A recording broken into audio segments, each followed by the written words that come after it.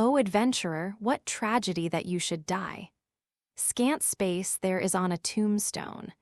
O adventurer, your name I do not know, but though you have not left it to us, O adventurer, if you call me friend, O my friend, what tragedy that you should die. It went that way. A voice, clear as a bell, could be heard even over the blizzard that engulfed the battlefield. It came from a young woman with sparkling blue eyes and beautiful, honey-colored waves of hair tied in 2 pigtails. She was an adventurer, but the nobility she displayed would not have been out of place at some lavish party. Her face, which she might have covered in makeup at some point in her life, now ran with anxious sweat despite the surrounding snow. A cuirass protected her generous chest, while leather armor cradled a waist so slim she didn't need a corset. A silver sword glinted in her hand, a valuable family heirloom. It was made of aluminum, light and sharp, forged by a lightning hammer against a red gem. Thrust, thrust, block. She would repeat the motions she'd learned again and again, and the enemy would have no hope of getting near her. Beside her, a female warrior dove into the fray, speaking roughly but with an undercurrent of affection. I know, just make sure you don't slip and fall on the ice. Gosh, I'm not that much of a klutz. That remained to be seen. The female warrior wore only thin armor, and pointed ears peeked out from beneath hair the color of leaves in autumn. The half-elf brandished her thin sword. It flashed as she moved with steps like a dancer. The other girl, noble fencer, had chased off one enemy, and she wouldn't miss the opening the foe's fear afforded them. O-R-A-R-A-R-A-G? G-A-R-O-R-A-R-A? First one, then 2, of the ugly little creatures died, dirty blood spewing from their chests, viscera exposed to the open air. In the whole world, there was probably not a single person who wouldn't recognize these monsters. Non-preyers with dark green skin, crooked teeth, and the intelligence of cruel children. The weakest monster to walk the land, goblins. They were visible here and there through the blizzard, growling or dribbling drool. They wore nothing but animal pelts over their bare skin. It wasn't clear whether this was because the cold didn't bother them or because they didn't know any better way to warm themselves. For weapons, they carried only stone axes or clubs, along with some crude spears made from shafts of bone. Yet even so, they made no move to run from the adventurers. The goblins felt nothing but hostility, hatred, and lust for them. They're so pathetic, it's almost funny, noble fencer said with a cute little snort. Ha ha, nice work, girls. A voice came from somewhere, sounding easy, unperturbed by the whipping snow. The bright, almost innocent tone of it drew a frown from the half-elf. We're not here to chat. Get to work. Sure thing. With no sign or sound for warning, a dagger appeared, sinking into the space between a goblin's ribs. A backstab straight through to the heart. The creature's eyes went wide and it dropped dead. The corpse shifted from a little kick from behind. It fell forward, revealing a diminutive Rhea scout. He braced himself against the body and pulled out the dagger he had buried in it. But however stupid goblins may be, even they wouldn't overlook an opportunity like that. HRGH, GORBBB, GROOB? The monsters closed in, relying on their numbers for strength, waving their clubs. Giving a great yell, the Rhea scout jumped backward. Don't be getting distracted on the battlefield now. A small but sturdy figure pushed past the scout to protect him. The dwarf wore a monk's habit and had the look of a boulder. His weapon of choice was a war hammer. The block of metal smashed mercilessly into a goblin's skull, sending brains flying everywhere, releasing the creature's nasty little soul to the afterlife. Well, I'm very sorry, Lord Monk. Think nothing of it, the dwarf replied evenly, brushing an eyeball off his hammer. Hey, spell casters, we've still got 1 or 2 in the distance there. Of course, I can see them perfectly well. The response came from a middle-aged wizard dressed in the plainest of pure white robes. The human had an incongruous smile on his face while he stroked his own forehead as if to imply his abundant wisdom. A hand emerged from his robe, quickly forming a sign, while he brandished his staff with an expert gesture. "My dear noble girl, perhaps you could lend me a hand? You've got it!" Noble Fencer puffed out her chest and nodded. On her lovely finger was a ring that shone with a jewel, and she and the wizard spoke words of true power together. "Sagitta, Quelta, Redius." "Strike home, arrow. Tonitrus Oriens Iacta, rise and fall, thunder." The words overwhelmed the very logic of the world, and the twin spells assaulted the goblins. The wizard's magic missile sent several supernatural arrows flying, while Noble Fencer's lightning spell thundered down on them, turning snow to steam. Afterward, the only goblins that remained were filled with holes or fried to a crisp. The ground had been laid bare by the attack, but the snow continued to come down without mercy. It would only be a matter of time before the earth was covered again. "Well, I guess that's it," the half-elf warrior said, shaking the blood off her blade and sheathing it. Rhea Scout whistled. "Aren't you in a good mood?" "Can't say I'm very happy about you letting your guard down," Dwarf Monk said reproachfully, but the wizard broke in. "Oh, spells cure all ills. It turned out all right in the end." The party, having successfully survived a random encounter with a group of goblins, once again patted themselves on the back for their battle prowess. They had cooperated well, and no one had been hurt. True, they had resorted to some spells, but still, a flawless victory. The adventurers' eyes burned with a passion that resembled both hope and ambition at once. Behind them was the northern village and all its defenseless residents who lived under the threat of monsters. Ahead of them was the mountain, dangerous and severe but majestically white and snow-capped nonetheless. Somewhere on its slopes was the entrance to an underground cave. It didn't matter if they had to fight goblins. In fact, all the more reason to go. If goblin slaying wasn't adventuring, what was? "Yeah, don't worry," Noble Fencer said boldly, her golden hair whipping in the wind. She turned to her fellows and announced, "I have a plan. Dear Goblin Slayer, I hope this letter finds you well. The season of snow sprites has come, and the cold with it.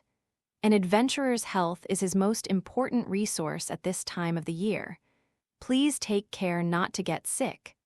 As for me, I'm surprised but happy to say that after our last encounter, I have had no dreams of goblins, and in fact, things have been quite peaceful.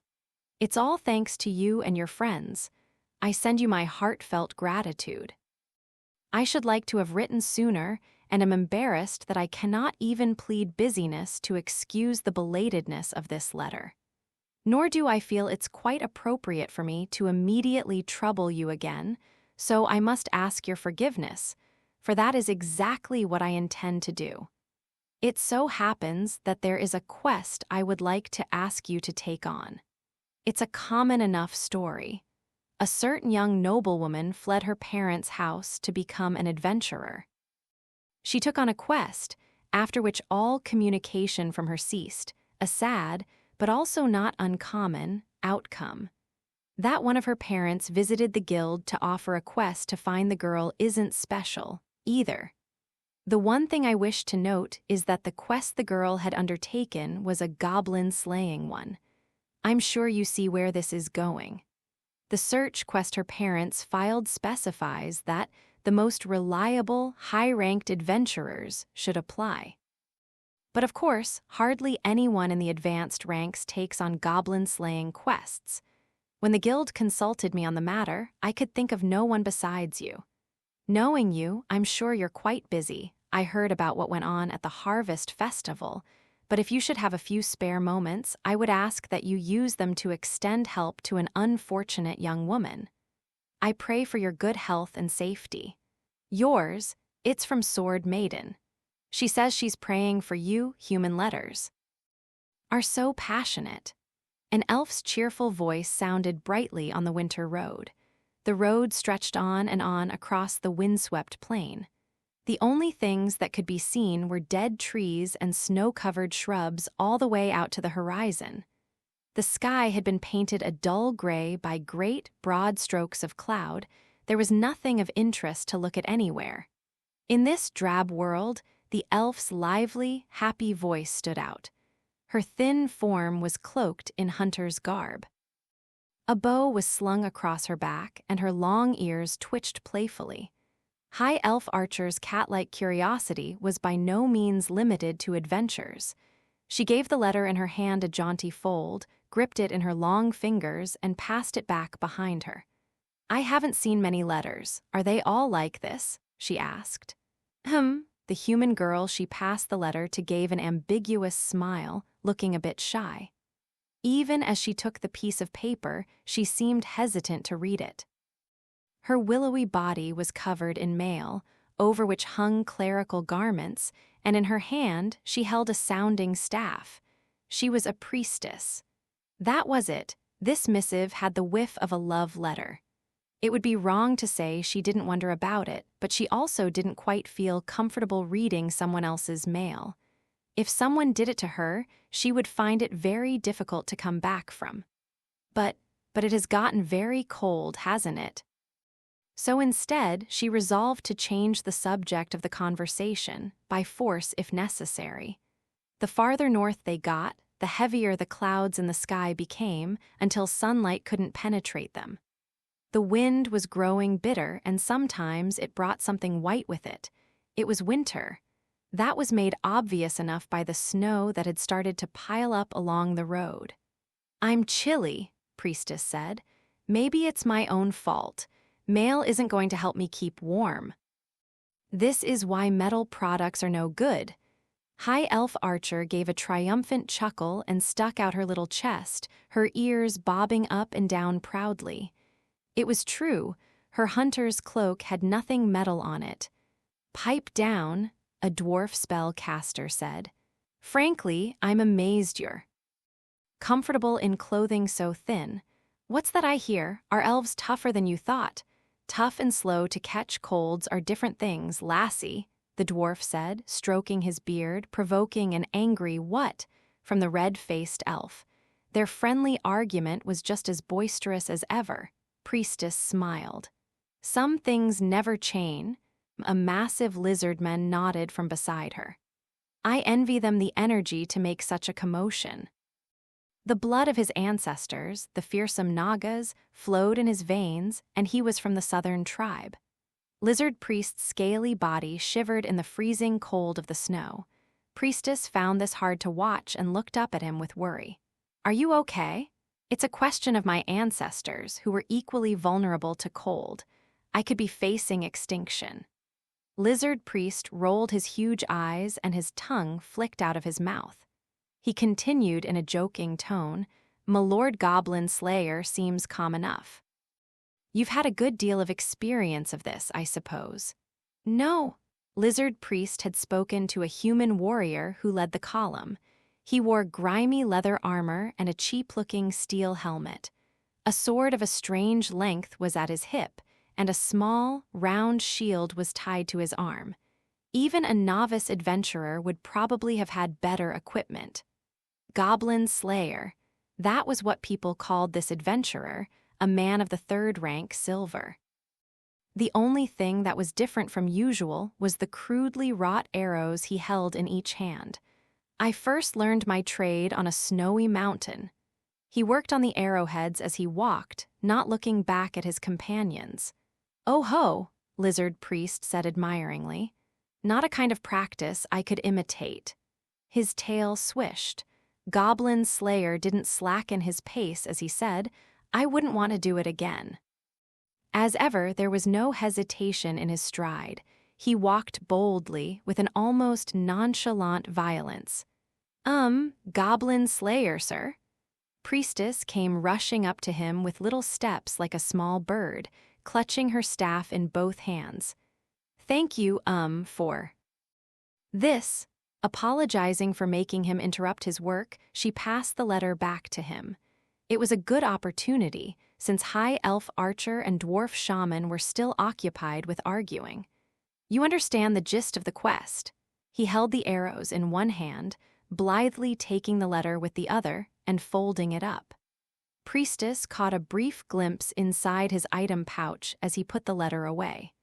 As usual, it was stuffed with all manner of seemingly random things. But for him, there was an order to it, an organization, and he no doubt considered everything in there to be necessary. Maybe I should try to organize my items a little more carefully, too. Priestess made a mental note to ask him about it and nodded. We need to rescue the woman, right? From the goblins. That's right. Goblin Slayer nodded. In other words, it's a goblin-slaying quest. And that, more or less, was all there was to it. Shortly after the harvest festival in the frontier town, a letter had arrived from the water town. It was from the archbishop of the supreme god there, known as Sword Maiden, and just as before, it addressed Goblin Slayer by name. This eccentric adventurer would certainly not turn down any work involving goblins. And so Priestess, who had brought word to them from the temple, along with High Elf Archer, Dwarf Shaman, and Lizard Priest, headed north with Goblin Slayer. It was early afternoon, and they would soon arrive at the little village at the foot of the snowy mountain. I hope the girl's all right. Yeah, I hate to think about it. High Elf Archer, apparently having tired of arguing, waved her hand as if to shoo away the awful idea. Her tone was light, but her drooping ears spoke for the sadness she felt. Honestly, I doubt any goblin hostage is safe. Well, Priestess and High Elf Archer gave each other stiff smiles, and it was clear what they were remembering. If she's alive, we'll rescue her. If she's dead, we'll bring back part of the corpse or her personal effects. Such horrors, of course, were by no means the special province of goblins. Be it goblins or be it a dragon, no adventurer was safe in the clutches of any monster, so Goblin Slayer's response was perfectly natural. He spoke in a quiet, detached, almost mechanical voice. Regardless, we'll kill the goblins, that is the quest. There's got to be a nicer way to say all that, High Elf Archer said with understandable annoyance, but Goblin Slayer didn't appear to notice. What can we do? Priestess said with a little shrug and a helpless smile. Lizard Priest broke in with fortuitous timing, not that he was necessarily trying to make things easier on the girls. I wonder what reason goblins would have for attacking a village in the middle of winter. His huge body shivered, almost theatrically, as if to emphasize the cold. Would it not be more pleasant for them to stay quietly in their caves? Well, Scaly, it's just like with bears, isn't it? Dwarf Shaman answered, stroking his white beard. He unstoppered the flask at his hip, taking a swig and then holding it out to Lizard Priest. Here, warm up your insides a bit. Ah, you have my gratitude. The priest opened his huge jaws and took a gulp, then replaced the stopper and handed the flask back to Dwarf Shaman. The dwarf gave the container a shake, listening to the slosh to judge how much was left, then put it back at his hip. You need plenty of food and drink and sweets stored up to make it through the winter. Oh. Then it seems like autumn would be a better time to attack a village. High Elf Archer spun her finger in a circle in the air, and with all the confidence of the ranger she was, said, "That's what bears and other hibernating animals do." But even bears sneak out once in a while in the winter, Dwarf Shaman said. What about that? Sometimes they don't have a choice, like if they can't find a good cave to sleep in, or if the harvest was poor in the fall. No one knew more than elves when it came to hunting and trapping, so much so that even the argumentative dwarf could only mutter, "I suppose that makes sense," and nod. The conversation caused Priestess to put a finger to her lips thoughtfully and mutter, "Hem." She felt like she had all the pieces in her head. Now she only had to put them together. "Oh," she exclaimed when the insight struck her. "What's up?" High Elf Archer asked. "Maybe," Priestess answered, "it's exactly because the harvest festival is just over." Yes, that has to be it. Even as she spoke, she grew more and more sure. "The harvest is over," she went on, "so the storehouses in the villages and towns are full, and the goblins want it all for themselves," Lizard Priest said, finishing her thought. "Right," Priestess said with a small nod. "I see. So even goblins are capable of the occasional logical decision." "More likely they're just trying to cause the most possible trouble," Dwarf Shaman said, tugging at his beard. "No," Goblin Slayer said, shaking his head. "Goblins are stupid, but they're not fools." "You sound pretty sure about that," High Elf Archer said. "I am," Goblin Slayer said, nodding this time. "Goblins think of nothing but stealing, but they do apply their intelligence to their theft." He took a close look at the arrows he had been working with, then put them into a quiver at his hip. He appeared satisfied with the work he had done as they walked. "I've experienced it." "I see," Priestess said with some admiration. High Elf Archer threw in her own hymn, but it wasn't his words she was interested in. What had drawn her attention were the bow and arrows, which she normally considered her own specialty. "So, Orkbolg, what were you doing with those arrows?" "Preparing them." "Oh, really?" She reached out with a motion so smooth it could barely be sensed and took one of the arrows out of the quiver. "Be careful." That Goblin Slayer stopped with a warning and didn't scold. The elf showed he was used to her curiosity. He did, however, sound somewhat annoyed. High Elf Archer sniffed in acknowledgement and inspected the arrow. It was a perfectly normal cheap bolt. The quality was not remotely comparable to an elvish arrow. The head had a murky sparkle in the winter sun. High Elf Archer tapped it lightly with her finger. "Doesn't seem like it's poisoned or anything. Not today." "Ah, be nice." The elf frowned at the brusque words, but made a sound of interest as she turned the arrow around. "The arrowhead isn't fastened securely. It's gonna fall off, you know." And indeed, it was just as High Elf Archer said. Perhaps because of Goblin Slayer's fiddling with it, the tip of the cheap arrow was no longer fixed in place. Even if he managed to hit his target, the arrowhead might well break off, and it would almost certainly come down at the wrong angle. "Orkbolg, you are hopeless." High Elf Archer gave a broad shrug and a shake of her head, adding, "Sheesh," for effect. She decided to ignore the dwarf behind her, who said, "You're showing your age. Here, give me that quiver. I'll fix them for you." She held out her hand, but Goblin Slayer just looked at it. Then he said no and shook his head. "They're fine." High Elf Archer stared at him blankly. "How-s that? Because we don't yet know where the goblins are sleeping this time. And that's connected to these arrows, how? It makes no sense." When there was something High Elf Archer didn't agree with, she could be awfully prickly about it. They had known each other for nearly a year now. Goblin Slayer sighed. "When the arrow hits, the shaft breaks off, leaving only the head." "So? The head will be poisonous." He held out his hand. High Elf Archer grunted and politely returned the arrow. Goblin Slayer put it gently back in the quiver. "So long as they don't take it out, but simply go back to their hole, their flesh will begin to rot and the sickness will spread." And goblins had no knowledge of medicine, at least for now. A cramped, dirty nest, wounds that wouldn't heal, rot, a wasting disease, that meant it probably won't kill them all, but it will be a major blow. "As usual, Orkbolg, your plan makes no sense to me," High Elf Archer muttered, her face drawn. Beside her, Priestess looked up to the heavens as if in distress. "Gods." "Oh, gods. He doesn't mean ill well except to goblins.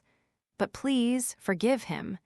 It was much too late for her to be shocked at anything he said or did, but still she felt compelled to offer the occasional prayer. Goblin Slayer, moving at a quick clip, looked at her. "Are you that surprised?" Well, us, Priestess couldn't quite decide where to look. "I mean, this being you, Goblin Slayer, sir. Is that so?" he said quietly, evoking a laugh from Lizard Priest. "Do not let it bother you. It is certainly most like Milord Goblin Slayer." "True, it's not like we had any illusions about how Beardcutter thinks." Dwarf shaman took the flask from his hip and took a swig of wine to ward off the cold. Fire wine could practically burn. It was enough to put the smell of alcohol in the air. High elf archer choked quietly, pinching her nose with one hand and waving away the smell with the other. Dwarf shaman wiped some droplets from his beard.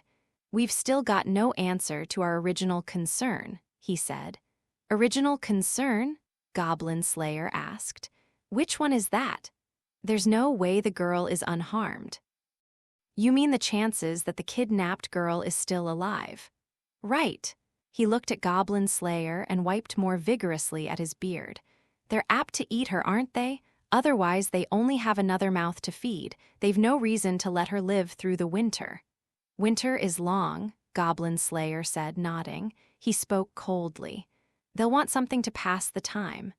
Not much later, they noticed a single column of smoke rising from the village at the base of the mountain. Section Orkbalg.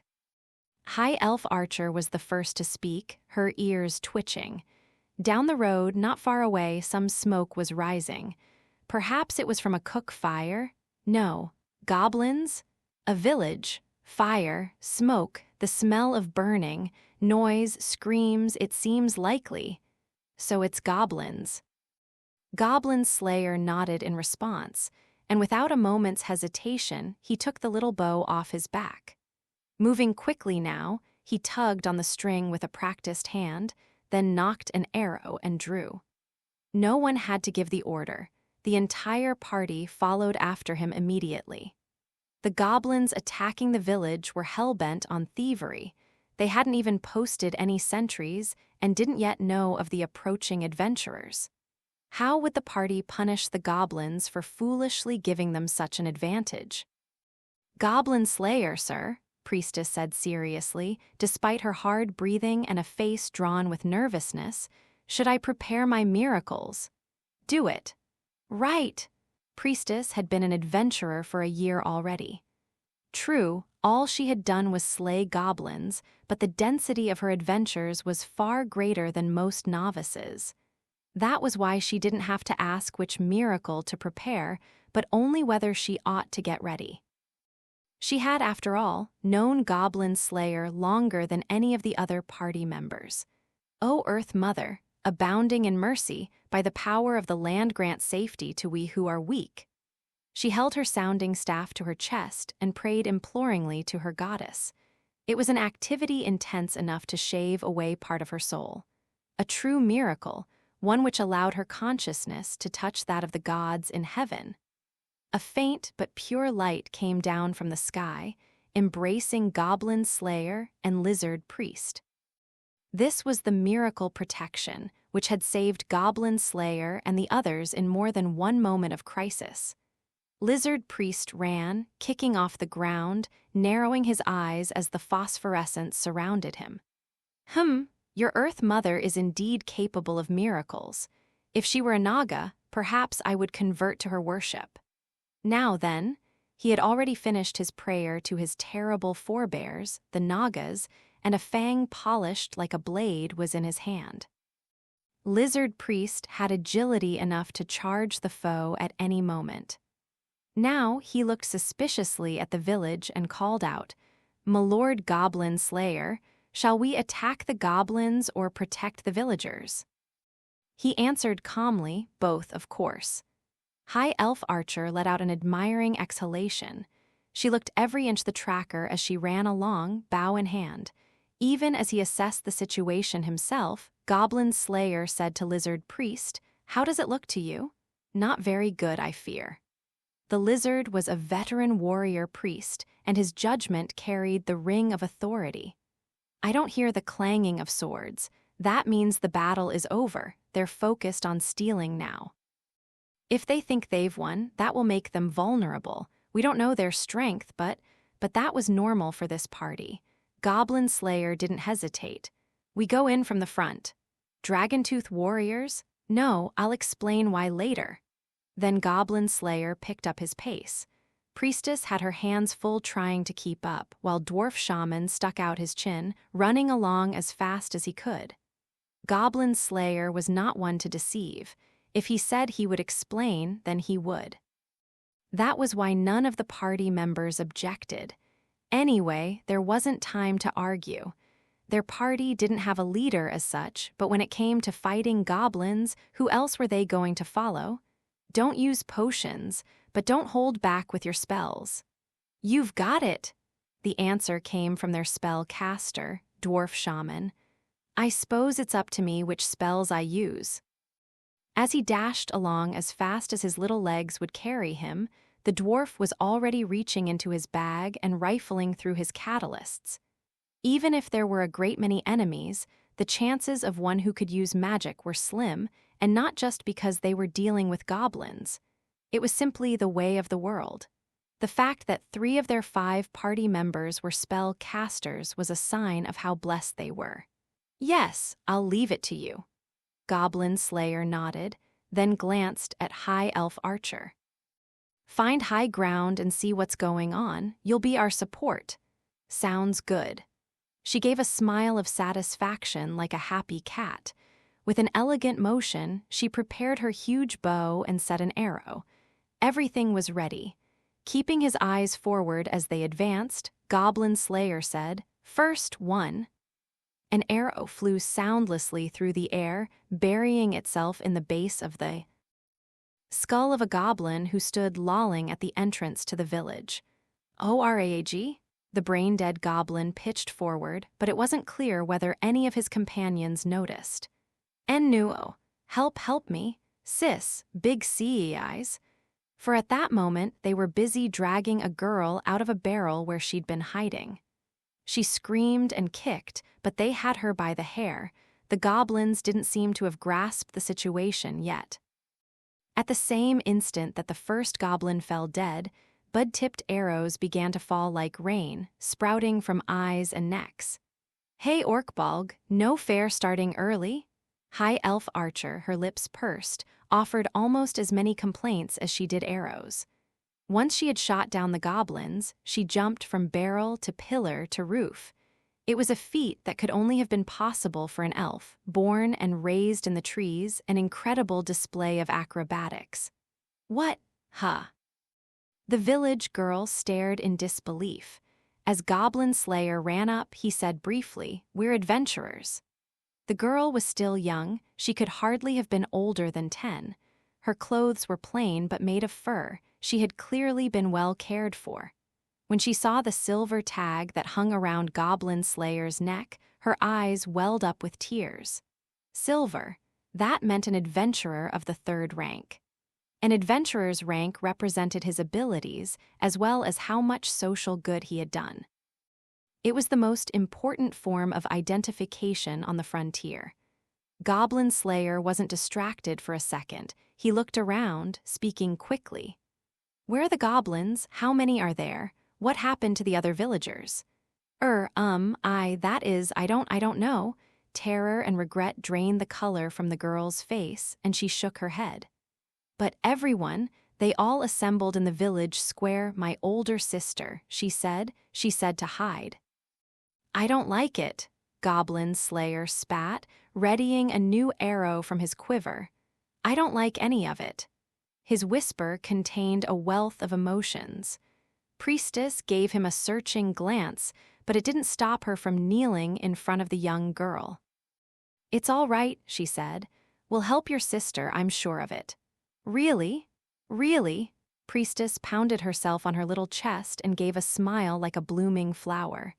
She patted the shivering girl gently on the head, looking into her eyes as she showed her the symbol of the Earth Mother. "See, I serve the goddess." And, yes, and Priestess shook her head. The girl followed her gaze as she looked up. The grimy armor, the cheap-looking helmet, a human warrior. And Goblin Slayer would never lose to a goblin. Goblin Slayer glanced at the girl and Priestess, then glowered at the village where the sounds of thieving could be heard. "The enemy still hasn't noticed us. Let's do it." "Wait, there is danger." Lizard Priest somberly offered his view of the situation. "Goblins or not, the enemy seems to be organized. We must not presume too much." Their willingness to attack in broad daylight suggests there may be advanced types of goblins with them, Goblin Slayer said, so perhaps they should not let any information get back to the nest. After a moment, Goblin Slayer took the arrows, meant to kill slowly, and returned them to his back. In exchange, he drew the familiar sword with its strange length. I don't want to risk any of them escaping, but it will be difficult to keep them bottled up in the square. In that case, let me handle the town square, take 'em all out with magic. Dwarf Shaman pounded his belly like a drum. Goblin Slayer murmured, rolling the goblin corpse onto its back with his foot, a crude pelt. For a weapon, a hatchet it must have stolen from somewhere. Its color was good, it showed no sign of starving. It depends on the numbers.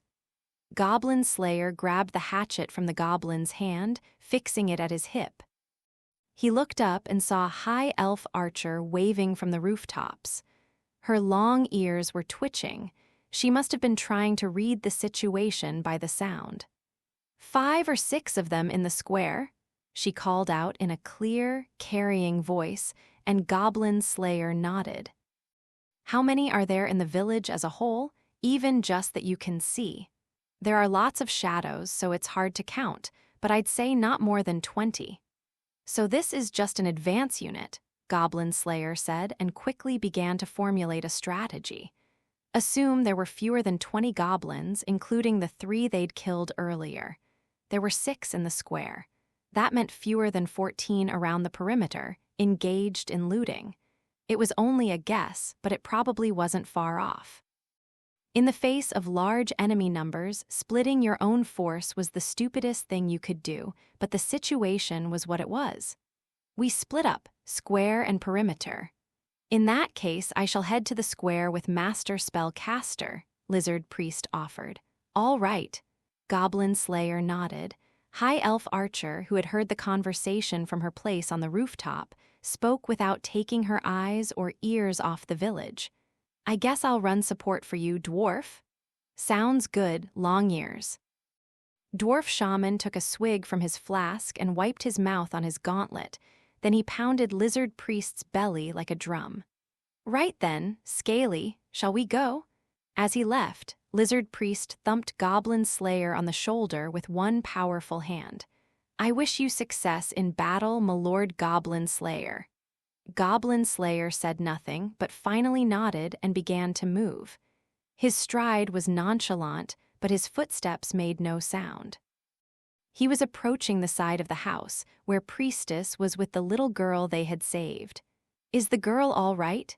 Yes, I think she's a little less frightened now. Priestess gave an optimistic smile. Across from her, the girl was curled up on the ground, fast asleep. Adventurers had come, and she had told them about her sister. Perhaps she needed a break from consciousness after all that. What should we do? We have no more time to worry about her. Oh.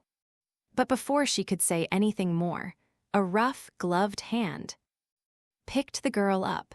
Goblin Slayer deposited her in the nearby barrel. Then he pulled a blanket from his bag and laid it over her. She wasn't exactly safe, but this was the spot her older sister had chosen. Perhaps it would help her relax. Where were the Earth Mother and the Supreme God that they would not answer the prayers of a little girl? This will have to do, Goblin Slayer muttered. Right, Priestess said with a little nod. Her right hand held her sounding staff, but the left wandered through the air until she placed it hesitatingly on Goblin Slayer's back. I'm sure it's fine. Yes, Goblin Slayer nodded. Then he strengthened his grip on his sword, raised his shield, and looked ahead. The village was burning, and there were goblins to slay. Let's go. Yes, sir, Priestess answered without hesitation while gripping her staff with both hands. She would not object to anything he asked her to do. After all, he was the person who had saved her life.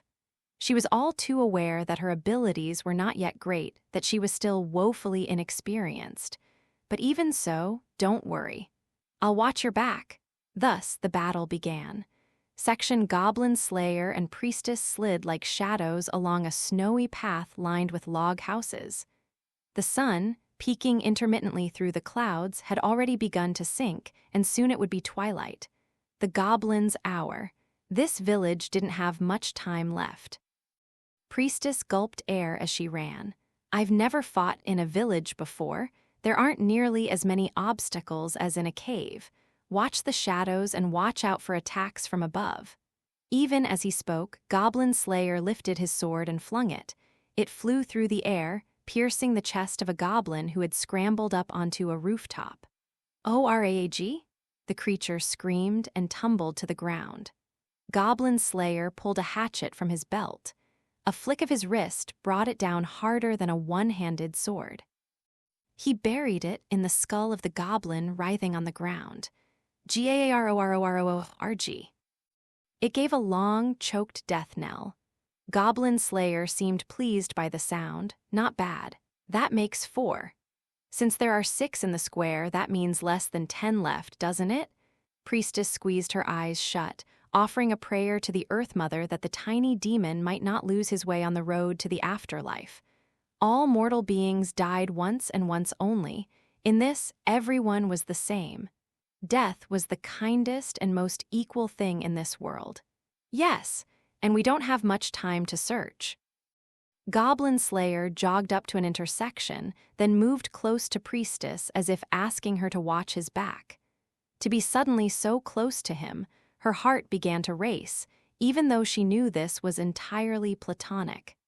They'll have noticed the scream. They'll be coming soon. Get ready. Oh, all right. Priestess nodded, gripped her sounding staff firmly, and brought her hands together at her chest. Perhaps it was all the running and the nervousness that accounted for her elevated heart rate and her strangely hot face. There was no time for idle thoughts now, she told herself. Watch your feet. If you slip on the snow, you'll die, and watch out for poison blades. Right. Priestess looked at him questioningly. Cover overhead, her feet and poisoned weapons. So what you really mean is just watch out for everything like usual. Goblin Slayer grunted. She felt him nod rather than saw it, and it brought a smile to her face. That's not much in the way of guidance. Sorry. Gosh, you really are hopeless, aren't you? She giggled, but it was mostly in hopes of masking how scared she was. This was only one of many times when she and Goblin Slayer had fought together, just the two of them. But it was, perhaps, the first time she had been in the front with him like this. Their party included 5 people now. Goblin Slayer was their only frontline specialist, but Lizard Priest was a fighter as well. A rearguard specialist like herself had very few chances to experience the full brunt of combat. She had to admit that every once in a while she had grown impatient being protected by everyone else, but still, it doesn't matter. I have to make sure to do my job, and anyway she appreciated that everyone looked out for her. She gripped her staff even tighter. She saw forms moving, obscured by the drifting snow. Looks like they're here. Make small movements with your weapon. All I need is a distraction. I can strike the finishing blow. Yes, sir. And then there was no more time for conversation. The goblins, seeing that their opponents numbered only 2, and one of them a woman, assaulted the intersection from all 4 directions at once. Gaorrr, Groob. 5, Goblin Slayer said, striking the first goblin to attack with his hatchet as easily as if he were chopping firewood. Gorob? The monster fell to the ground, the hatchet still buried in his forehead. Without slowing down, Goblin Slayer turned his shield on the creature to the left. The sharpened, polished edge doubled as a weapon, and it evoked a strangled cry from the second goblin when it split his head open. The second creature stumbled back. Goblin Slayer didn't hesitate to grab the dagger the goblin had stashed in his dirty loincloth. HRR? He kicked the goblin in the stomach and sent him flying, then channeled the momentum into throwing the dagger he had stolen. It flew straight to a goblin who was rushing toward them with a pike.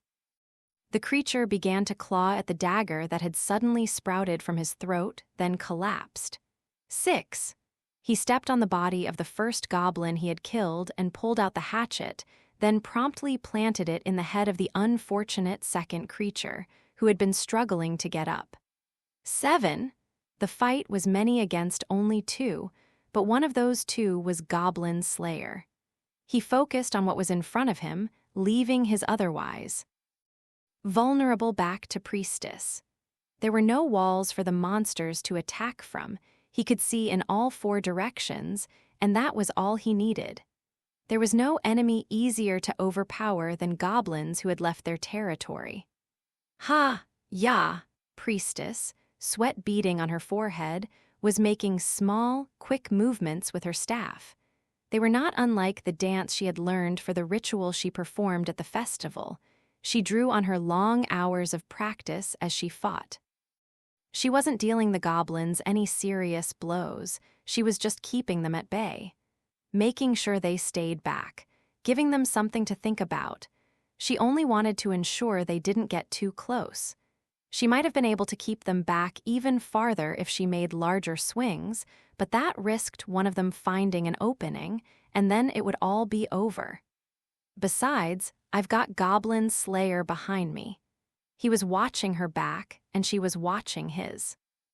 She felt both relief and a sense of duty, the two mingling in a strange excitement. Ah!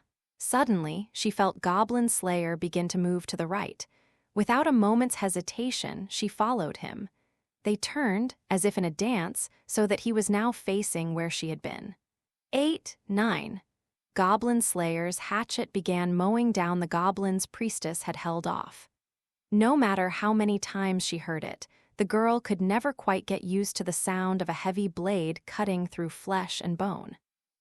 Especially not when she was faced with goblins, their eyes alight with greed and hatred, crawling over the corpses of their companions to get at her. The bone-chilling terror of that first adventure still hadn't left her, and it likely never would. There was a thock as one of the goblins caught the end of her sounding staff. A moment's struggle soon began to tell in favor of the goblin. Even the weak monster could overpower Priestess's thin arms. With his strength, the goblin could easily pull her off her feet, claw at her throat. Priestess went pale, the image of one of her former party members, a female wizard who had met a gruesome end, flashed in the back of her mind.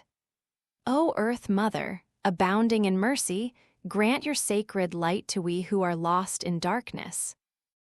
Gorru. But she wouldn't let it end that way. She had gained a great deal of experience since then. The holy light miracle seared the goblin's eyes without mercy. The creature fell back, clutching his face, and Priestess's staff nearly jumped back at her. The miracle didn't do any damage, but everything had its uses. Those without imagination were the first to die. That was something she had learned from Goblin Slayer. 10. And Goblin Slayer, of course, was not one to miss a goblin who had left him an opening. The hatchet seemed to trade places with her. It sliced clean through the goblin's throat. The monster spasmed and rolled on the ground. Its neck hung at a strange angle. Another blow, the last one. Goblin Slayer produced this pile of corpses as naturally as breathing. Now he turned expressionlessly to Priestess. Are you hurt? And no. His question was as direct as always. Priestess quickly patted herself down to be sure. Even if she didn't think she was injured, it was possible she had sustained a graze somewhere. With the goblins using poisoned weapons, even a small wound could be deadly. I think I'm all right. I see.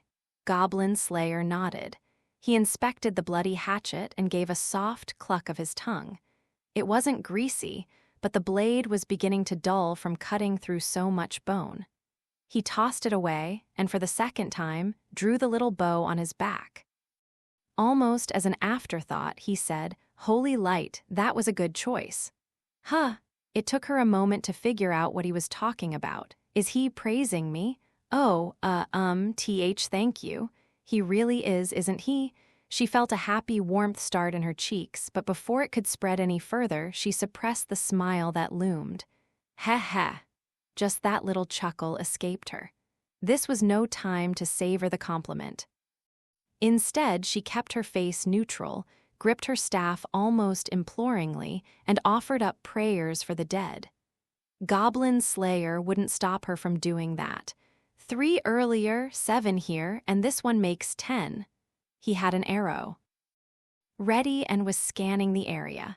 Close inspection of the mud and blood-soaked path revealed a number of bodies on the ground. Most of them were human, but several were goblins. The villagers must have resisted. The monsters appeared to have been killed with hoes or similar farming tools. There were 3 more goblin corpses. The final count is 13 then. Goblin Slayer went around kicking each of the bodies to be sure they were dead. One of the corpses dropped a dagger. He picked it up and put it in his belt. He wasn't discriminating when it came to weapons. A single stone could kill a goblin. Even barehanded, there were ways. Still, there were times when a real weapon was the decisive factor. It was important to collect whenever the opportunity arose. We said there were 5 or 6 in the square, as I recall. That would make 18 or 19 total, right?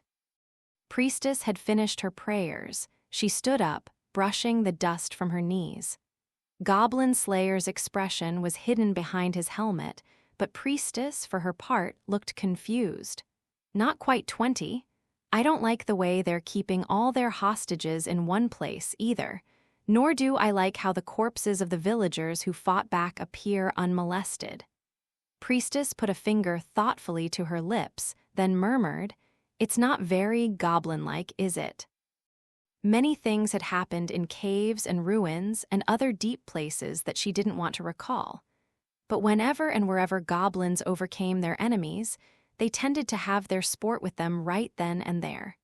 They saw such places as their nests, so to speak. Territory where they could relax. And the more someone fought back, the more violent and cruel the goblins became. Goblins were cunning and cowardly, mean and vicious, and above all they were loyal to their appetites.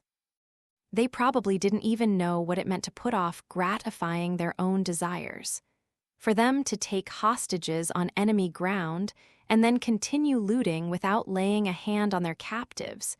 Do you suppose there's another ogre or dark elf behind this? I don't know, Goblin Slayer said. It could just be goblins. He spoke in a manner very characteristic of him, for some reason. Priestess found this reassuring. Goblin Slayer was a little twisted, a little strange, a mite bizarre, and certainly stubborn. She had often been in a great deal of danger during her year with him, and sometimes she felt that she couldn't leave him alone or that he was hopeless. "You might be right," she said, and her voice was very gentle. But then, something tickled her nose, a barely detectable odor on the wind.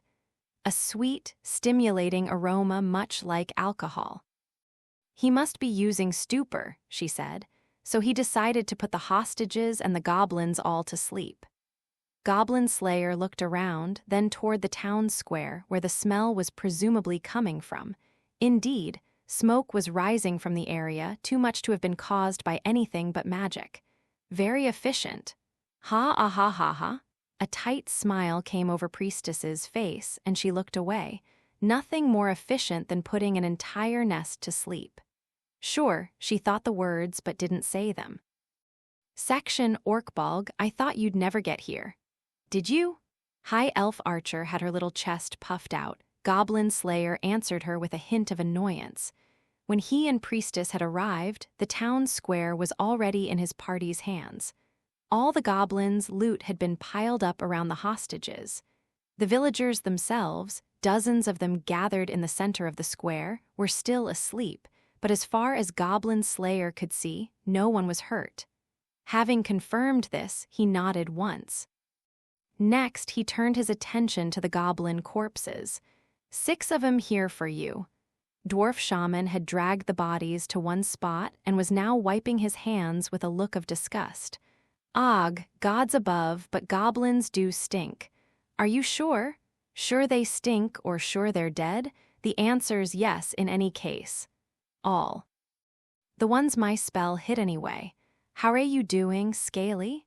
Lizard priest, who was still watching vigilantly on the other side of the square, nodded gravely. I took 3 apart with my claws and fangs. Mistress Ranger shot 3 with her bow, 6 between us. No mistake, I believe. I see. 19 then, Goblin Slayer muttered, reaching into the mound of corpses. He was checking whether any of the dead goblins had been carrying a sword. He found one and extracted it, checking the blade, and when he found it was acceptable, he put it in his sheath. At last he seemed to calm down. Hey Orkbalg, where's the girl? High Elf Archer's complaint from earlier seemed to be forgotten. When she said the girl, she could mean only one person. I sent her to bring the child. Do you think she'll be all right? Yes, Goblin Slayer nodded. I don't think there'll be any issues. That's been my experience, at least. He looked once more at the villagers. He located the person who looked both the oldest and the best dressed and strode over to him. Are you the village chief?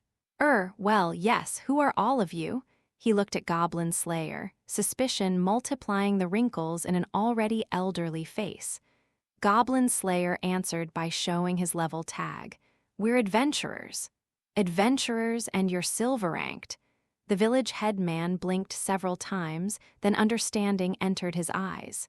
Could you be the Goblin Slayer? Yes, Goblin Slayer murmured, evoking a shout from the headman. Oh ho, I am so glad you came. Thank you, thank you. The grateful old man took Goblin Slayer's hand in his own 2 hands, which looked like gnarled tree branches. His hands and arms, once built up by farm work, no longer had their former girth or strength. Yet Goblin Slayer could certainly feel the handshake as the man moved his hand up and down. There are some things I want to ask you. Certainly. Anything. First of all, do you have an herbalist or healer in your village? A cleric of some kind, one capable of miracles.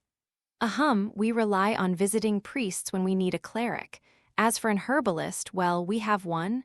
The headman looked apologetic. Perhaps he thought the adventurers would ask for some payment or at least support. But she's only a young woman. She became our medicine woman just recently when her parents died in an epidemic. She is. I understand, Goblin Slayer said immediately, as if this were perfectly natural. We'll help care for the wounded. My party, he paused for a second, has 2 clerics.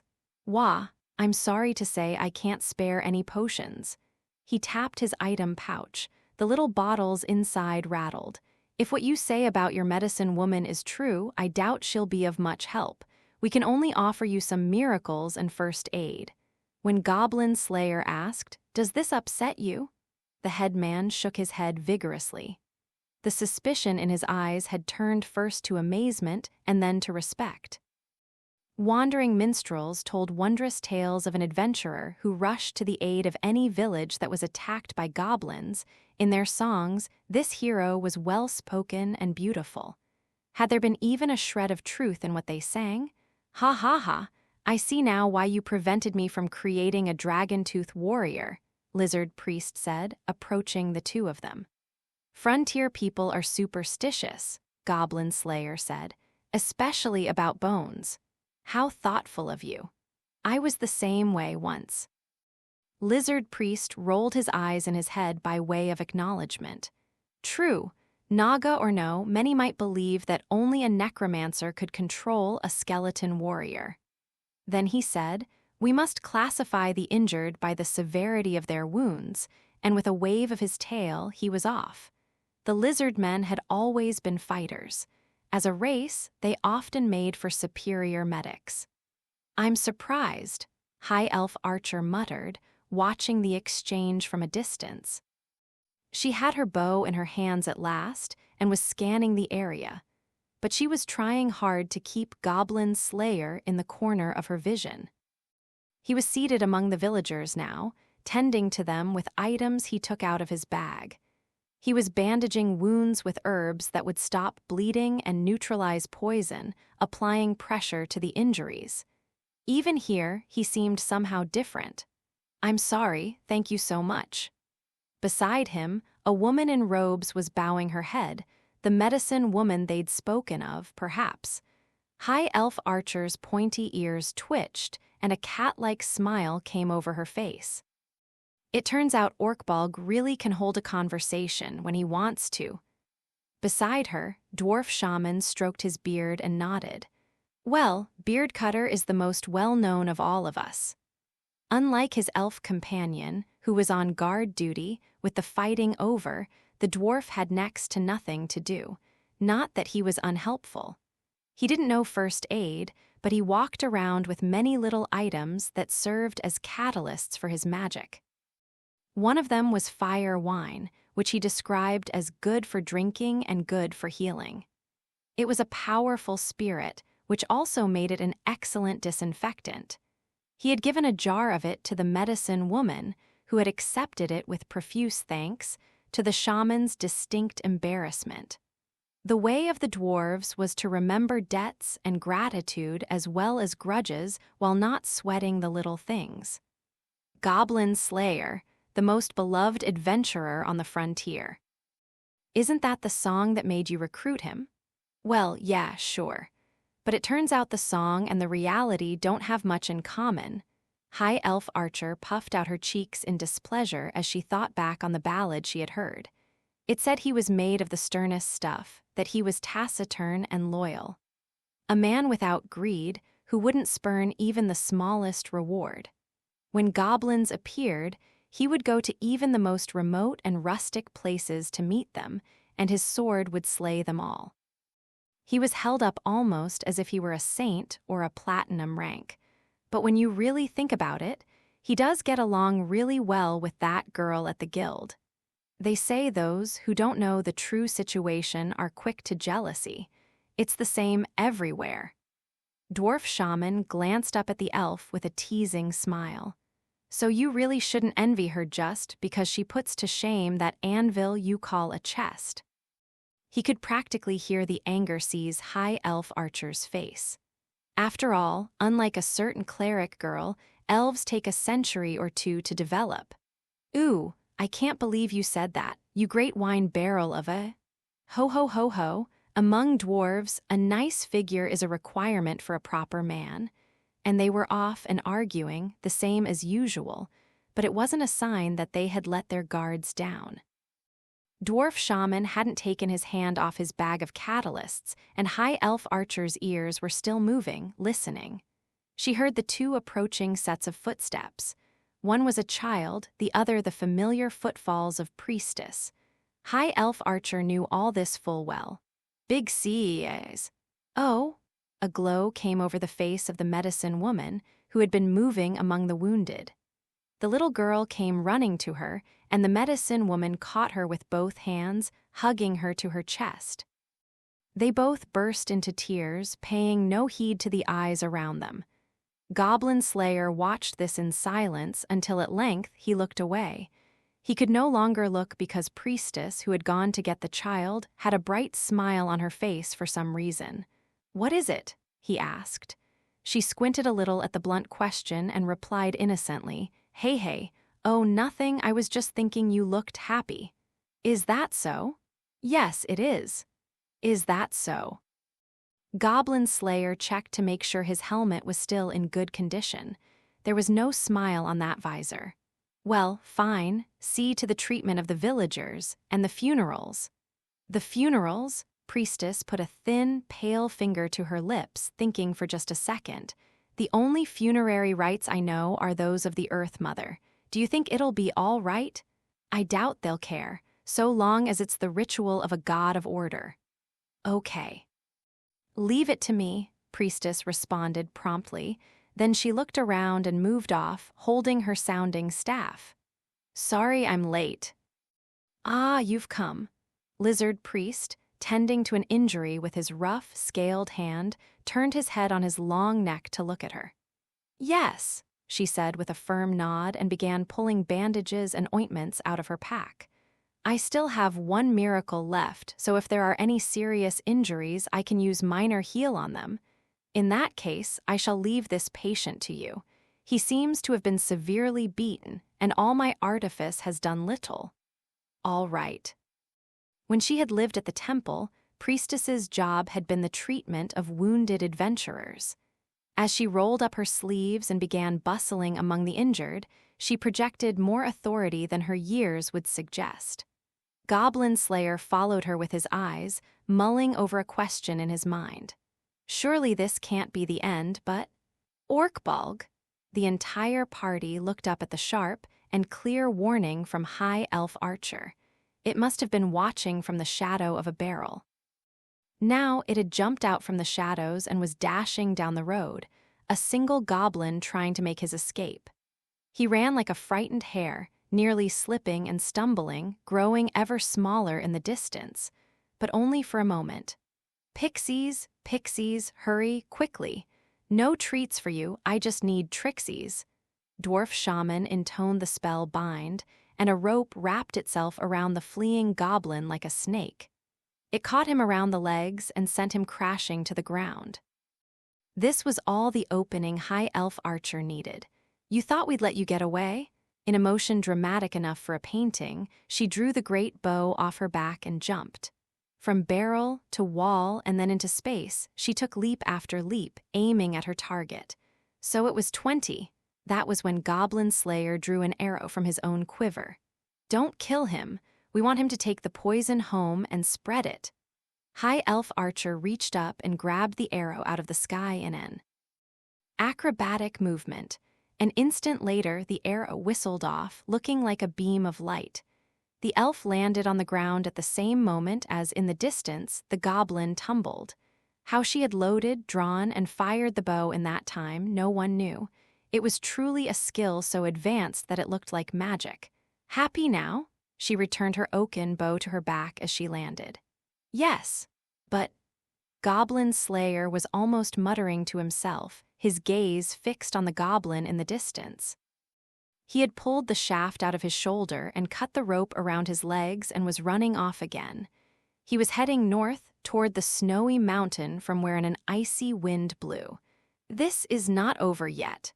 That was something the whole party knew well. The goblins had gathered the villagers in the square because they had wanted to go looting. They gathered their spoils in the square as well. And yet, they hadn't touched the women. That meant they had been planning to take them back to their nest. The 20 goblins who attacked the village were only an advance unit. There were more of them, though there was no knowing whether they would launch a fresh attack or simply withdraw. Goblin Slayer completed his calculations and issued his conclusion without reluctance. As soon as our spells have been replenished, we go on the attack. He knelt before the village headman seated on the ground, then looked him in the eye. The headman's face was drawn at the thought of another battle, but Goblin Slayer only said, I want to request preparations for a night attack, as well as a place to rest for a night. You don't mind? WH what? And not at all. If we can do anything to help you, just let me know. Then tell me about the party of adventurers that came before us. And do you have any trackers in this village? Why, yes, so we do. Just one, he's young, but he's here. I need to know the geography of the mountain. I want a map, even a simple one. The headman was nodding eagerly, but then he seemed to think of something, and an obsequious smile came over his face. Oh, but when it comes to a reward, we caw. The goblins are more important, Goblin Slayer said flatly. Ignoring the stunned headman, he stared at the mountains to the north. Somewhere behind the veil of clouds, the sun had already sunk behind the peaks, and the fierce wind carried hints of night. As soon as everything's ready, we will go and slay them. Section, thankfully, all things considered, damage to the village was minimal. Of course, there were those who had been injured or killed fighting against the goblins. Some houses had been torched, others smashed, naturally. But the adventurers had arrived before either the loot or the captured women were carried off to the nest. So perhaps it was for the better, or at least Priestess thought so. And yet, she couldn't quite embrace this as the best possible outcome, she thought, as she looked out over the village's cemetery. Once they had finished tending to the wounded, she, the medicine girl, and lizard priest had to deal with the burials. O Earth Mother, abounding in mercy, please, by your revered hand, guide the souls of those who have left this world. Sounding staff in hand, she murmured her prayer, making the holy sign as each body was put into the ground and covered with earth. This was the obvious thing to do, even if there weren't a risk of the corpses becoming undead if they were left exposed. If the living failed to say farewell to the dead, how could they go on with their lives? These burials were less necessary for the dead than they were for the living. So long as the dead had been among those who had words, their souls would be called to the God each of them believed in. Thus, the world would keep turning. I doubt an attack will come tonight, although I can't be certain, Goblin Slayer said, after he had left the villagers to complete the burials. You must be exhausted. Rest. As usual, his speech brooked no argument, and yet Priestess at least understood that this was his way of showing concern, even if she still thought him a rather hopeless person. No matter how often she chided him, he never learned. Indeed, if she had refused, he wouldn't have listened. So she figured it was best just to go along. With him, despite the flash of annoyance. Phew. That was why she was currently relaxing in a warm bath. She exhaled, the breath seeming to come from everywhere in her body, each muscle relaxing. She was in a hot spring. The snowy mountain nearby had, it seemed, once been a volcano, and the fire sprites still heated the water through the earth, or something like that. The hot spring sat beneath a roof on stilts, surrounded by rocks as steam drifted gently upward. The familiar stone icon of the deity of the basin presided over the wash water, but it depicted two faces, perhaps because this was a mixed bath open to both men and women. For that reason, Priestess had carefully wrapped herself in a towel. As she settled into the murky water, however, her body, so long stiffened against the cold, seemed to melt. She couldn't stop the relaxed groan that escaped her. High elf archer, it seemed, was a different matter. Her slim body, not a scrap of covering on it, looked as gossamer as any fairy. Yet she kept shuffling around the edge of the bath, looking like a frightened rabbit. She would clench her fists, determined, then hesitantly dip a toe in the water before jumping back. Are you sure about this? She looked like a child who didn't want a bath. In fact, she looked much like the younger cleric's Priestess knew, and it brought a smile to her face. I'm telling you, it's fine. It's just a spring with some hot water. It's a place where the sprites of water and earth and fire and snow all come together. That really doesn't bother you, should it? I think it feels wonderful. High elf archer's gaze flitted between herself and Priestess, and her ears twitched uncertainly. After a time, she suddenly bit her lip and yikes, all but flung herself into the pool, causing a great splash that crashed down on Priestess. PFF. High elf archer, who had gone under up to the top of her. Head surfaced looking like a bedraggled cat, spitting and squeezing water out of her hair. Finally, she looked at Priestess with an expression of surprise and then let out a breath. This water's warm, it's kind of nice. Gosh, isn't that what I've been trying to tell you? And you're not supposed to jump in. Sorry about that, I was just too scared to do it any other way. Hee. Ha.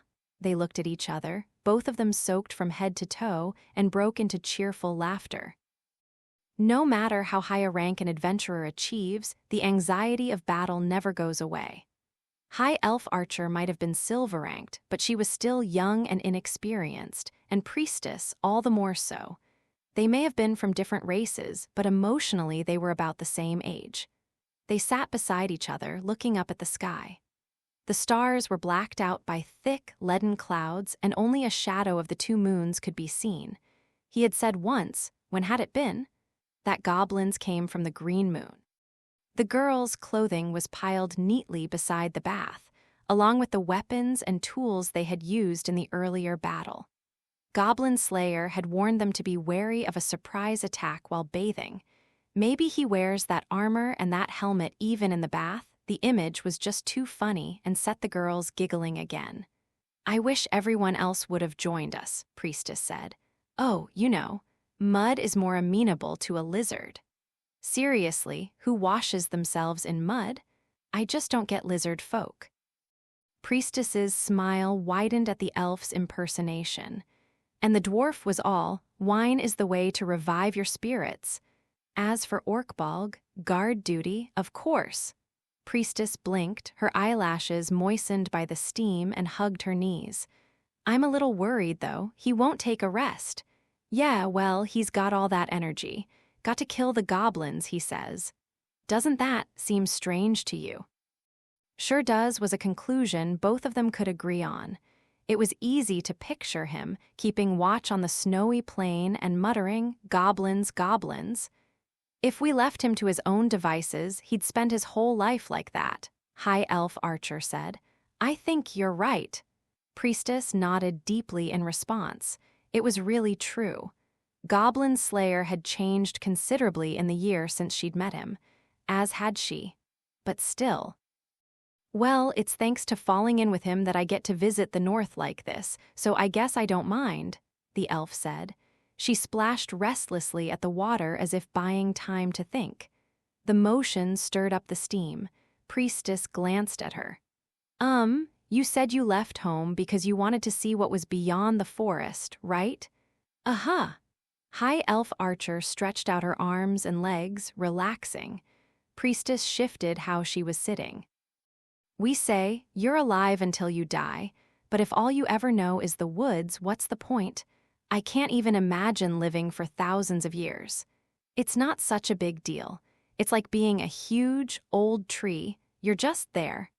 It wasn't a bad thing in and of itself. High Elf Archer traced a circle in the air with her pointer finger. Priestess naturally followed the movement with her eyes. Even the smallest of elf gestures was polished and refined. "So," Priestess said, sliding down in the water to hide the embarrassment of how taken she was with the movement. "You left because you got bored? I mean, I hear that happens a lot." "You're half right." She paused. "It's true, I felt there was something I had to do."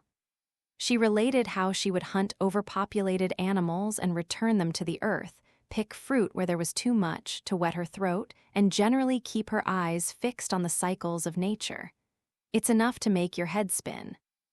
There's always work to do, and the forest never stops growing. But you know what?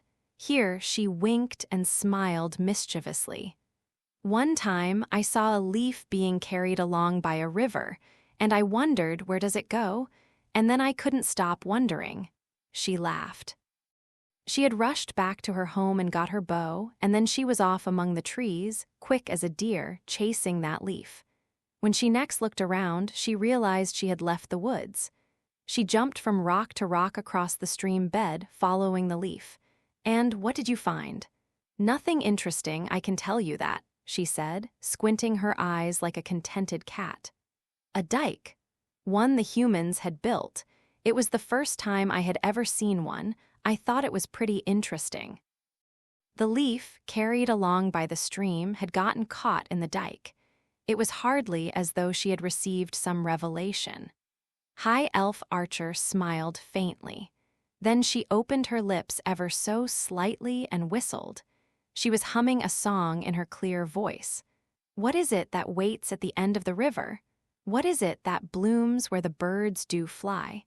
If the womb of the wind is beyond the horizon, then where does the rainbow come down from the sky?" Far must we walk to discover the answers, but fair are the things on the way that we find. Priestess blinked, eliciting a satisfied hech from High Elf Archer. It was said there was no race so elegant as the elves. High Elf Archer glanced at Priestess's chest and produced a sigh. "You still get to keep developing, lucky you." Wah." Priestess could only produce a series of strange noises, and her face went completely red. "WH, what are you talking about?" And all of a sudden like that. We're talking about time, the passage of time. That's what the song was about, and that's what my comment was about. She snickered. It sounded like a bell ringing in her throat. As she laughed, she reached out and ran a hand through Priestess's soaked hair. I mean me, I still have some time, but just some? Priestess looked down, not resisting the hand in her hair. Yeah, High Elf Archer nodded. Humans, they get old and die after just 100 years or so, right? Uh-huh. I wonder why everyone can't live for a long time. Maybe it's something that would make sense to me if I were human. If you were born as a human, you just wish you were as beautiful as an elf, Priestess murmured. She didn't regret who she was, but there was always the fascination of it, the unanswered wish. That day, for example, she had fought side by side with Goblin Slayer. He had watched her back. What if she could have fought more? What if she were more accomplished in miracles or spells? Would she have been more help to him? She had once promised that if he was in trouble, she would help him. Had she done that today? At this rate, if we left him to his own devices, he'd spend his whole life like that. She felt as though a reckoning was coming, one that couldn't be avoided. And if you'd been born an elf, I bet you'd wish you were human. High Elf Archer punctuated her remark by giving Priestess's head a little hug before letting her go. Priestess thought she could just catch the scent of the forest filling her nose. Surely she was imagining it. This place was supposed to be home only to earth and water and fire. But what if she wasn't imagining it? The elves must be connected to the forest even when they leave it behind. You're probably right, Priestess said and let out a breath. She felt as though something deep in her heart, something stagnant and stiff, had begun to give way.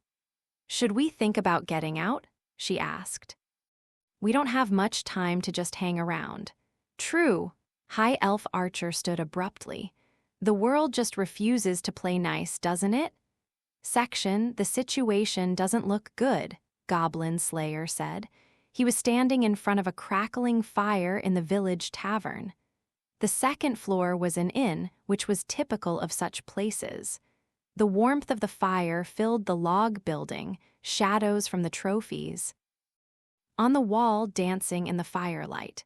The adventurers, back from their respective relaxations, sat around a large table with cups filled to the brim with mead. The medicine woman and her sister, along with nearly everyone else in the village, had urged their rescuers to lodge in their respective homes, but Goblin Slayer had refused. We will all pay for a place at the inn. Divided, we can't respond quickly to whatever may happen. Priestess was slightly mystified by the rush of relief she felt when he said that. Now the villagers surrounded the adventurers at some remove. They were half expectant and half curious. Some also eyed the party's women with undue interest. Priestess shifted uncomfortably under their leering gazes. I guess it's a small blessing there's no one who looks like any real trouble. Do you think they don't want us here? She asked, looking at the food on the table. Boiled potatoes, regular potatoes, potatoes, potatoes. Everything on offer was potatoes. Priestess, of course, by no means expected to live in luxury. She was used to humble fare. And yes, it was winter, there was snow on the ground, and it would be necessary to conserve provisions. But still, nothing but potatoes? Nah, Dwarf Shaman said with a shake of his head. From what I heard, the last adventurers to come through bought up all the supplies. Everything? Said they needed it to slay goblins, if you can believe that. Dwarf Shaman rested his chin on his hands. Ha ha, I suppose Lizard Priest's tail swished along the ground as if to say that it wasn't theirs to judge. It said one must draw out goblins before one can slay them. A little bit of coercion, you see. Perhaps they really did need those supplies. Priestess put a finger to her lips in thought, her hair flowing in a wave as she tilted her head quizzically. It was clear who to go to with a question like this. Was it necessary? It depends on the time, and the place, and the circumstances. There. Goblin slaying specialist replied flatly. Now and again, you'll encounter wandering tribes with no nest. Pursuit can take considerable time. But time's something we don't have, right? High Elf Archer said, lapping happily at the mead. Her cheeks were already a faint red. The bath might have had something to do with it, but it was chiefly the alcohol. We don't know what's in the nest, and we don't know how many of them there are. Plus, there's the possibility that the other adventurers are still alive. We're only lucky that the villagers weren't taken away. Who knows if we could have helped them in time? Goblin Slayer nodded, then unrolled a sheet of lambskin paper on the table. We can't wait until the sickness from the arrows becomes fatal, but they may be somewhat weakened by now. On the paper was a simple map of the route from the village to the mountain. He had asked the local hunter to draw it. Some scribbled notes appeared to have been added by Goblin Slayer himself. According to the trapper, this is the most likely place for a goblin nest. Yeah, but High Elf Archer ran a finger over the map, measuring the distance between the village and the cave. If no villagers were kidnapped, why didn't we go in right away? I believe I know what the previous adventurers were planning. The room's collective gaze fixed on Goblin Slayer. He took a fried potato and put it in his mouth. His helmet moved slightly, emanating the sounds of chewing and swallowing. The medicine woman told me that the party bought wood along with their other supplies. Wood? Dwarf Shaman asked. But they could just know, wait, don't tell me, I'll get it. He took a swig of mead, ignoring the look the elf gave him as he brushed several droplets off his beard. The wise old dwarf grunted to himself, and a moment later he snapped his fingers and said, "Ah, I know now. It's not firewood, so it isn't about filling the nest with smoke. They were preparing for something. And they brought food, meaning..." "Yes," Goblin Slayer said as if it were the most natural thing in the world. "They meant to starve them out." There was an audible crack from the fire. For a time, no one talked. Lizard Priest picked up a poker and jabbed listlessly at the firewood. There was another noise as the wood split in two, sparks flying. "But then, the foe is many and they were few," he said. "That tactic has its uses," Goblin Slayer said dispassionately. "But not when you are attempting to exterminate a large number of enemies on their own land." Priestess pictured the scene, her body going stiff. The terror of facing down starving goblins for days on end. I don't think I could bear it. Then Priestess thought of the villagers. How they had asked for adventurers to stop the goblins stealing food from them, and this party had decided on a tactic that used the whole town's provisions.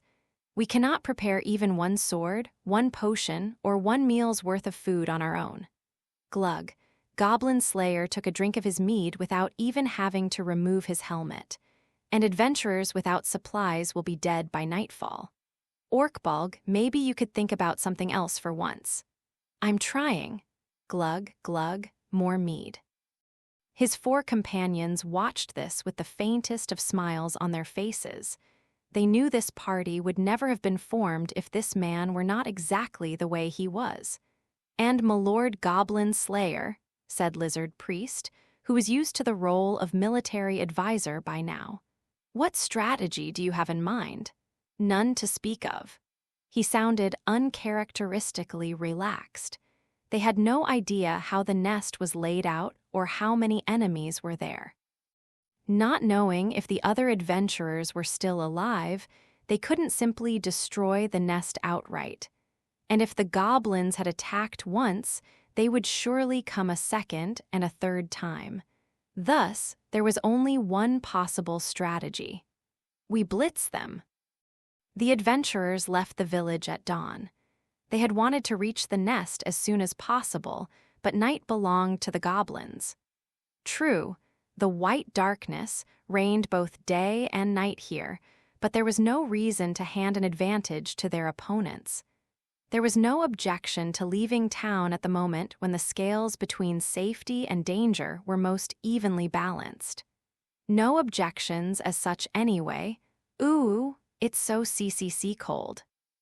High Elf Archer whined, her long ears trembling as they walked among the snowdrifts. She was accustomed to life on her feet, but her first time on a snowy mountain was still something of a surprise. A rope tied all the members of the party together. Scaling the snowy peak would not be easy. The fluffy white snow carpeting the ground was deep and cold, and if anyone was unlucky, their foot might find a place where there was nothing but loosely packed snow. There were spots with sharp fallen rocks where a careless stumble could cost one's life. HRGH, this is quite. Are you okay? Oh, but of course. Lizard Priest, who came from the south, became even slower as he grew colder. He nodded at Priestess, who was looking at him with worry, and curled up his tail. Dwarf Shaman grabbed his hand. Hang in there a bit longer. I'm using tail wind to keep the blizzard off us. It could be worse. And I'm grateful. Lizard Priest nodded. M'lord Goblin Slayer, how does it look ahead? No problems. That's reassuring. Goblin Slayer was walking just a bit ahead of his 4 companions. He looked down the ridge of the mountain, comparing their position to the map in his hand. We're almost there. Be that as it may, the scene before them was an uninspiring one.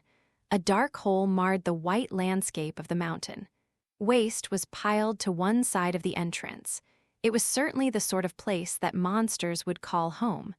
They were all thankful for Dwarf Shaman's tail wind spell, which enlisted the help of wind sprites to hold the blizzard at bay. Still, we need to get warm, the dwarf said. Beard Cutter, all right if I start a fire? Please, on it. With skill befitting a dwarf, he pulled out some dry branches and struck a flint. Where did you find those? Priestess asked. Under the snow and then a little farther down. You do well to remember that. They sheltered in a small cave they dug out of the snow so the goblins wouldn't see their fire. The sky, heavy with clouds, was still slightly dark. The sun was weak and far away. Sunset is near. When our bodies have loosened up, we'll go in. Goblin Slayer loosened the straps on his armor and set down his bag. Priestess looked at him in surprise. She had never known him to remove his armor like this before. Are you sure it's okay to be doing that? If I don't spend at least a few minutes this way, my body will never relax. He took off his gauntlets, squeezing his rough but untanned hands mechanically. You should rub your arms and legs, he said. If they're poisoned by ice sprites, they may rot and fall off. Eep, High Elf Archer yelped. She knew as much about sprites as any of them, and maybe that made the thought even worse for her. With a frown, she began to work her fingers along her limbs. Your feet, too, don't forget. Right? Priestess took off her boots and socks and began rubbing her. Pale, slim toes. Her socks surprised her. They were soaked through and quite heavy. Perhaps it was a mixture of sweat and snowmelt. I should have brought a second pair. How are you doing? Goblin Slayer asked, looking at Lizard Priest. The monk's scaly face was as difficult to read as Goblin Slayer's, but for an altogether different reason. Still, it was clear enough that he was practically frozen stiff from the cold. Lizard Priest picked a bit of ice off his scales. Well, we've arrived anyway. Who knew there were such chilly places in the world? There are others even colder than this. Incredible! He could well believe the rumors that his forebears had been annihilated by a deep freeze. Quietly snickering at the lizard, Dwarf Shaman reached nimbly into his bag and pulled out a jar of fire, wine, and cups for the whole party. He began to pour. Here's some wine, drink up. It'll warm your innards. Wonderful. You know just the thing, Master Spellcaster. Oh, stop it, you're embarrassing me. Here, some for you. Thank you, said Priestess. Thanks, High Elf Archer. I appreciate it. Goblin Slayer. They each began to sip at their drinks. They were only seeking a bit of warmth. It would have been counterproductive to get drunk. Without warning and for no perceptible reason, High Elf Archer brought the conversation around to Lizard Priest. Hey, didn't you tell us that your goal was to raise your rank and become a dragon? The lizard's huge body was curled up as close to the fire as he could get, and the bag of provisions was in his hand. Perhaps he was hungry, or perhaps he just wanted a little taste of the cheese he was now taking out. Lizard Priest didn't attempt to hide what he was doing, but nodded importantly. Indeed, even so. A dragon who loves cheese, huh? She took another sip from the cup in her hands and giggled. Better for the world than a worm that wants treasure or sacrifices of. Maidens, Dwarf Shaman said. At least he wouldn't have to worry about anyone trying to slay him. Can I have a piece of that? Indeed you may.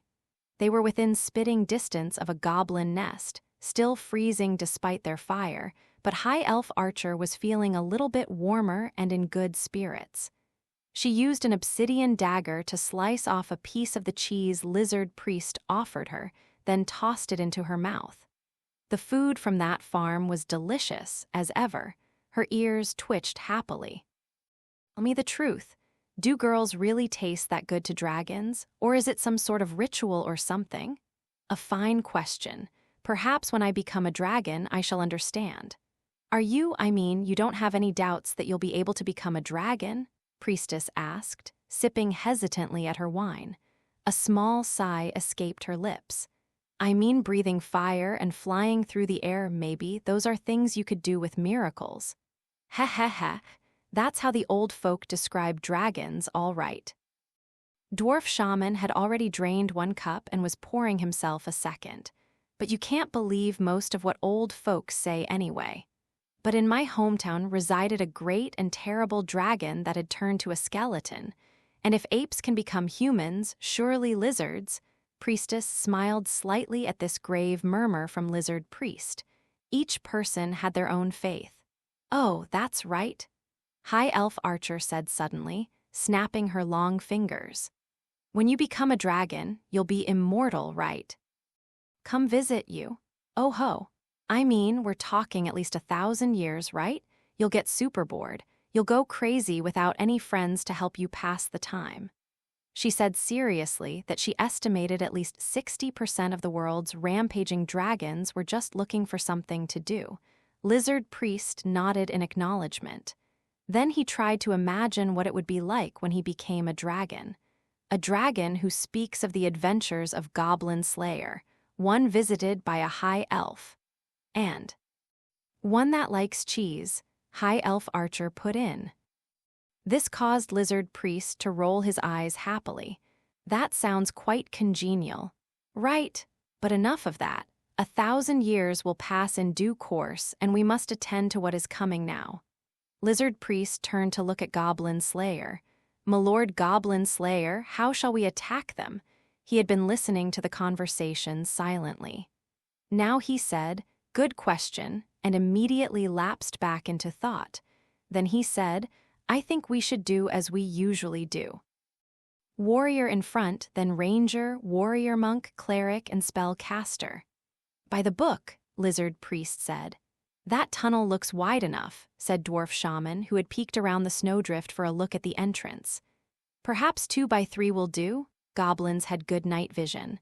The entrance to the nest yawned silent and dark. There didn't seem to be any guards. Was it a trap, a careless oversight? Or, "Feh, my wine doesn't taste so good anymore," Dwarf Shaman said with a cluck of his tongue.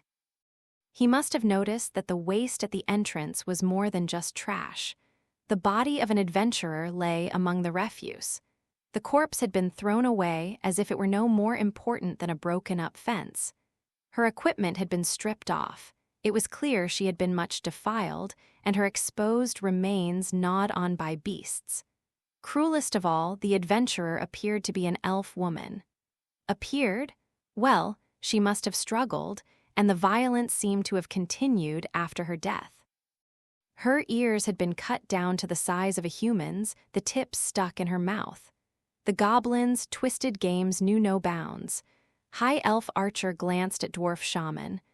Something wrong?" "Nah, nothing," he said bluntly. "But take my advice, Long Ears, and don't go peeping around too much." "I would never, most of the time." "Hey," Goblin Slayer grunted and asked softly of Dwarf Shaman, "Was Gold Hair there?" The dwarf shook his head slowly. He stroked his beard, took another look, then shook it more firmly. "Doesn't seem so, as far as I see." Then we may still have time, Lizard Priest said, and the other two men nodded. Priestess shuddered, perhaps intuiting something of what their conversation portended. Goblin Slayer tapped her on the shoulder and said, "Let's go." Then he glanced at the girl's pale, bare feet. "Put on your socks and boots." Section The shadow of the torch flame danced eerily in the wind. But the angle at which the tunnel had been dug meant that even just a step inside, one was sheltered from the snow and the wind, one could almost be warm. If it weren't for the smell of meat and excrement that drifted from within, the place could almost be cozy. Ahem. The path descends at a rather steep angle, Lizard Priest said, his tail swishing with interest. Yeah, but it goes right back up again over there, High Elf Archer said.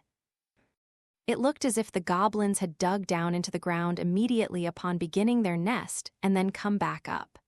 The rather severe angles didn't seem natural. Most likely, they had been made by goblin hands. Quite a clever barrier against rain and snow, Dwarf Shaman said, showing his fine knowledge of construction. He glanced back over his shoulder at the entrance. Any precipitation that blows in gets caught here and doesn't go any farther into the tunnels. Goblins make things like that. Priestess said, blinking with perplexity or perhaps surprise. She well remembered what she was often told, that goblins were stupid, but they weren't fools. In other words, just because they didn't have much knowledge didn't mean they didn't think. But this, I don't know. Goblin Slayer's answer was dispassionate, almost mechanical. He drew the sword at his hip and used it to stir the pool of waste at the bottom of the depression. He clicked his tongue. "We can't say anything yet. All I can tell you is, try not to step in the water." "Is there something in there?" Priestess asked. "It's a trap. There are stakes at the bottom." A pit trap, in other words. Rather than burying it, the goblins had hidden it. At the bottom of a waste pool. High Elf Archer, testing the depth of the pool with one of her bud-tipped arrows, frowned. That's vile. I need you to listen for enemies." I know. Leave it to me, I told you." She jumped nimbly over the pool, but then winked mischievously and laughed. "I can't stand getting so dirty too many times." A fragrant sachet hung around High Elf Archer's neck to help keep away smells. She twitched her long ears with pride, but Goblin Slayer shook his head and said bluntly, "Getting dirty isn't the point." Right, but well, when you get that messy, it's a pain to clean up, right? Priestess heard the hollow note in the elf's laugh. A similar pouch hung next to the status tag around her own neck. She may have gotten used to rubbing blood and guts all over herself, but it was never something she enjoyed. Come to think of it, the pile of corpses next to the tunnel entrance was much the same. She had plenty of experience with goblins now, had seen this many times and fancied herself accustomed to it, but still. She needed more than a joke or a chuckle. "Hey!" High Elf Archer up ahead glanced at her and nodded gently. She was the same way. Elves had exceptional sense perception. Seeing the flutter of the archer's ears, Priestess nodded back. "Let's do what we can." "Right." After going down and then up 2 or 3 more slopes, the party finally arrived at the cave's main tunnel. The torch had nearly burned down, and Goblin Slayer replaced it with another from his pack. "Hold this." "Oh, yes, sir." He gave the smaller torch to Priestess, while he held the new one, which burned brightly. The humans were the only members of this party, indeed, the only ones in this cave, who lacked decent night vision. In the light from the torch, Goblin Slayer examined the earthen walls intently. They seemed to have been dug with some crude tool. They were rough, but sturdy, a textbook example of a goblin nest. The problem was elsewhere. "I don't see any sort of totems." "Does that mean there are no shamans?" "I don't know." He shook his head. "I don't know, but I don't like it." "But wouldn't it be easier for us if they don't have spell casters?" High Elf Archer asked. "It had begun to bother me as well," Lizard Priest said, opening his huge jaws. The attack on the village, the skill with which they dispatched the previous adventurers. It would be hard to imagine that there are no brains behind this operation. Do you suppose it's another dark elf or an ogre? Priestess asked. Or maybe a demon? High Elf Archer whispered with a petrified expression. The word echoed through the halls of the cavern, making their hair stand on end. The adventurers looked at one another, and then Dwarf Shaman, stroking his beard, let out a breath. Ah, stop it already. No sense getting all uptight over hypotheticals. He reached up because he was very short and slapped Goblin Slayer on the back. This isn't exactly what we call striking a famous sword with a hammer. But Beard Cutter, we ought to focus on what we can do now. Yes, Goblin Slayer said after a moment. He raised the torch and took another look at the wall, then nodded. Were you alluding to a dwarven proverb? I was, Dwarf Shaman said with a pleased sniff. I see. As Goblin Slayer set off walking with his usual bold stride, murmurs could be heard. There's no need to further forge a famous sword. And then, not bad. The layout of the cave didn't seem too complex, and they followed the path for a while. There was no sign of goblins, only a pervasive stench of rot. I think I'm gonna be sick, High Elf Archer muttered, pulling her collar up over her mouth. Nobody else said it aloud, but most of the party seemed to sympathize with her, Goblin Slayer excepted. Eventually, they came to a T-shaped intersection. High Elf Archer immediately crouched down, inspecting the floor carefully for footprints. Lots of prints heading to the right, she reported, clapping her hands to get the dust off them.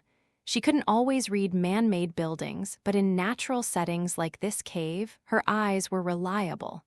That suggested that to the right were sleeping quarters with an armory or warehouse to the left. Or perhaps, last time we started with the toilet, Dwarf Shaman said. Correct, Goblin Slayer said.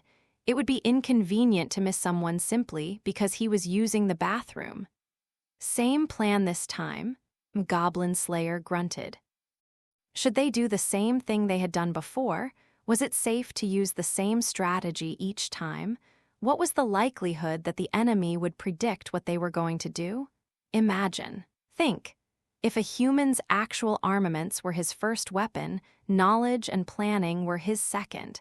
If he were a goblin, what would he do? We'll hit the right first. Goblin Slayer made his determination without compunction. There was no debate. High Elf Archer knocked an arrow into her great bow, while Lizard Priest prepared a fang blade. Dwarf Shaman had his bag of catalysts in hand, and Priestess gripped her sounding staff firmly. They moved quickly through the tunnels, arriving at a large, hollowed-out living area. There before them was a horde of goblins, carrying shovels and pickaxes as if preparing for a surprise attack section. O Earth Mother, abounding in mercy, grant your sacred light to we who are lost in darkness. With these words, Priestess seized the initiative. She did this through no special ability, just a roll of the dice. But the way she intoned the holy light miracle without hesitation was a sign of how much she had grown. She held up her staff, the end of which was host to the sacred miracle. A brilliant light filled the cavern. Gorarab? Orrrg? The goblins, struck by the holy light, pressed their hands to their eyes and cried out. She counted 10, no 15, 17. No hobs, no spell casters, archers present. Let's go. For the adventurers, who had the light at their backs, the illumination was no problem at all. First blood is mine. No sooner had Goblin Slayer issued his order than a bud-tipped arrow began to fly. High Elf Archer had drawn back the spider-silk string of her bow elegantly, releasing the 3 arrows she carried in a single motion. The cavern may have been dark and confined, but that was no hindrance to an elf's aim. Her skill was so advanced that it was hardly distinguishable from magic. 3 goblins collapsed where they stood, 14 left. a hail of stones began to assail the remaining creatures. "Come out, you gnomes, it's time to work, now don't you dare your duty shirk. A bit of dust may cause no shock, but 1,000 make a lovely rock." Dwarf shaman flung some sand into space, turning it into rocks that rained down on the enemy. "O-R-G-A, G-R-O-R-O-B?" The goblins howled and fell back.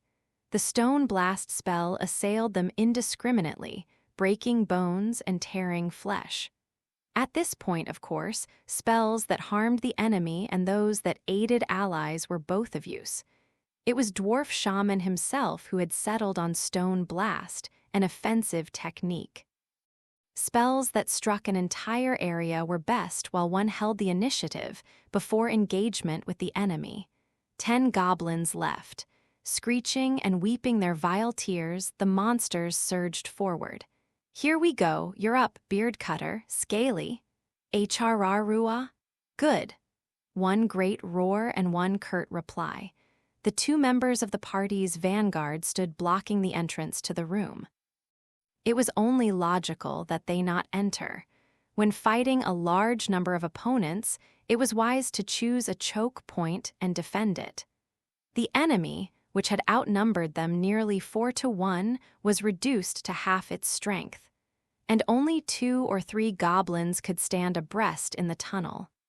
Against the 2 warriors, and in light of the terrain, the fight was nearly even. It only went to show how crucial it was to take the initiative in combat. After all, there would always be more goblins than there were adventurers. The fate of adventurers who sought to face goblins without acknowledging that basic fact was a cruel one. GOROB? Yeah. The goblins were still half blind from the flash of light. Their attacks were hardly worth worrying about. Lizard Priest struck out with claws and tail, dealing one goblin a mighty blow and rending another to pieces. 8 left. Lizard men respected animality, for it was a bestial nature combined with keen intellect that defined the Nagas. Violent and brave, war cries mingling with prayers, Lizard Priest threw himself at the surviving goblins. HMPH. Just beside him, Goblin Slayer stabbed the creatures in their vital places, quietly, dutifully, precisely. Throat, heart, head, it didn't matter. Humanoid creatures tended to have a great many weak points. Goblin Slayer personally preferred the throat. A stab there might not result in an instantaneous kill, but it would render the target helpless.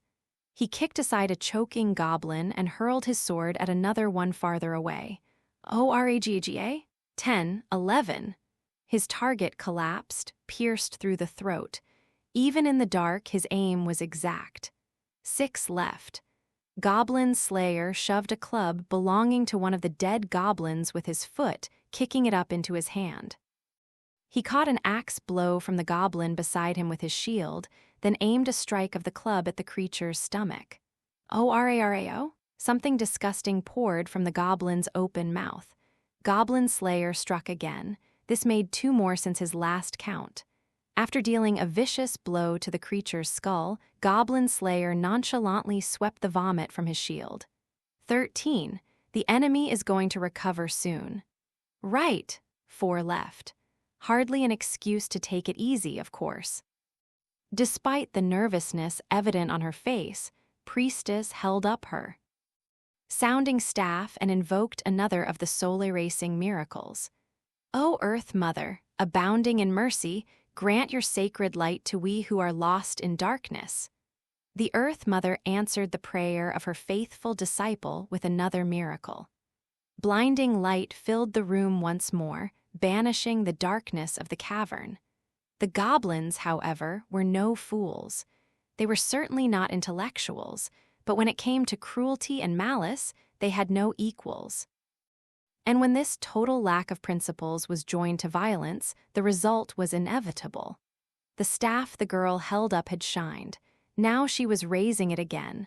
That meant it would shine again. One of the goblins, putting these most basic facts together, ducked his head.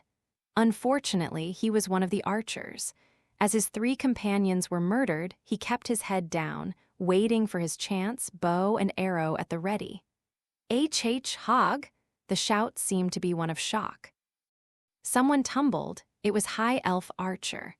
The goblin's arrow had lanced between the two frontline guards to strike her. A critical hit indeed. "What is this now?" Lizard Priest exclaimed. HRRGH, a crude but sinister arrow stuck cruelly out of High Elf Archer's leg. Goblin Slayer glanced back, then tossed his club before running over to the elf. ORAG? Whoosh. The club spun once in the air and then connected firmly with a goblin's head, provoking a scream. It wasn't enough to kill the creature, though. As he ran, Goblin Slayer picked up a dagger from the ground, covering the final few steps in one great leap. GOAORR? The goblin grabbed his arrow and spun, trying to get away, but he was too late. The dagger plunged into his heart, twisted once, and it was over. 17, that was all of them. Looking around at the pile of corpses, Goblin Slayer picked up a nearby sword and put it in his scabbard. Hey, you all right, Long Ears? HRR, yeah, I'm fine, I'm sorry, I failed. I'll tend to you right away, Priestess said. Is it poisoned? Here, Lizard Priest's gravelly voice said. First, we must remove the arrow.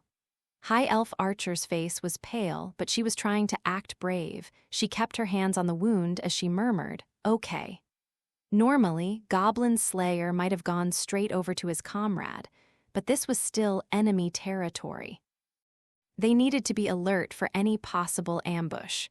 From what Goblin Slayer could see, the wound was not fatal, and anyway, there was something he wanted to check. He went over to the corpse of the last goblin archer he had killed and gave it a nonchalant kick. HRM. The body rolled, exposing the shoulder. There, he saw a scar from an arrow wound that had since healed. He remembered this goblin. What's wrong? At that moment, Goblin Slayer heard voices of surprise coming from behind him and turned around. He strode over to where High Elf Archer was cowering. Priestess looked up at him from beside her. Goblin Slayer, sir, look at this." With a shaking hand stained with High Elf Archer's blood, she held up the shaft of an arrow. Yes, just the shaft, no arrowhead. It had been carved from a branch, crudely enough to suggest a goblin's work. It even had some ugly little feathers stuck on the end.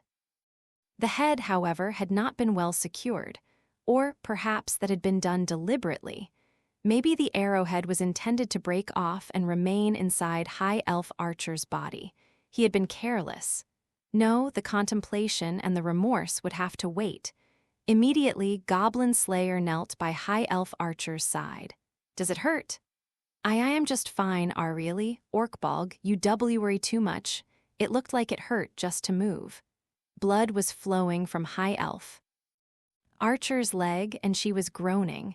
"Keep pressure on the wound. It will help stem the blood, although it isn't much." Right, I'll do that." No doubt she was trying to sound strong, but her voice was much softer than usual. Goblin Slayer switched to asking Priestess questions. "Any kind of poison?" "For the moment, I don't think so. But," as she spoke, Priestess looked with concern at High Elf Archer's injury. Even with the elf squeezing as hard as she could, blood was leaking out between her fingers. With the arrowhead still lodged in there wouldn't be any point in closing the wound up with a healing miracle. A cleric's miracles might come from the gods, but their effects were limited by physical reality. Using minor heal while a foreign object remained in the body was a difficult situation. Goblin Slayer glanced at Lizard Priest, but he shook his head, too. Refresh is capable only of enhancing the body's native healing abilities. That made the conclusion simple. Dwarf Shaman reached into his pouch as he spoke. "Can't just leave it there, can we? Beard Cutter, lend me a hand, will you?" "Sure." He and the dwarf looked at each other and quickly got to work. Priestess, who had some idea of what they were going to do, looked rather distraught. High Elf Archer, who didn't, merely seemed uneasy. Goblin Slayer drew a dagger, his own, not one he had stolen from a goblin, and checked the blade. "I'll do it. Give me fire." Sure thing, dancing flame, salamander's fame, grant us a share of the very same. Dwarf shaman removed a flint from among his catalysts, striking it as he spoke. A little ghost flame sprung up in midair, shining on Goblin Slayer's dagger. Goblin Slayer heated the blade carefully and then snuffed the flame out with a quick motion. Almost at the same time, he pulled a cloth from his own bag and tossed it at High Elf Archer. Hold that in your mouth. What are you planning? I'm going to dig out the arrowhead. High Elf Archer's long ears stood straight up. I don't want you to do that. After we get home, we can. Still sitting on her behind, she scrambled backward. Dwarf shaman let out a sigh. No whining now, long ears. Beard cutter has the right of it. You want that leg to rot and fall off. From beside them, lizard priest spoke coolly and with the conviction of a rock falling from the sky. There would certainly be no reattaching it then. Ooh-oh, come on, everyone, you're scaring her. Priestess, unable to sit by any longer, scolded the men of the party, but she made no effort to stop what they were doing. She herself had an arrow pulled out of her by force once. She knew the fear and the pain and just how much worse it could get if they left it alone. At least try to do it in the least painful way possible. What else would I do? Goblin Slayer was waiting for the red-hot blade to cool to the right temperature. A traveling doctor had taught him that doing this would get rid of any poison on the blade. Show me the wound. Oh, you really won't make it hurt, will you? Very slowly, her face completely bloodless, High Elf Archer moved her hand. Goblin Slayer didn't respond but inspected the injury, from which blood was still dripping. Wine. Right air. Dwarf shaman took a mouthful of fire wine and spat it out as if he were casting stupor. Tears leaped to High Elf Archer's eyes as the alcoholic spirits burned in the wound. HRRRRGH, bite down on the cloth so you don't bite your tongue. Just asking again, but you won't make it hurt, will you? I can't promise anything, Goblin Slayer said with a shake of his head. But I'll try. High Elf Archer, appearing resigned, bit down on the cloth and squeezed her eyes shut. Priestess clasped her hand.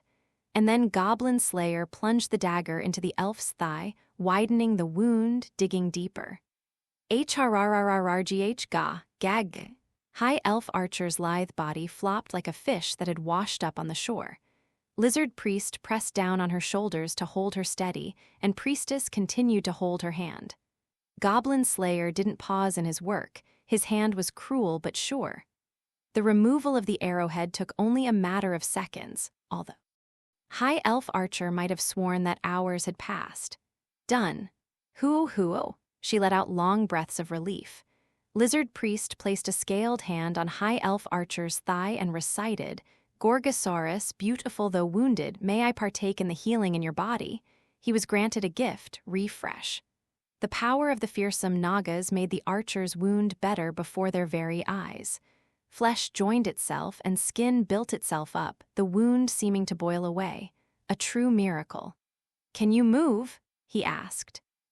Why, yeah, High Elf Archer said unsteadily, tears still at the edges of her eyes. She moved her leg back and forth, checking that it worked. Her ears drooped pitifully. Human first aid is awfully violent. I can still feel it. Are you okay? Priestess asked, offering her shoulder to support High Elf Archer as she stood up.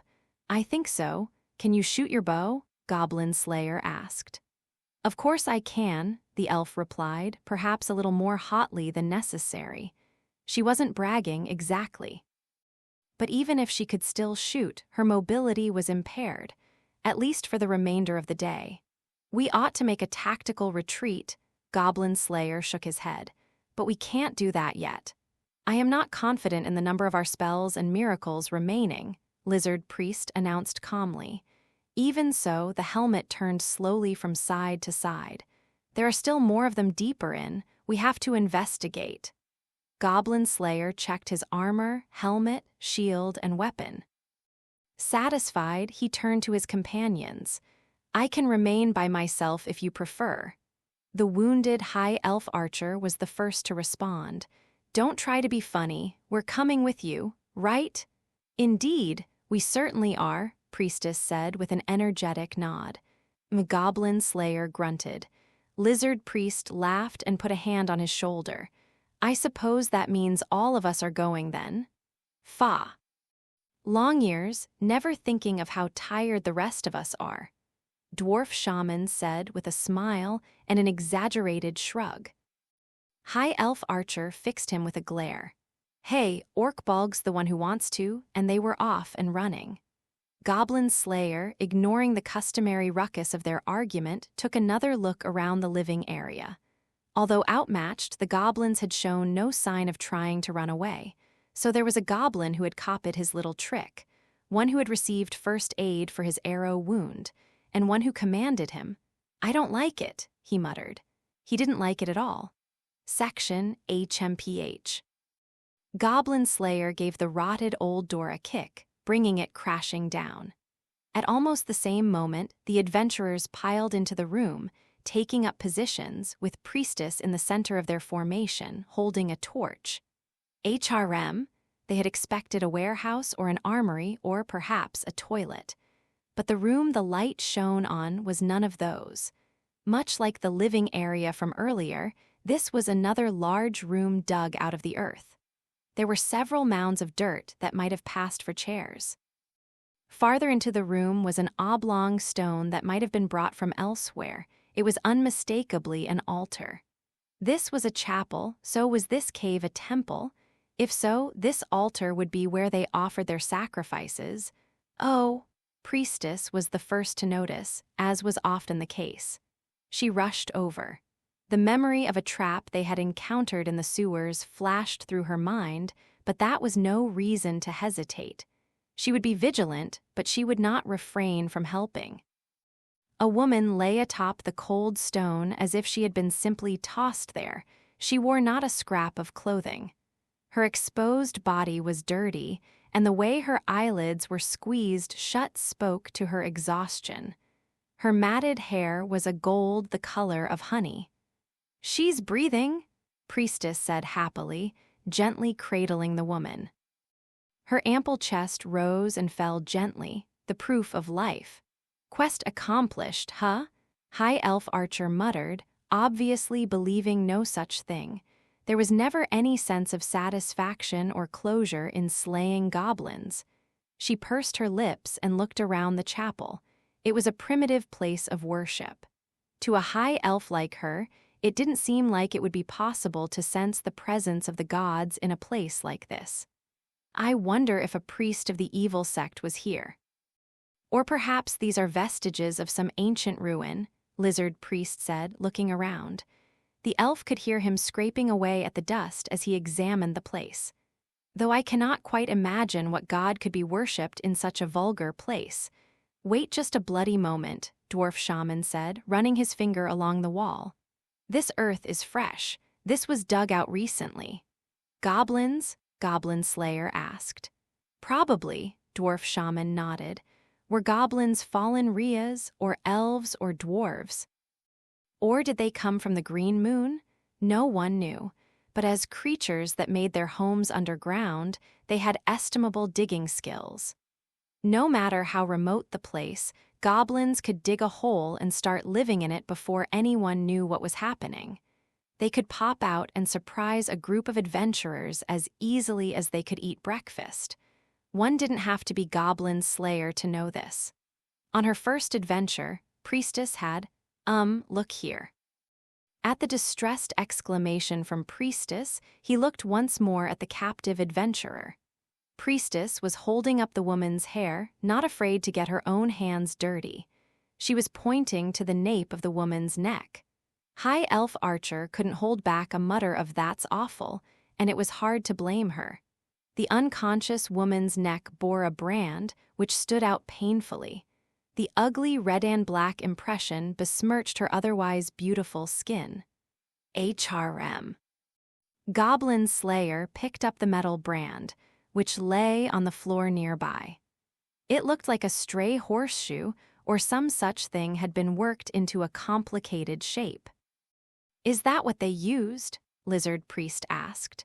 So it appears. It seemed to be a sort of circle, in the middle of which was something that looked like an eye. Goblin Slayer took a torch and examined the brand carefully, fixing it in his memory. Was it the mark of a noble tribe or clan? There remained many mysteries about goblins. However, it doesn't appear to be a goblin totem. Goblins had little notion of creating things themselves. They would simply steal what they needed. That was enough for them. This brand, though, even if it was constructed from a combination of found items, represented an act of creation. "I think it's the green moon," a shaking voice said. It was Priestess, gently stroking the woman's neck.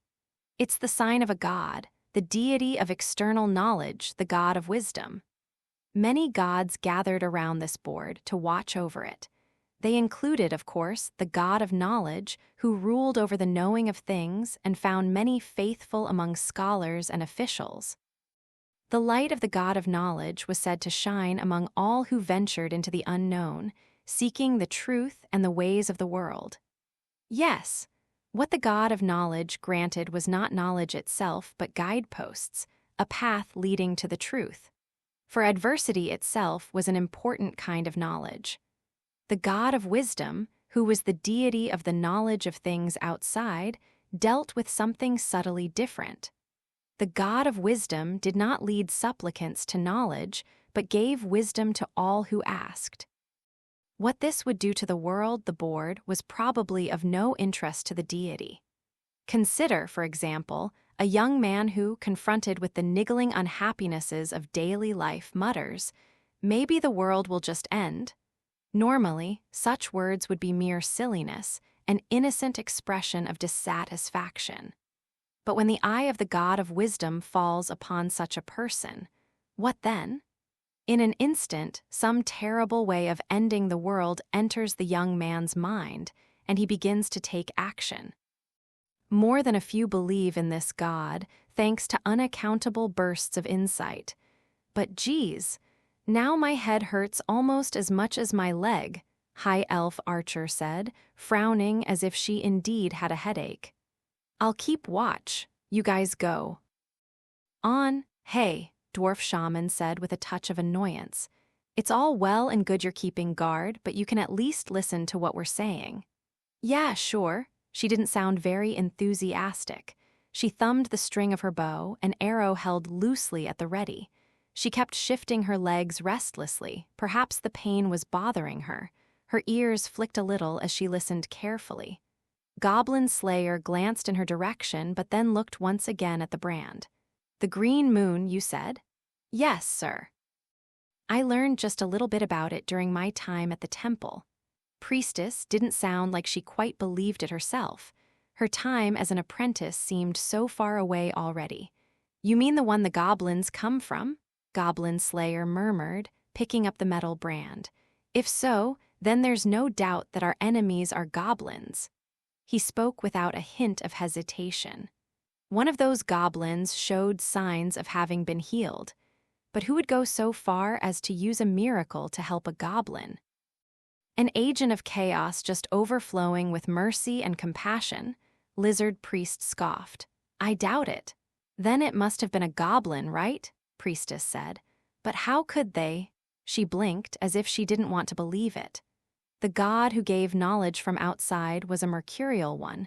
It would not have been a great surprise if the deity had spoken to a goblin. It wouldn't have been strange, yet a desperate doubt remained in Priestess's heart. Even so, if the goblins were able to complete a ritual, that would be far worse than occasionally hearing the voice of God. "Are you sure it isn't some high-ranked evil priest, a dark elf or something?" she asked. "What? I don't think so," a high, clear voice said in response to Priestess's suggestion. Dwarf Shaman sighed again and stroked his beard with more than a little annoyance. "You can keep watch or you can chat. Pick one. You're the one who told me to listen to you guys. If I'm listening, I have the right to contribute, don't I?" High Elf Archer chuckled quietly. My Lizard Priest said, nodding in agreement. "And Mistress Ranger, what would you like to contribute?" "I mean," she spun her pointer finger in a circle, "if you've got a bunch of goblins and you only use them to do some looting, that doesn't make you much smarter than a goblin, does it?" Well, hell, long years, maybe a bunch of bandits found religion and thought they were supposed to worship the goblins. You're just upset that you can't believe in your own explanation anymore. Well. Heh. Lizard Priest gave a sort of snort, crossed his arms, and then began counting off on his fingers. It thinks like a goblin, controls goblins, heals goblins, attacks people, and is a follower of evil. Priestess put a finger to her lips, thinking through the possibilities. A goblin priest? A warrior priest? Nothing quite seemed to fit. What were they facing here? A goblin of some kind? But what kind? At that moment, an idea came into Priestess's head as suddenly as if it was a gift from heaven. It was an outrageous, impossible idea. But things began to make sense if they were dealing with someone who wielded an army against non-believers. No, it can't be. That's impossible. She hugged her own shoulders, shook her head, refusing to believe it. Beside her, she could hear the brand creaking in Goblin Slayer's fist. It wasn't possible. It was ridiculous. But in fact, nothing was impossible. There was only one answer. Goblin Slayer acknowledged the truth of their enemy clearly. A goblin paladin. That's their little den over there. The cold was cutting, but it did nothing to dim the young woman's beauty. She looked like the daughter of nobility, like someone who would have been more at home in an elegant ballroom than under the gray skies of the northern mountains.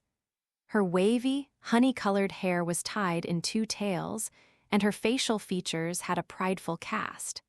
The size of her bust was obvious despite the chest armor she wore, her waist so narrow that she had no need for a corset. The rapier that hung at her hip was of striking construction. The way it demanded admiration gave much the same impression as its master. At the girl's neck hung a brand-new porcelain-level tag, catching the sun that shined off the snow. She was an adventurer, and she and her 4 companions had spent several days scrambling up the side of this snowy mountain. Now, an ugly little hole lay open before them. One look at the disgusting mountain of waste beside the entrance made it clear that this was a nest. And what did the nest belong to? With these newly minted heroes here to do battle, what else could it be? Goblins. Noble Fencer's heart lusted for battle at the very thought of them. Now here she had no family and no riches, no power or authority. Only her own abilities and her friends would help her complete this quest, a true adventure. For their first deed, they would get rid of the goblins attacking the village in the north. They would do it more quickly than anyone had ever seen. All right. Is everybody ready? She put her slim hands to her hips in a proud gesture that emphasized her chest, then pointed at the nest with her sword. Let's starve those goblins out. That had been weeks ago. It was good that they had stopped up the goblins' tunnels by erecting defensive barriers around the exits, and they hadn't been wrong to set up a tent, build a fire for warmth, and prepare an ambush. The goblins are attacking the village because they're low on supplies, Noble Fencer had said, full of confidence. They're foolish little creatures. A few days without food, and they'll have no choice but to make a run for it. And indeed, that was what happened. They fell on one group of goblins trying to break through the defensive barriers and killed them. Some days later, a group of starving monsters emerged, and they, too, were slaughtered. It was safe to say that everything was going as planned. They would complete the quest with hardly any danger and a minimum of effort. But that was as much a dream as the idea that these untested new adventurers might suddenly become platinum-ranked. If it were as easy as they imagined, goblin slaying could hardly be called an adventure. This was the North Country, a frozen place. There was even an ice cap nearby, beyond the territory of those who had words. A person's breath could turn to ice as soon as it left their mouth, burning the skin, and frozen eyebrows made noise each time one blinked. Equipment became heavy with the chill, stamina draining away day by day with next to no relief.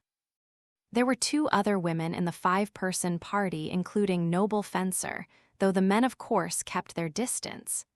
They ate to try to distract themselves and keep up their strength. It was all they could do, but the load was heavy since it included their equipment, the barriers, and the cold weather gear. Individually, each of them carried only a handful of provisions. One of their members knew the ways of a trapper, but there was no guarantee it would be possible to obtain food for 5 people. Arrows, too, were limited. They could try to retrieve the ones they had used, but first and foremost, though, they ran out of water. Their group made the mistake of eating the ice and snow, giving themselves diarrhea and further taxing their endurance. They weren't stupid. They knew they had to melt the stuff over a fire, even if it was troublesome. Meaning, of course, that next they ran out of fuel. They had scant food, no water, and no way to keep warm. It spelled the ignominious end of Noble Fencer's seemingly foolproof battle plan. Yet it would be ridiculous to give up by this point. They were only dealing with goblins, the weakest of monsters, perfectly suited to beginners to a first adventure. To run back home without even having fought the creatures would be humiliating. They would forever be branded the adventurers who had fled from goblins. That being the case, someone had to go down the mountain, get supplies in town, and return. The adventurers looked at one another, huddled under their cramped tent, and all focused on one thing. Specifically, Noble Fencer, who was shaking from the cold, using her silver sword like a staff to support herself, yet levelly returning everyone's gaze. Nobody wants to blame themselves when things go wrong. "You go," their Rhea scout said, sharply enough to pierce a heart. Even though he had been the first to agree when she had suggested the starvation tactics, saying he thought it sounded interesting. "Right now, I'm the only one doing any work around here. Go get that, catch us some dinner." "I just can't stand it," he muttered. "He's right," their wizard said, nodding somberly from underneath a heavy cloak. "You know what? I was against this idea from the start. I haven't even had a chance to use my spells." "Yeah, I agree." It was the half-elf warrior next, stifling a yawn as she spoke. "I'm getting pretty tired of this." If Noble Fencer recalled correctly, neither of them had thought starving the goblins out was an excellent idea at first. When she explained that this would be the safest method, however, they had both come around. What was more, Noble Fencer thought that she and half-elf warrior had grown closer over the past several days of marching. She turned her gaze on the warrior, feeling betrayed, and gave a dismissive little sniff. "But then there'd be no point to all our suffering," the half-elf added. "And what do you think pint-sized? I don't much mind whoever goes." The dwarf monk played with a symbol of the god of knowledge, apparently trying to answer in as few words as possible. But dwarves and Rheas have such short legs, and half-elves are so slight. I think a human is our best bet here. He looked at Noble Fencer with a sly glint in his eyes, which were almost lost in his black facial hair. Warriors were more suited to going it alone than spell casters. He might as well have asked her to go outright. "Very well, I'll do it," Noble Fencer, who had listened in silence until that moment, replied curtly. "It's obviously the most logical choice." Yes, that was it. She would go because it was logical, not because her plan had failed, or so she repeated to herself as she worked her way down the long mountain road. Leaning on her heirloom sword as a staff, she removed her breastplate and stashed it on her back, no longer able to endure the weight and the cold. She bit her lip, embarrassed that her adventurer's equipment had winded up as nothing more than more luggage. On top of that was the welcome waiting for her back at the village. "Ah, Master Adventurer, you've returned, you've had success. Well, were any among your number injured?" "Not yet, we haven't fought them yet." "Gracious, but I wondered." Could you share a bit of food with us, please?" The answer was no. One could imagine how the headman and the villagers felt. The adventurers they had summoned via the quest network had been away for weeks and yet had accomplished nothing. And now they wanted more food, more fuel, more water. If the village had the spare resources to supply 5 heavily armored young people, would they have needed to call for adventurers in the first place? They barely had enough for the winter themselves. Trying to support an adventuring party on top of that would be too much. It could only be called a stroke of good luck that noble fencer was able to wheedle a few trifles out of them. The cruel irony was that these additional supplies only made her return journey that much slower and more difficult. With every step she took through the snow, regret filled her heart like the ice that sloshed in her boots. Should they have made more preparations beforehand? Invited more adventurers to be part of their party? Or maybe they should have made a tactical retreat instead of pushing ahead with the starvation idea? No, absolutely not. No one is running from goblins. She let her emotions do the talking, but there was no one to talk back.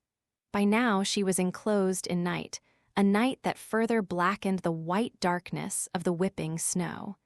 She had already been exhausted when she began this march with her heavy load, and everything about it was a cruelty to her.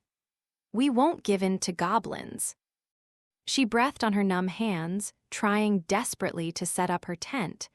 Just having something, anything, between her and the snow and the wind would make such a difference. It's cold, so cold. The icy night air was merciless.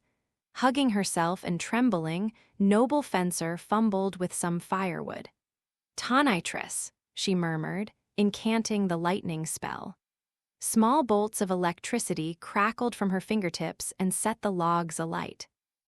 Noble Fencer was a rare frontline fighter who could use lightning magic, which she had learned because it was a family tradition. And what would be the harm of a little lightning here? She could use it once or twice each day. It made sense to put it to work starting a fire so she could get some warmth. But even that was a luxury, for it used up some of the meager firewood the villagers had given her. She spoke no further but hugged her knees, trying to curl into a ball to help her escape from the sound of the howling wind and snow. Until a few days ago, she had had friends. Now she was all alone. Her companions were a few hours' climb away.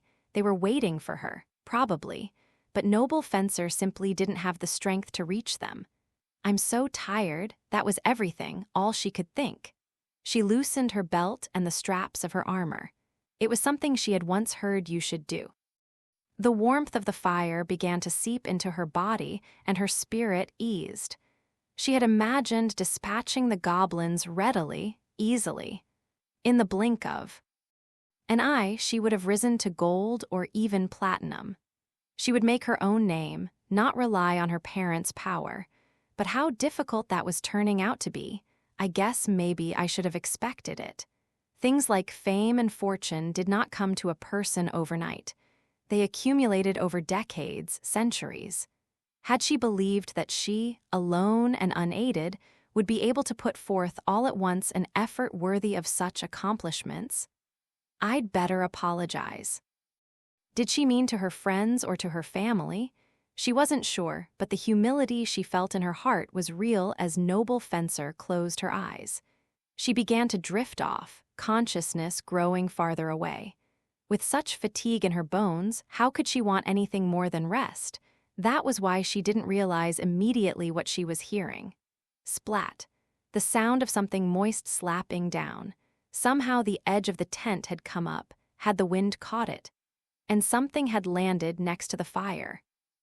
Noble Fencer sat up from where she had lain down and looked at the thing sleepily, questioningly. "I wonder what this is." It was an ear. Not a human one, but the ear of a half-elf, cruelly severed halfway down. "Ex." Noble Fencer fell backward, landing on her behind. Still shouting, she scrambled back. At that moment, there came a horrible laughter. It seemed to surround the tent. It was the moment after that something from outside grabbed the tent and pulled it down. Oh, no. "What's this? Why are you?" Noble Fencer writhed under the fallen tent, half mad. The bonfire spread to the tent, sending up copious amounts of smoke, causing her eyes to water and inducing a coughing fit. When the fighter at last worked her way out from her entrapment, she was hardly recognizable as what she had once been.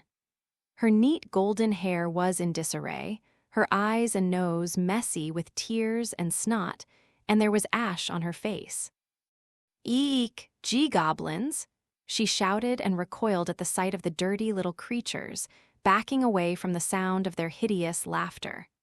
Noble Fencer was completely surrounded by goblins in the dark, snow-whipped night. They had crude clubs and stone weapons and wore little more than pelts. Yet, it was not the appearance of the goblins that so terrified Noble Fencer. It was what they held in their hands, the familiar heads of a Rhea, a dwarf, and a human. Farther away, the half-elf was being dragged limply by the hair through the snow. She left a red streak behind her like a brush across a canvas. "Oh, please." No, no.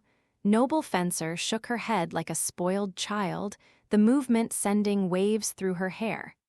Had they waited until she was away to attack, had the others decided to assault the cavern while Noble Fencer wasn't there, leading to this grisly end?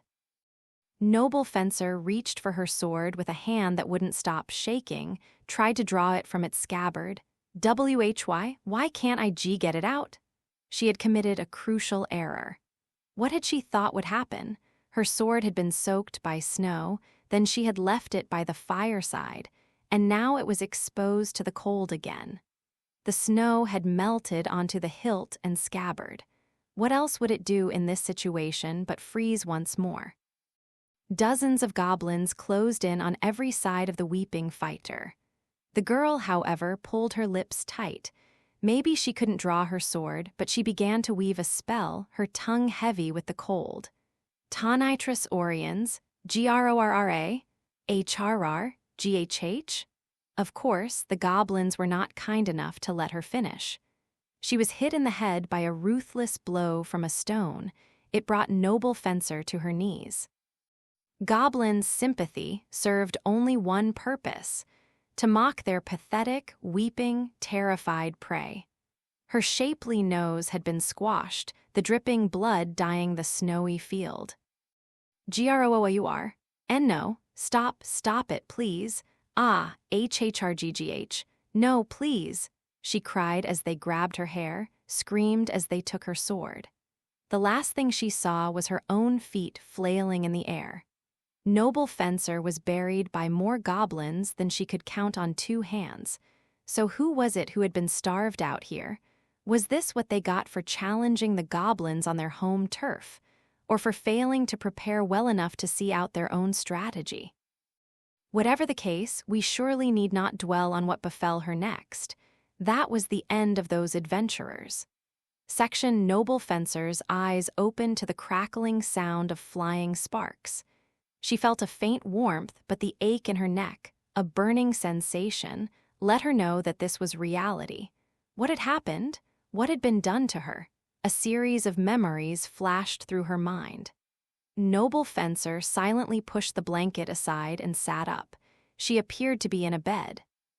When she looked around, she saw she was in a log building. A smell prickled her nose. Wine? It had been one more bit of bad luck that even being stuffed in a pile of waste hadn't dampened her sense of smell. She was on the second floor of an inn. In one of the guest rooms, she thought, if she wasn't simply hallucinating. At the same time, she could see a human figure crouching in one dark corner of the room, which was illuminated only by the fire.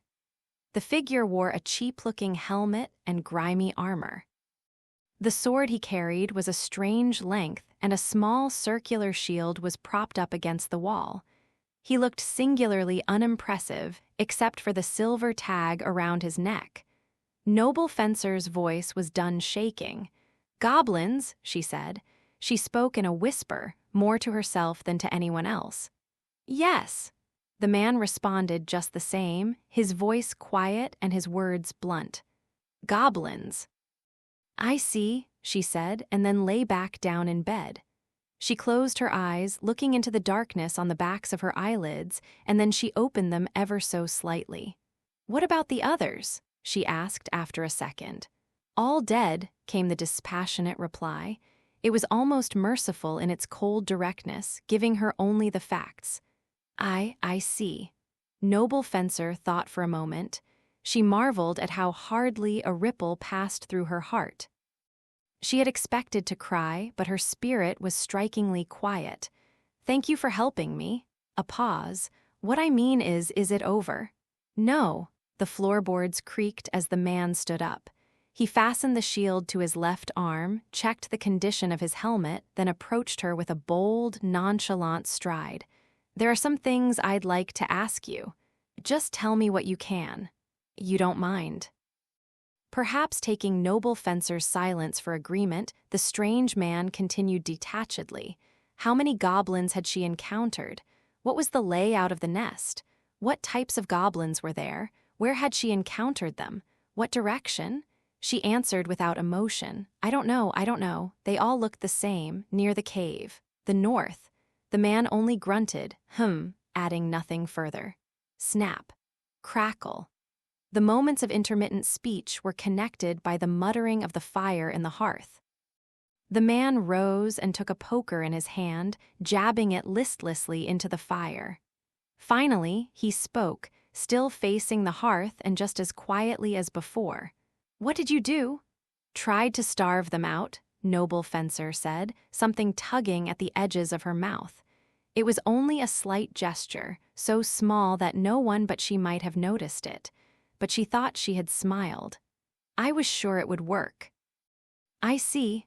She nodded at this dispassionate reply. "Block off the exits to the cave, wait until the goblins started to starve, then finish them off." She and her friends could do it together, nice and clean. Get some experience, raise their ranks. And then, I was so sure. "I see," he repeated and nodded. He stirred the fire again and then put aside the poker. There was a rattling of iron as he stood. The floor creaked. "Yes, I understand how that could happen." Noble Fencer looked up at him vacantly. The helmet prevented her from seeing his face. It occurred to her that these were the first comforting words he had said to her. Perhaps the man had already lost interest in Noble Fencer because he strode for the doorway. Before he got there, she called out to him. "Hey, wait!" "What?"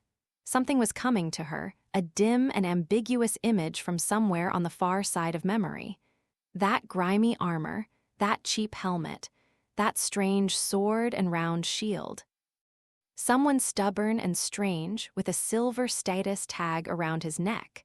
Someone who killed goblins, all just a dim memory, but it reminded her of certain lines from a song she had heard somewhere. It brought back memories of long, long ago when she and her friends were laughing together in town, an adventurer known as the kindest man on the frontier. "Are you Goblin Slayer?" He didn't respond immediately. There was a moment of silence. Then, without turning around, he said, "Yes. Some call me that." His voice, as ever, gave no hint of his emotions, and with that he left the room.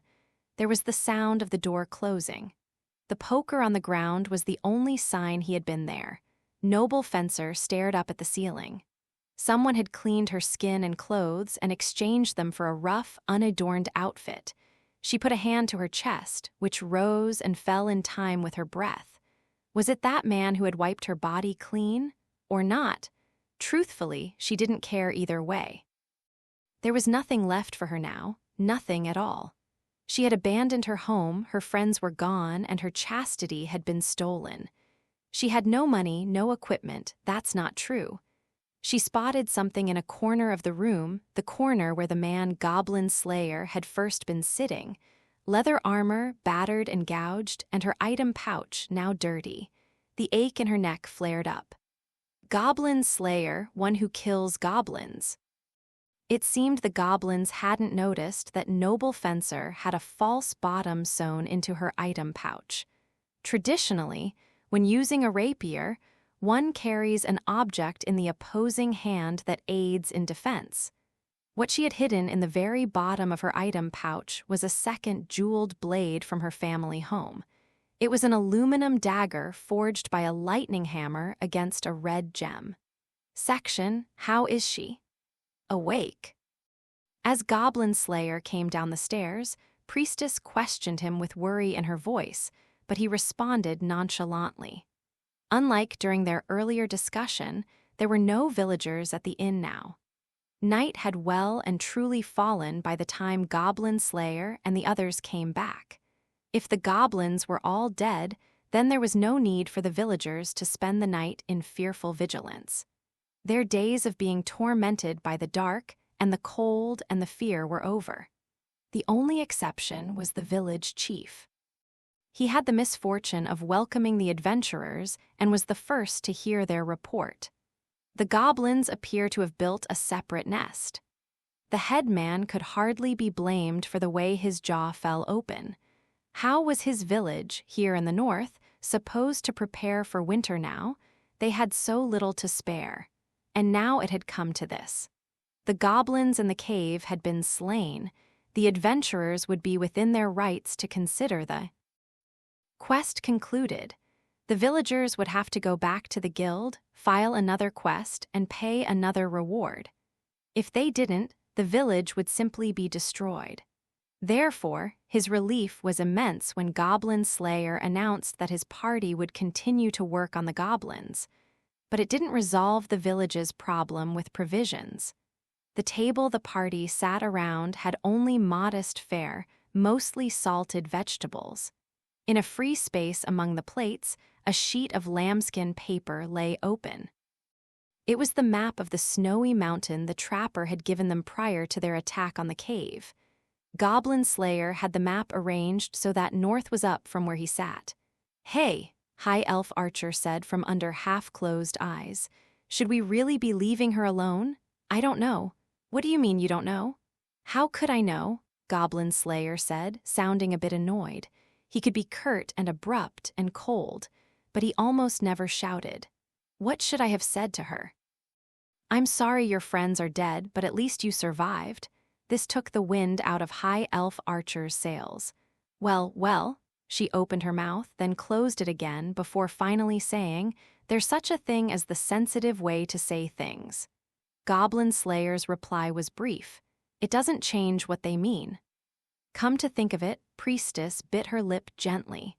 He had not tried to comfort her in her own case, either, nor when they had rescued the injured elf adventurer from the ruins. He was always just, the faint taste of blood was so bitter it almost brought tears to her eyes. She glanced in Goblin Slayer's direction, but he didn't appear to notice. "How is your injury? Does it affect your movement at all?" High Elf Archer pursed her lips. Such bald changes of subject were a specialty of his. Then again, he was worried about her, even if his concern was mostly about slaying goblins, and she couldn't complain about that. "It's fine, even if it still hurts a little. I've gotten treatment for it." "I see." A nod. His helmet rattled with the motion.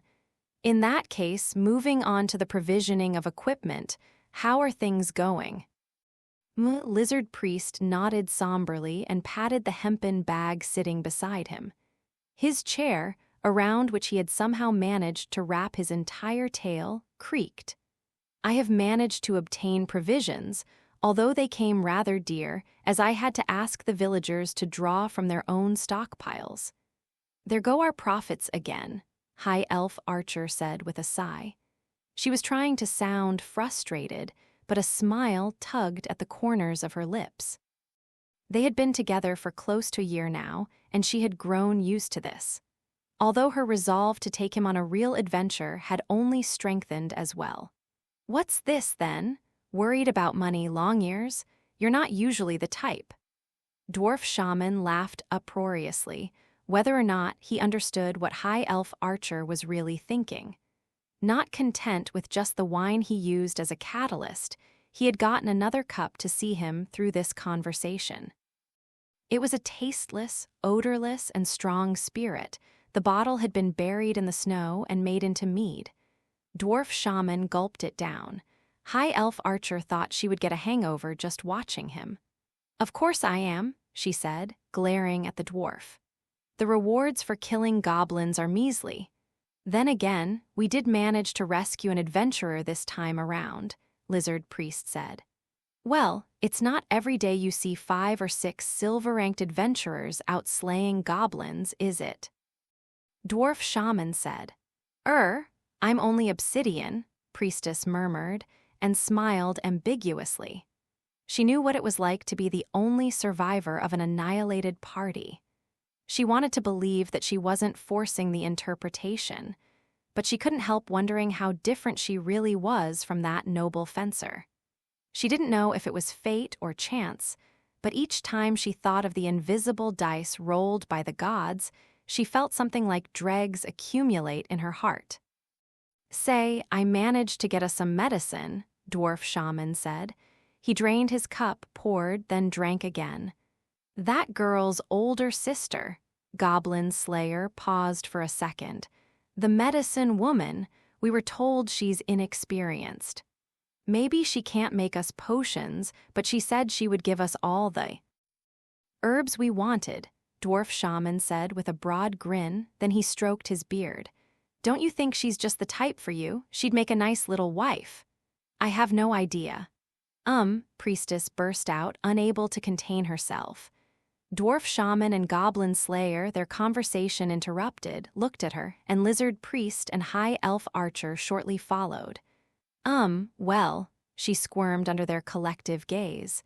I just wonder what we're going to do next, she ended lamely. Kill the goblins, of course.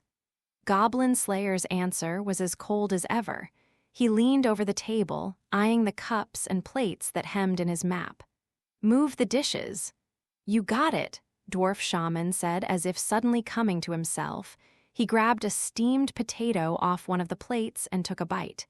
Hey, said High Elf Archer, who'd thought she had dibs on that food.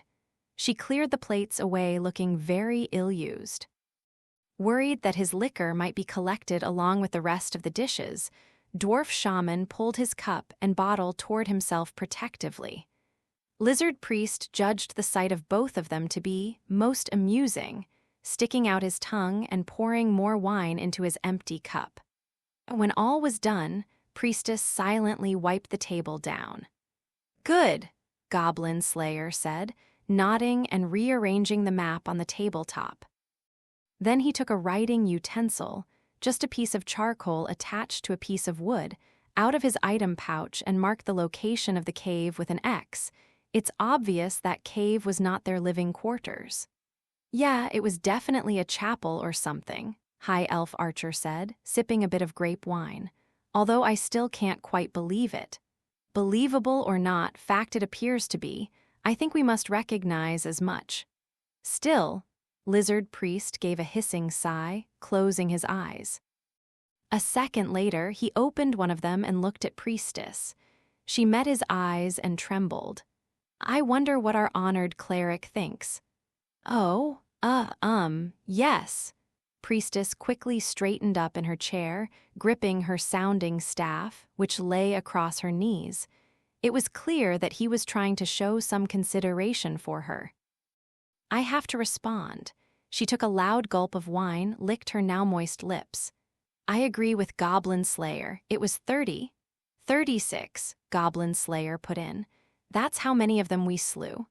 I don't think 36 of them could possibly all sleep there. True, the place didn't seem to have much in the way of food or wine or any of their other favorite things, Dwarf Shaman said. The word goblin was practically synonymous with the word stupid, but that didn't mean they had no brains at all. The reason they had no technology for creating anything was because they tended to consider looting enough to meet their needs. But the same could not be said of the caves they lived in. If they had stolen a house or some ruins, some pre-existing structure, that might have been a different matter. But a cave, goblins, in their own nasty way, would prepare storehouses, sleeping places, and trash heaps. At the very least, one would have expected to find the scraps of one of their great feasts lying around, but the adventurers had discovered no such remains. They had found only that stone altar, a place that seemed like a chapel, and a woman about to be offered up This suggests that their main habitation is elsewhere, Goblin Slayer said, circling on the map a hilltop beyond the mountains. According to the locals, there are some old ruins at some point higher than where we climbed. Chances are very strong that the goblins are based there. Lizard Priest nodded. Do you have any sense what kind of ruins they are? A dwarven fortress. Dwarf Shaman murmured at this mention of his race. He took another mouthful of mead. One of my people's fortresses from the age of the gods, is it? That means a frontal assault would risk life and limb, beard cutter. Shall we try fire? I have a small amount of gasoline, Goblin Slayer said, withdrawing a bottle filled with black liquid from his bag. But I presume the fortress is made of stone. A fire attack from the outside would not set it alight. From the outside, Priestess repeated, tapping a finger against her lip. What about from the inside, then? A fine plan, Lizard Priest said immediately, opening his jaws and nodding. He ran a claw along the sheepskin map, tracing their marching route carefully. Castles infiltrated by the enemy are and have always been vulnerable, but how are we going to get inside? I'm sure we can't just walk in the front door, Priestess said with a sound of distress. At that, though, High Elf Archer's ears stood straight up and she leaned well forward. So you want to sneak into a fortress? She looked positively giddy. She kept murmuring, right, to herself, her ears bouncing in time to her contemplations. Right, this is almost starting to feel like a real adventure. Great. This is an adventure.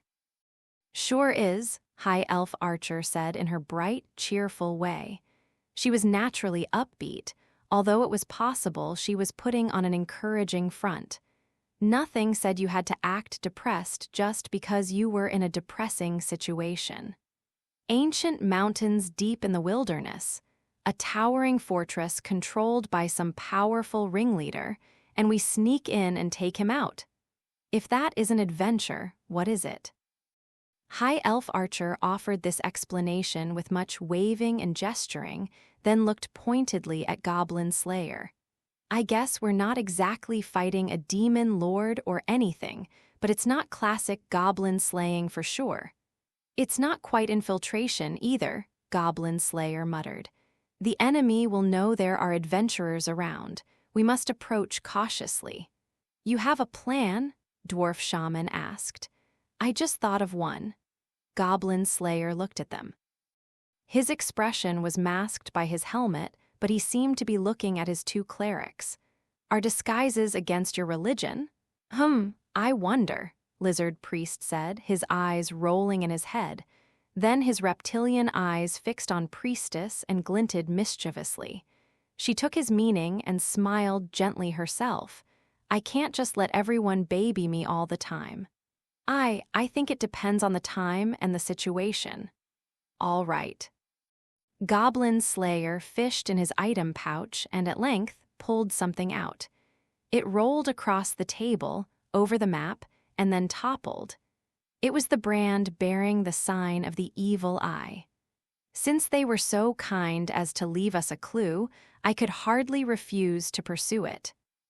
Ha ha, very clever, Lizard Priest said with a clap of his scaled hands. He seemed to understand what was going on. Become a member of the evil sect, very well. Yes, I am a lizardman who serves the dark god. My disciple is a warrior and we are accompanied by a dwarven mercenary. I guess that makes me a dark elf, High Elf Archer said with a cat-like grin. Then she turned to Priestess. I'll have to color my body with ink. Hey, maybe you could put on some false ears. We could be twins. Will I have to color myself too? Suddenly Priestess didn't know where to look. High Elf Archer zipped around her all smiles. It's better than goblin gore, right? I don't think that's saying much. Given the freedom to choose, she wouldn't have picked either of those things. But if it came down to it, Goblin Slayer glanced at the two chattering girls, then turned back to the other men. Lizard Priest narrowed his eyes ever so slightly. They are two fine young women. Yes, Goblin Slayer said with a nod, I know. If he had to do something outrageous or unbelievable to achieve victory, he would. If he had to become depressed or serious in order to fight effectively, he would do it. But the reality was different. Laughter and cheer. The whole party recognized how important those things were. Now then, I suppose we must decide what we will do in the manner of disguise, Lizard Priest said. It would be inconvenient for the goblins to discover we were adventurers, Goblin Slayer said. Whatever else we do, we must change what we're wearing. Fa, Dwarf Shaman said with a cackle, his breath stinking of alcohol. If you don't mind 'em well used, I've got a few outfits. Oh ho, you are a dwarf of many talents, master spell caster. Good food and wine, good music and song, and something beautiful to wear. If you've got all that plus the company of a fine woman, you've got everything you need to enjoy life. He settled back with another cup of the mead in hand and closed his eyes. I can handle cooking, music, song, and sewing on my own. As for a woman, there's always the courtesans in town. Goodness, you've no wife then? Lizard Priest looked rather surprised, but Dwarf Shaman answered, Indeed I don't. I thought I'd spend another 100 years or so enjoying bachelorhood, playing the bon vivant. Lizard Priest chuckled, sticking his tongue out and sipping happily at his drink. Master spell caster, how very young you seem. It's enough to make an old lizard jealous. Ah, but I do believe I'm older than you.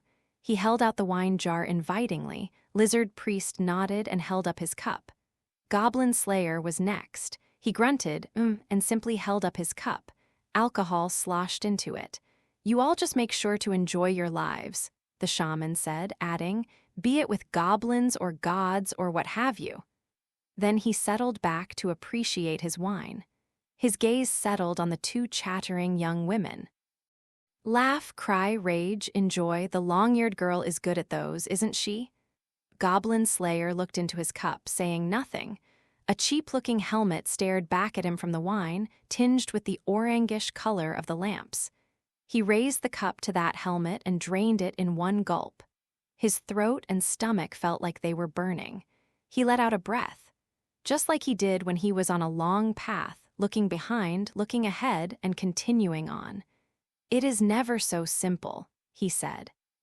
No, I don't suppose it is, the dwarf responded. Is it not? Asked Lizard Priest. I guess you're right. The three men laughed without making a sound. It was only then that the girls noticed them, looking at them with puzzlement. What's up? Asked High Elf Archer. Is something wrong? Said Priestess. Dwarf Shaman waved away their questions, and after giving things a moment to settle down, Goblin Slayer said, Now about the goblins. Aha, so we come to it, Beard Cutter. Dwarf Shaman shook the droplets off his beard and shifted in his seat. I suppose this paladin-like fellow is their leader. That's if he really exists, of course. Yes, Goblin Slayer nodded. I've never fought such a goblin either. The question is just how smart is he? He was able to imitate my devices, at least. Goblin Slayer took the arrowhead out of his bag, rolling it around in his hand. It was stained with High Elf Archer's blood. It gave him a dark feeling. And if we can destroy 36 of them in one expedition, it means our foe is many. So, mean little brains and lots of 'em? Sounds like another day's work with goblins, Dwarf Shaman said. Things at the Harvest Festival had somehow gone in their favor, but that was because they knew the terrain and had made preparations. Even if there were no more enemies than there had been at the farm, the adventurers numbered only 5. Fighting in hostile territory seemed rather unmanageable. Lizard Priest, who had been listening quietly, made a rumble in his throat, then said seriously, And there is one more problem. He struck the floor with his tail, stretched out his arms, and tapped the claw on the newer mark Goblin Slayer had made on the map. Specifically, if we should be so fortunate as to get into the enemy's fortifications, what do we do from there? Ah, about that, Goblin Slayer said. If we do manage to get in, Kriek. No sooner had he spoken than there was a sound of creaking wood. Immediately, the adventurers all reached for their weapons. They held their collective breath. The innkeeper had retired much earlier. Slowly, the creaking became quiet footsteps. Someone came down the stairs, then exhaled. "Goblins!" The voice was strained, almost like a sigh. It came from Noble Fencer, who stood clutching the railing of the staircase, swaying unsteadily. She wore tattered armor over her light bedclothes, and in her hand a silver dagger glittered in the light. Mithril? No, the colors too light. A magical item of some sort, perhaps. Dwarf Shaman found himself squinting at the gleam. To think that it should be something that he, a friend of metal, had never seen. "Then I'm coming too." "No way." High Elf Archer was the first to respond. "We came to rescue you because of the quest your parents posted." She looked into Noble Fencer's eyes with characteristic elven directness. Those eyes were deep and dark, like the bottom of a well, or so they seemed to her. The mention of her parents didn't seem to stir so much as a ripple in Noble Fencer. There was an intake of breath, ever so slight. "Before you put your life in danger again, don't you think you should at least go home and talk to them?" High Elf Archer said. "No, I can't do that." Noble Fencer shook her head, her honey-colored hair shaking. "I have to get it back." Lizard Priest put his hands together in a strange shape, resting his chin atop them. With his eyes closed, he appeared half as if in prayer, half as if enduring some pain. Quietly, he asked, "And what might it be?" "Everything," Noble Fencer answered firmly. "Everything I've lost. Dreams, hopes, futures, chastity, friends, comrades, equipment, a sword, all that the goblins stole from her and took away into the depths of their gloomy hole." "I cannot say I do not understand," Lizard Priest said after a moment, his breath hissing. Noble Fencer was talking about pride, about a way of life. Lizard Priest brought his palms together in a strange gesture. A Naga has his pride precisely because he is a Naga. If he has no pride, he is no longer a Naga. "Jew, just a second," High Elf Archer said. Lizard Priest was so calm and collected, although, come to think of it, he did seem to like combat. The elf's ears had drooped with pity, but now they sprang back up. "Dwarf, say something." "Why shouldn't we let her do as she wishes?" the shaman said. "Gah." Yet another unelf-like sound, she seemed to have an ever-increasing repertoire, came from High Elf Archer's throat. Dwarf Shaman paid her no mind, but, shaking the last drop out of the bottle of mead, said, "Our quest was to rescue her. It's up to her what she does after that. Et tu, dwarf, what if she dies, huh? What then? You might die yourself, or me, or any of us." He drained that final cup and wiped his mouth. "Every living thing dies one day. You elves should know that better than anybody." Well, yeah, but droop went the ears again. High Elf Archer looked around with an expression like a lost child who didn't know what to do next. Priestess met her eyes, and it almost prevented the girl from saying what she said next. She looked at the ground, bit her lip, quietly drank the last of the wine in her cup. If she hadn't, Priestess didn't think she could have gotten the words out. Let's take her along. If she didn't say them, no one else would. If we do, she can't be saved. Without a doubt, there will be no salvation for her. Priestess herself had been that way once. And she suspected, so had he. He Goblin Slayer began, picking his words very carefully. "I'm not your parents, nor am I a friend." Noble Fencer said nothing. "You know what should be done when you have a quest in mind." "I do." "Hey!" But almost before High Elf Archer had gotten the word out of her mouth, there was an unpleasant tearing sound. The golden hair went flying through the air. "Your reward, I'm paying in advance." She took a lock of the hair she had just cut off. She cut another lock with her dagger, another tearing sound, and set it on the table.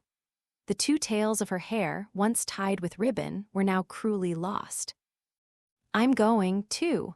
Her hair was brutally short now, her lips drawn back in determination, the very image of someone bent on vengeance. Priestess heard a soft grunt from inside Goblin Slayer's helmet. Goblin Slayer, sir. What can you do? He ignored Priestess's look, instead flinging this question at noble fencer. Without hesitation, the girl responded, I can use the sword and a spell, lightning. The helmet turned, looked at dwarf shaman. Summoning thunder, he said disinterestedly. Very powerful stuff, like a cannon. Very well, Goblin Slayer said softly. Then he asked, you don't mind? The helmet turned toward High Elf Archer, who was looking at him beseechingly. Now she averted her eyes, she clutched her cup with both hands and looked at the floor. Finally, she rubbed the outer corners of her eyes with her arms and looked up piteously. She said only, if you're all right with it, Orkbolg. Good. Goblin Slayer rolled up the map and stood. It was clear what had to be done. It was the same thing that always had to be done, always and everywhere, no matter what. It was what he had done for the past 10 years. Then let us go goblin slaying. Yikes, cold, it's cold. Despite her yelp, Cowgirl looked quite happy as she pushed open the door of the guild. There's even snow falling. It's winter, all right. With those words, she came into the guild's waiting area, brushing the white powder off her clothes. The few adventurers inside were sitting on the long bench, warming themselves by the fire in the hearth. The small number was partly down to the time of day, and partly to the simple fact that not too many people wanted to go adventuring in winter. It was cold, it wasn't easy to camp out, there was snow, it was dangerous, and oh yes, it was cold. Stories spoke of barbarians from far beyond the northern mountains who were not the least bothered by cold like this, who claimed that this was the season when weak civilized peoples clung to what was warm. As Cowgirl walked through the balmy room, she let out a breath. Most adventurers, eager for money as they were, saved up from spring through fall so that they could pass the winter without working.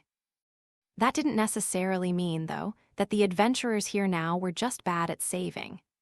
Adventurers might rest in the winter, but non-praying characters didn't. Goblins, fallen spirits, and monsters were still abroad. Then, too, there were ruins whose gates opened only in the season of snows, and hidden treasures to find. Those undergoing harsh training, explorers, or adventurers of races not susceptible to the cold didn't stop their work simply because it was winter. In fact, a dearth of adventurers meant more quests to go around during the winter, something of which we've spoken before. It certainly is winter indeed, said Cowgirl's friend Guild Girl, picking up on the words the farmer had muttered to herself. Cowgirl made a sound of puzzlement to see her friend looking out the window with a melancholy gaze, her chin on her hands. What's wrong? She asked. Someone passed her a menu as she spoke. Nothing, Guild Girl said with an enigmatic smile. I was just watching the snow come down. Oh, drawn by the remark, Cowgirl looked out the window as well. It might be easy to miss if you were out in the middle of the swirling stuff yourself, but from inside this room it was genuinely beautiful. Soon, the fluffy flakes would cover the town in white. I hope he's okay. Guild Girl was only whispering to herself. She didn't say who she hoped would be okay, or what he was doing that put him in danger. It didn't stop Cowgirl from putting a hand to her ample bosom and whispering, he'll be fine.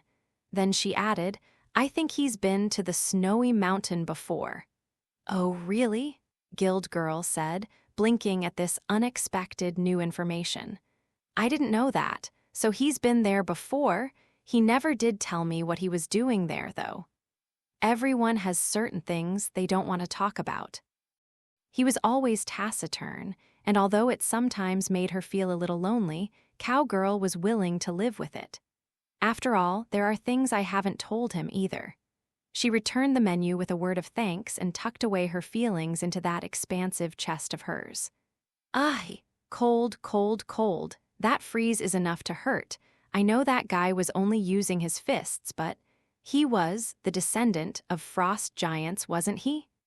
That fight was too long and altogether too painful. The door of the guild opened, two familiar faces entering along with a gust of wind. One of the adventurers was a handsome man with a spear leaning on his shoulder, the other a witch whose outfit left little of her generous figure to the imagination. They shook off the snow in the doorway, then Spearman, his hair carefully coiffed, breezily approached Guild Girl. "Ah, you always get back before he does," Guild Girl said, sighs mingling with her pasted-on smile. "I'm glad you're safe, of course." Cowgirl got to her feet. "Good luck with work." "Thanks, I'll work my hardest." There was a pause then. "I don't hate him, you know. He's just not my favorite," she whispered, and Cowgirl smiled at her. "I think everything will work out fine." "How do you mean?" "He'll be back before we celebrate the passing of the year." "I'm sure of it." I did not agree to this. Ha ha ha ha. The next morning, High Elf Archer was traveling down the mountain path enclosed in a wooden cage. Priestess was beside her, smiling awkwardly. Both of them were dressed in rags. The elf's long ears were twitching angrily. She grabbed the bars of the cage and gave them a rattle. The pole that ran through the top of the cage so that it could be carried was, like their outfits, all part and parcel of making the prisoners look realistic. Why do we have to be the spoils of battle? Because I and the others never would be.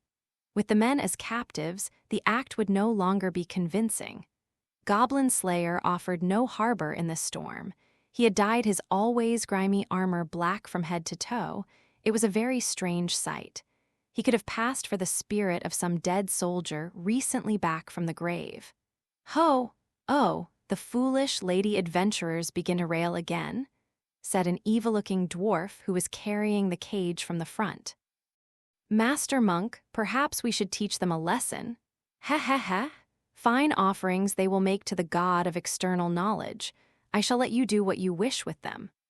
The response came from a dark lizard monk who walked ahead, smiling maliciously. He had been quite enthusiastic ever since his disguise had been prepared, and he had painted his face and scales, using pigment to cover them in uncanny patterns. High Elf Archer bit her lip with a growl and changed targets. "Hey, you know it's okay to be a little angrier." "Oh, I think I've sort of gotten used to this kind of thing." Priestess, sitting in one corner of the cage hugging her knees, smiled in defeat. The expression, combined with her willowy body and delicate beauty, made her look the very picture of a prisoner. A fine performance. Of course, the real problem was that it wasn't a performance at all. The cage had one other inhabitant, someone who hadn't said a word. It was Noble Fencer. She, too, sat in a corner of the cage with her legs drawn up to her chest, whence she stared into space and didn't move a muscle. Her fair skin, however, had lost its luster. Her rose-tinted lips had turned blue. Priestess came over to her slowly, moving on all fours. Aren't you cold?" "I'm fine," Noble Fencer said simply. Normally, that might have been enough to deter Priestess, but this time she only giggled a little bit. It was a better response than "sure" or "I see" or "is that so?" or "all right then." She thought back to how he had been when they first met. He wouldn't have offered more than one of those. "Me, I'm cold. So I'm going to keep close to you, okay? Do what you want." Noble Fencer looked away pointedly. Priestess nodded, even though the fighter couldn't see her, then drew her knees up like the other girl. The snowy path seemed very long. The cage swayed back and forth in the blizzard. They were marching toward the fortress that towered upon the snowy mountain. It was not something that would be easy or pleasant for the women to reach on foot. So, were they trying to be kind by making us play prisoners? There was insensitive, and then there was insensitive, Priestess thought, holding gently to Noble Fencer's shoulders. "Hachu!" Someone gave a dainty sneeze from the cold. She tried to cover her red face with her mouth, but it was too late. The elf's sharp ears had picked up the direction of the sound, in which she now looked with a grin. Noble Fencer was staring at Priestess in a way that was not very ladylike. I couldn't help it. It's cold out." "Yes." It is, noble fencer muttered, but there was a hint of a smile at the edges of her lips. Priestess was sure of it.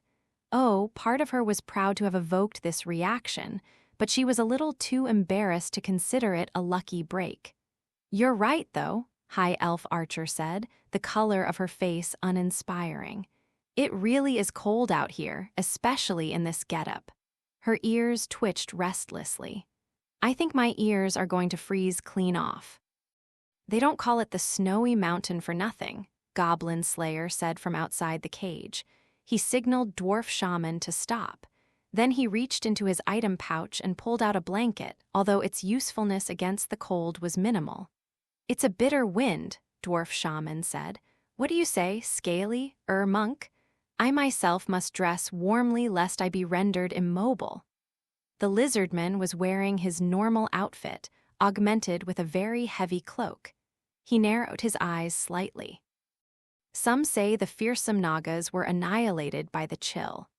Racial weakness, eh? No helping it, then. What say we get a fire going and warm our bones? Dwarf Shaman reached into his bag of catalysts for a flint, along with 1 or 2 large stones. Dancing flame, salamander's fame, grant us a share of the very same. No sooner had he intoned the words than the stones in his hand began to glow gently from within. The casting of kindle consumed one of his spells, but none of them considered it a waste. The stones won't burn, just warm up, so, yipes, hot, it's a good compromise. I've got some very bad memories of that spell, High Elf Archer said, reflexively covering her leg. Dwarf Shaman snorted. If you don't like it, I don't have to give you one. Shortly thereafter, the rocks were nicely heated. Dwarf Shaman wrapped them in cloth with a practiced hand and placed them in the cage. Even High Elf Archer, who had looked none too pleased just a moment before, accepted a stone, blinking. Thanks, you're pretty considerate for a dwarf. Thank you, Priestess said. Each of the 3 had her own reaction. Dwarf Shaman simply thumped his belly with a tease nothing, causing High Elf Archer to sigh. You could stand to be a little more open about your feelings, the dwarf said. Still and all, Beard Cutter got anything for us? I had intended to wait until we arrived at the castle, but he grabbed a handful of something in his item pouch and pulled it out easily. He tossed it into the cage, where Priestess caught it. In her hand were several small rings, each set with a blue gem. Those rings have the breathe spell sealed inside, Goblin Slayer said calmly. This was a spell that would allow one to breathe freely. About the only spell caster Priestess could think of who might be capable of doing such tricks as this was witch, even if the thought of the buxom magician made Priestess keenly aware of her own all-too-thin body. She put that aside and said, Goblin Slayer, sir, if you're giving us rings to breathe underwater, does that mean? In the back of her mind, Priestess pictured those ruins they had visited, the ones ruled over by an ogre. Goblin Slayer had used a scroll inscribed with the gate spell to launch a high-pressure jet of water transported from the bottom of the sea toward the monster. Of course you have that, Priestess said. The rings won't work for long, Goblin Slayer said sharply. But they will help take the edge off the cold, even out here in the snow. Awesome, why didn't you say so sooner, Orkbalg? High Elf Archer clapped her hands, flicked her ears, and with a great show of joy put the ring on her finger. She said. To all appearances, it was true that the ring helped. With the cold, perhaps it made sense of a sort. Snow was just frozen water after all. The ring alone doesn't do that much, but combined with the dwarf stone, I'm pretty warm, the elf said. Let me try then. With a good deal of reluctance, Priestess put on her ring. The moment she did so, the chill was blunted all around her body as if she had buried herself in a blanket. Oh, she exclaimed involuntarily. This is amazing, isn't it? High Elf Archer said, closing her eyes and looking as proud as if she had come up with the rings herself. Dwarf shaman, listening to this, snorted out a laugh. "Hey, what?" grumbled High Elf Archer, pouting. "Goodness," Priestess sighed and looked at Noble Fencer just beside her. She was met with a forceful gaze and icy eyes. "Here, why don't you try a ring, too?" "I don't need it," Noble Fencer replied, shaking her head so hard her golden hair quivered violently. "I'm not cold." "Come on, how can you say that?" Suddenly, Priestess remembered the younger girls at the temple. It was the sort of thing that they would have said pointedly, whatsoever their reasons, when they went out in winter in only the thinnest vestments, even as their noses dripped with snot. Gently, Priestess took Noble Fencer's hand. As expected, it was freezing cold. "Here, I'll help you put it on." "I told you I'm not a chew," she sneezed, then quickly looked away from the surprised Priestess. "I'm not cold." Sure, Priestess struggled to suppress a laugh. "I'll make sure everyone knows, but I'm still going to put this ring on you." HRM? And so, no longer taking no for an answer, Priestess slid the ring onto the fighter's finger. The blue stones glittered on the girl's hands. "Heh, guess I can't run away anymore now that I'm wearing this." Even High Elf Archer seemed to be getting in on the fun, giggling as she spoke. Noble Fencer remained silent and sullen, paying the others no mind, but the three of them stuck close to the warm stones. The warming effect granted by their rings with the pretty blue stones might not last very long, but the rings themselves would be left over. "Hey-o, girls, that's enough chit-chat. Back to looking frightened." Dwarf Shaman tried to look as menacing as he could in hopes of encouraging them in their act. "Come on, Dwarf, you don't have to spoil the moment." "Moment? Speak for yourself, Long Ears." What kind of slaves show up laughing and gossiping? When he put it that way, she couldn't very well argue. High Elf Archer pursed her lips in annoyance but went quiet. "Take the lead," Goblin Slayer said. "My night vision is too poor." In fact, it would be quite unusual for an agent of chaos to carry a torch. Goblin Slayer took the pole of the cage on his shoulder, now following Lizard Priest. "Leave it to me. Best you follow closely, my wandering knight." With a hissing, throaty chuckle, Lizard Priest moved forward in somber strides. The great black gate of the fortress was nearly before them, impossible to miss against the snow-white mountain. "Section, we request entrance." Lizard Priest's booming voice could be heard even over the howling of the blizzard. A dragon's roar indeed. There was no way the fortress's inhabitants could have missed him. "Your visitor is a servant of the god of external knowledge, a priest of the eye of the green moon." "Brothers, will you not open this gate to me?" Lizard Priest was, in fact, a cleric, and one who had applied himself long and diligently enough to rise to silver rank. He had the bearing to pose as a high-placed member of any religion. As the last echo of his voice vanished into the storm, Dwarf Shaman nudged Goblin Slayer with his elbow. "Hard to believe he's just acting, eh? I don't think the little girl would quite have been up to it." "True. Given how scantily clad shrine maidens of the evil gods tend to be, it might have been interesting, though." "Is that so? What's this? I thought you liked her display at the festival. Don't you want to dress her up?" "I'm not interested." The two spoke quickly and quietly, facing forward so they would still seem to be faithful disciples of Lizard Priest. After a moment, Dwarf Shaman said, "I wonder if this goblin paladin or whatever is strong. What do you think, Beard Cutter?" "I don't know," he murmured, "but we should operate on the assumption that he's stronger than us." "You mean so that whatever the reality is, we'll be prepared?" "Yes. I suppose if we assumed he was a fool and he got the drop on us, that would only prove we were foolish." Goblins were stupid, but they weren't fools. Such had always been one of Goblin Slayer's most important tenets. He nodded wordlessly at Dwarf Shaman. There was no response to Lizard Priest's summons. The gate remained shut fast, the only answer the crying of the wind.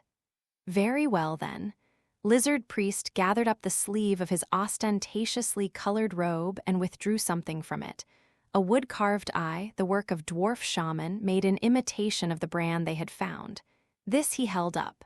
The blue eye of the god of external knowledge looks upon you. Brothers, those who share in knowing, open now this gate.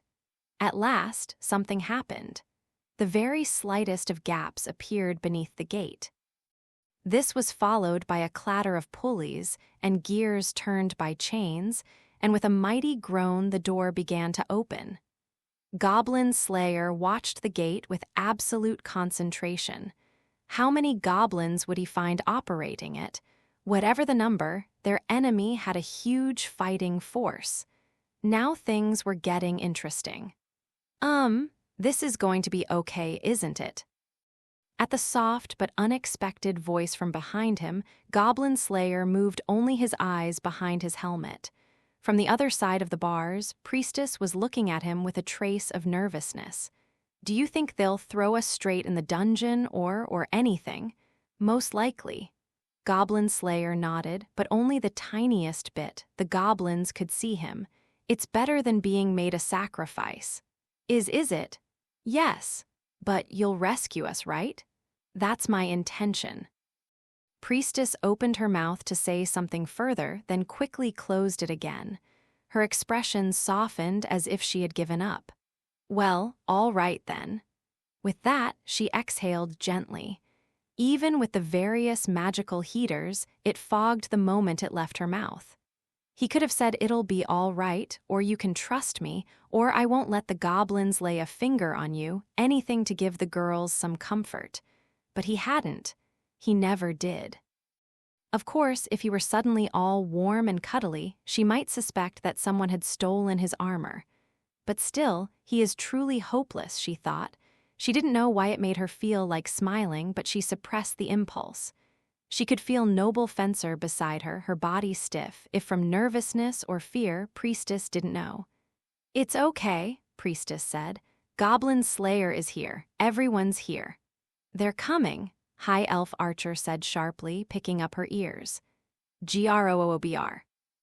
The creature that appeared was small beside the gate it emerged from, and its yell was slight compared with that of Lizard Priest.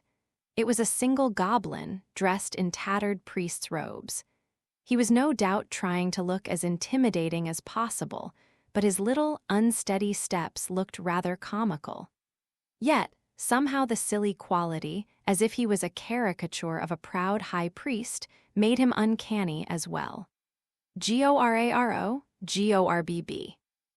The goblin stopped in front of Lizard Priest and gestured imperiously, waving his hand and screeching something. Lizard Priest, still holding up the holy sign, nodded gravely along. Goblin Slayer and Dwarf Shaman kept their heads bowed like good disciples, silent and without talking. What's he saying? High Elf Archer whispered to Priestess. No idea, she murmured back, shaking her head. How was she to understand the goblin language?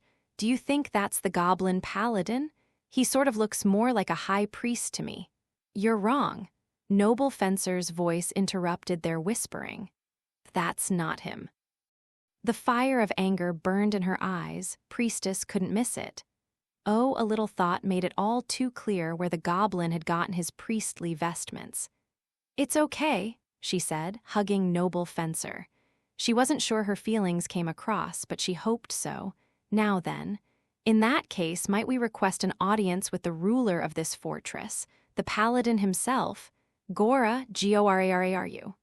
Oh, these are my 2 faithful servants, and these others my gift. Lizard Priest made a sweeping gesture that encompassed the cage. He looked truly lordly. We managed to capture a few pathetic adventurer girls, one of whom, I might add, already bore the mark of an offering. ORRRG, GAROOM. Ah, very much so, I understand. Lead us to the prison. We must cut off their limbs so they don't escape. The goblin priest nodded, and with a gesture that was a comical imitation of Lizard Priest's own, motioned the party inside. Naturally, Lizard Priest didn't understand goblin speech any more than the rest of them did. But their language often sounded like a child throwing a tantrum, and the meaning was generally about the same. I want that. Gimme, he did it. It's his fault. What to do then?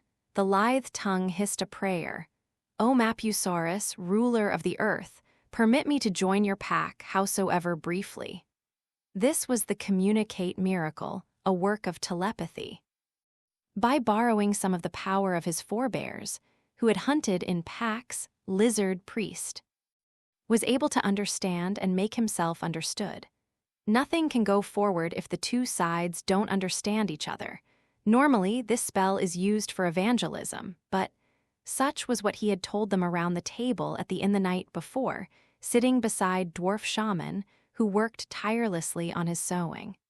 I suspect it will be necessary for us at some point to learn a few words of the goblin tongue. That had been Goblin Slayer's very serious response. And now, phew. Looks like it worked somehow, Dwarf Shaman said. We are still only through the gate. Don't let down your guard. You don't have to tell me twice. The dwarf let out a short breath. Goblin Slayer shot him a look, then took in their surroundings. Goblins. They were in the courtyard of an old castle. Once upon a time, a spring had delivered water to the area, and banquets had perhaps been held in this marble plaza. But now the spring was dried up. The place was covered in snow. All signs of grass and trees vanished from the garden, any sight of knights or nobles long since past. Now it was the province of goblins, and as such, it had become a waste heap caked with blood and filth. This is a dwarven fortress from the age of the gods. Look what's become of it. For someone who loved adventure and the unknown as much as High Elf Archer did, this pained whisper was understandable. They have no idea how valuable this is. Look at them all, though, Priestess said, biting her lip in an attempt to suppress the tremble in her voice. We have to do something about this. It was a stroke of good luck that the goblins saw them only as pitiful offerings.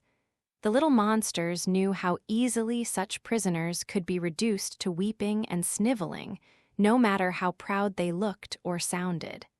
The goblin horde numbered well beyond the dozens.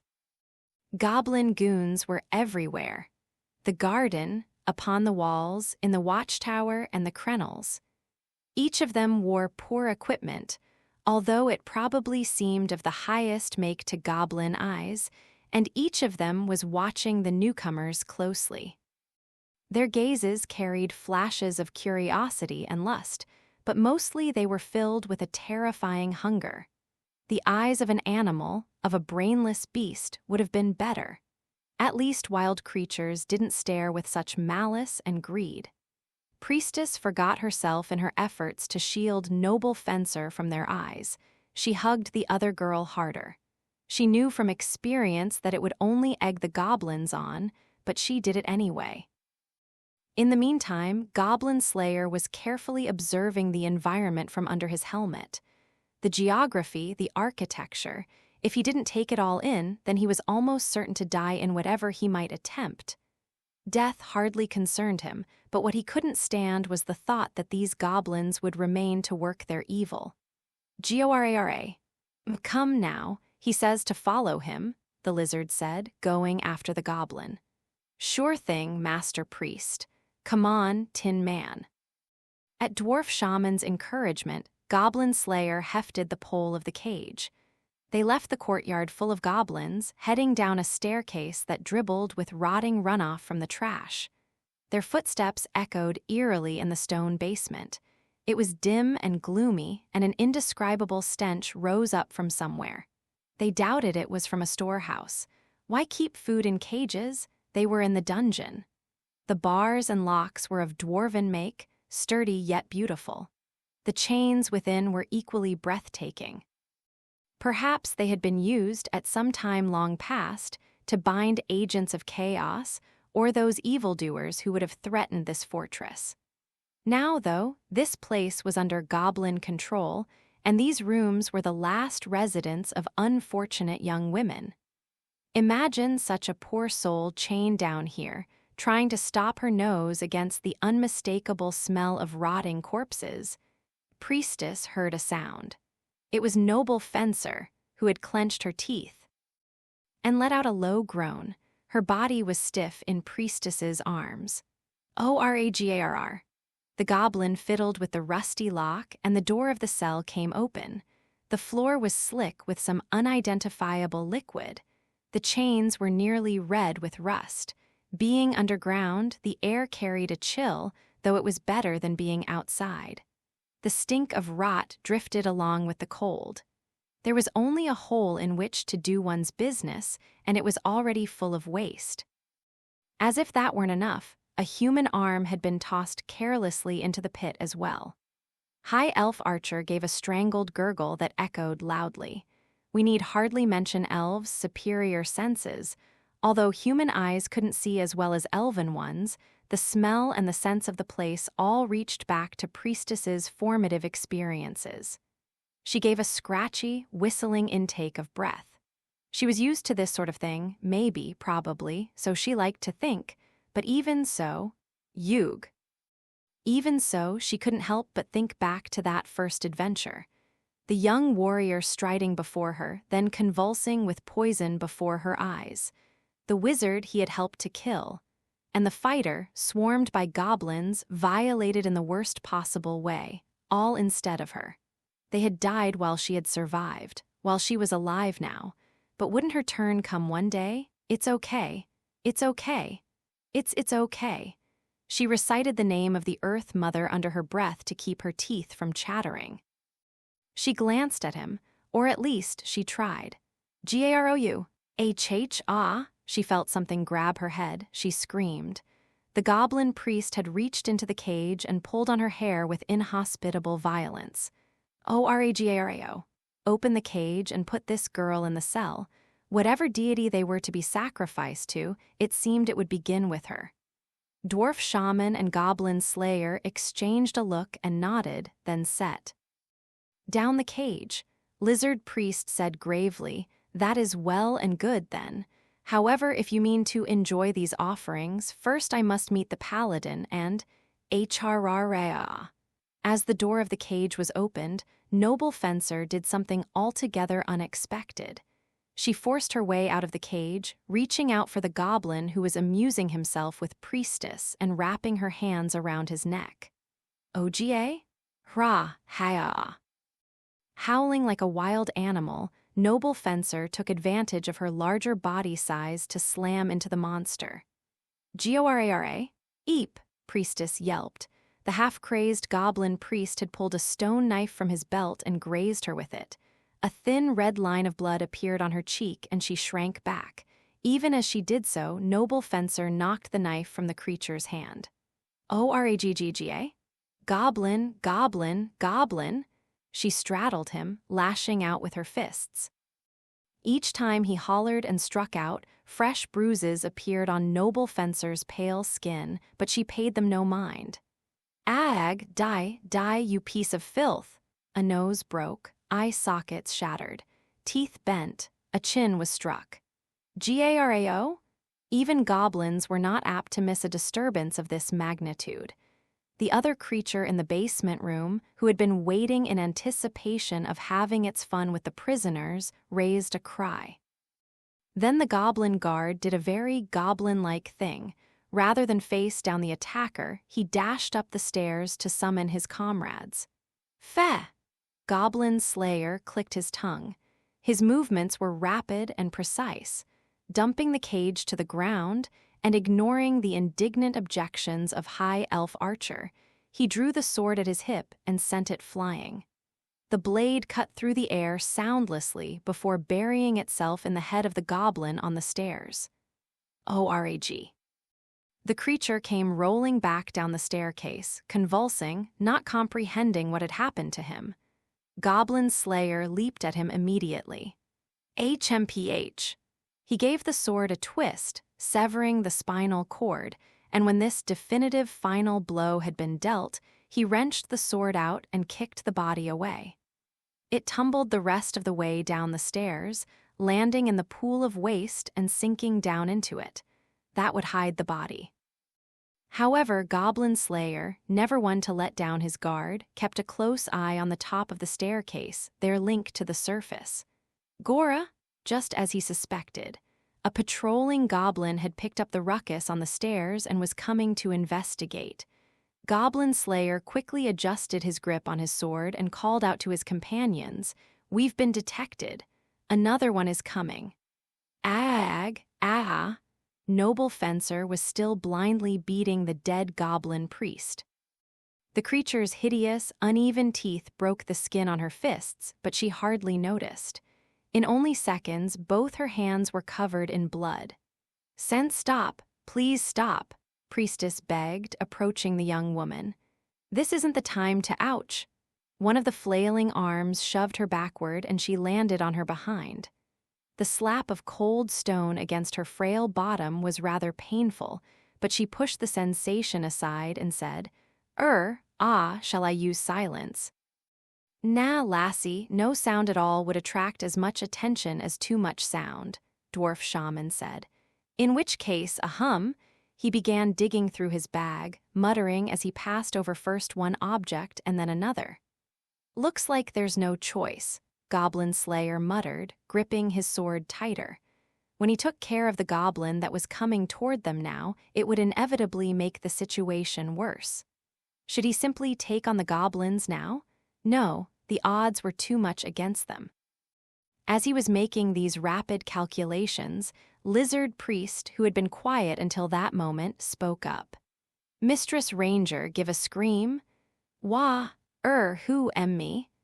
High Elf Archer, who had been trying to stop Noble Fencer, was caught off guard by this sudden summons, her ears bouncing in surprise. Lizard Priest slapped his tail against the ground in irritation. There was a note of anger in his voice as he said, "Do as I ask and scream. We haven't any time." "Why, yeah, sure, okay. A scream, a scream." She took a deep breath through her well-formed lips, opened her mouth, and "En-nuo, stop, stu-woo-wop." Her voice was so clear and piercing it could have cut thread.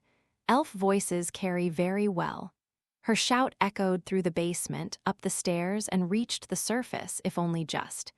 Gora. The goblin near the top of the stairs seemed to grasp what was going on. He stopped, picturing the brutalized woman. He made a vulgar gesture and glanced at Goblin Slayer where he stood on the stairs. "Gora, are you?" Goblin Slayer shrugged, and the goblin gave an ugly laugh and a dismissive wave of his hand. "You'll be by later, is it?" Goblin Slayer stared at the creature as it walked away, the disgusting smile still on its face. They had managed to buy back a small measure of the time they had wasted. He wouldn't squander it again. The original plan had been to take the sacrifices to the master of the fortress for inspection. If there was going to be a chance to take out the goblin paladin, if such a thing existed, that would most likely be it. But the plan was in tatters now. "Well, I expected as much," Goblin Slayer muttered dispassionately as he closed the door, put in the blocks, and then went back down the stairs. The guard's body had floated back up to the top of the waste pool. Without hesitation, he kicked it down again. He looked over to where Noble Fencer was still pummeling the corpse of the goblin priest. "Bring that goblin over here, too. It isn't much, but we'll hide him." The heavy slap of struck flesh had transformed into a watery splorch. "Come on, stop already," High Elf Archer said, tearing Noble Fencer off the corpse. She grabbed the girl by the shoulders and pulled, throwing her body weight into it. She might have looked delicate, but such was the difference in strength between a silver and a porcelain rank that she managed to dislodge the warrior. "Excuse me, but what do you think you're doing?" High Elf Archer demanded. "I thought we explained how this was going to go." Noble Fencer, now sprawled on the dirty floor, regarded the archer with dark eyes. "I have to kill the goblins." "Aw, man." It was no use trying to convince her otherwise. High Elf Archer pursed her lips, making her displeasure plain. Her ears stood up in annoyance amidst her disheveled hair. That unpredictability was what she liked best about humans. She had to admit she even enjoyed complaining about all of Orkbog's strange decisions. At least sometimes. Just a little bit. The adventurer who sat before her, both hands covered in blood but nonetheless a serene expression on her face, was different. How she was different, High Elf Archer couldn't exactly say, but she found it unmistakable. That's why I was against this. I'm just glad we got away without suddenly having to let off a spell, I guess, Dwarf Shaman said, sighing and shaking the wine flask at his hip.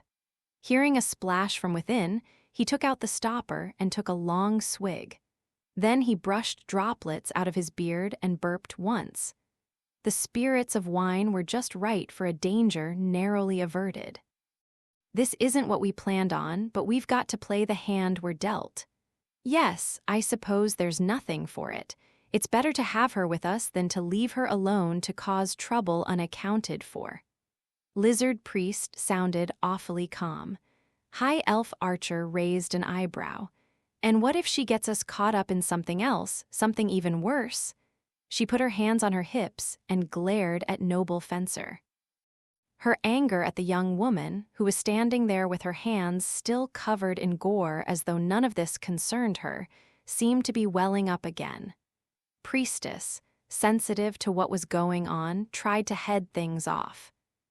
Calm down, just please stay calm. This isn't the time to be getting angry. You should be the angriest of all. Wah! High Elf Archer suddenly stuck out her hand and brushed Priestess's cheek. The girl winced involuntarily at the stinging pain. Goblin weapons might be crude, but a blade was a blade. The red line along her cheek was still dribbling blood. She decided to launch a surprise attack, and you're the one who paid for it. Priestess's eyes flickered. She pressed her small hand to her cheek. I'm fine, she insisted. After some consideration, the expression she settled on was a smile, one that said she could deal with a little scratch. Her brave face only seemed to infuriate High Elf Archer further. You're not fine, you're hurt. At least, yes, at the very least, that adventurer could apologize to Priestess. High Elf Archer reached out as if to grab Noble Fencer, who stood staring into space. Calm down. Orkbulg, and found a grimy gauntlet stopping her. The smallest of tears seeped out at the edges of High Elf Archer's eyes. It was her agitated emotions that were to blame. She couldn't be calm just because they told her to. But she said she'd come with us, and now look, High Elf Archer said petulantly, pointing at Noble Fencer. She just wanted to make herself understood. But Goblin Slayer shook his head. I'm telling you to calm down. He grabbed the murdered goblin and dragged him, robes and all, into the pool of waste. With a disgusting sound, that corpse too sank into the muck. Goblin Slayer looked away from High Elf Archer, whose shoulders were heaving with her angry breath. Hey! Oh, why yes, Priestess said, quickly straightening up. Start by attending to yourself, then give her first aid. That hand will rot. There was a moment's silence, followed by a grunt. Goblin Slayer seemed to be weighing whether to go on. Then, there will be a scar as well. Sure, should I use a potion? Start with herbs. Priestess nodded with a yes, sir, then pattered over to Noble Fencer. Antiseptic and pain-killing herbs wouldn't have the dramatic effects of a potion, but they were still tried and true. Goblin Slayer made sure Priestess had applied the ointment to her cheek correctly, then he nodded. Sorry for the trouble, but please check whether there are any survivors among the prisoners. On it. Dwarf Shaman took another swig of his wine as he answered. He was always quick to respond to a call. Come with me, Scaly. I'm going to need help if I have to drag anyone out of any cells. Ha ha ha ha ha. Yes, conventional wisdom does hold that spell casters are physically weak, doesn't it? Lizard Priest said. Just a little joke. A way of fighting back against the oppressive atmosphere of the prison. Touching the tip of his nose with his long tongue, Lizard Priest said to Goblin Slayer, I presume you do not mind if we tend to the injuries of any wounded we find. Save your miracles, Goblin Slayer replied. No matter what you do, there won't be any prisoners in good enough condition to join the battle. Indeed, A point well taken, the lizard said, making that strange gesture with his hands. As he departed, he whispered, I understand your feelings, but perhaps this time emotion should be left for later. The elf's ears picked up on his murmur. I don't think it's enough to just say we had no other choice and let this slide, she said after a pause, her face in a pout.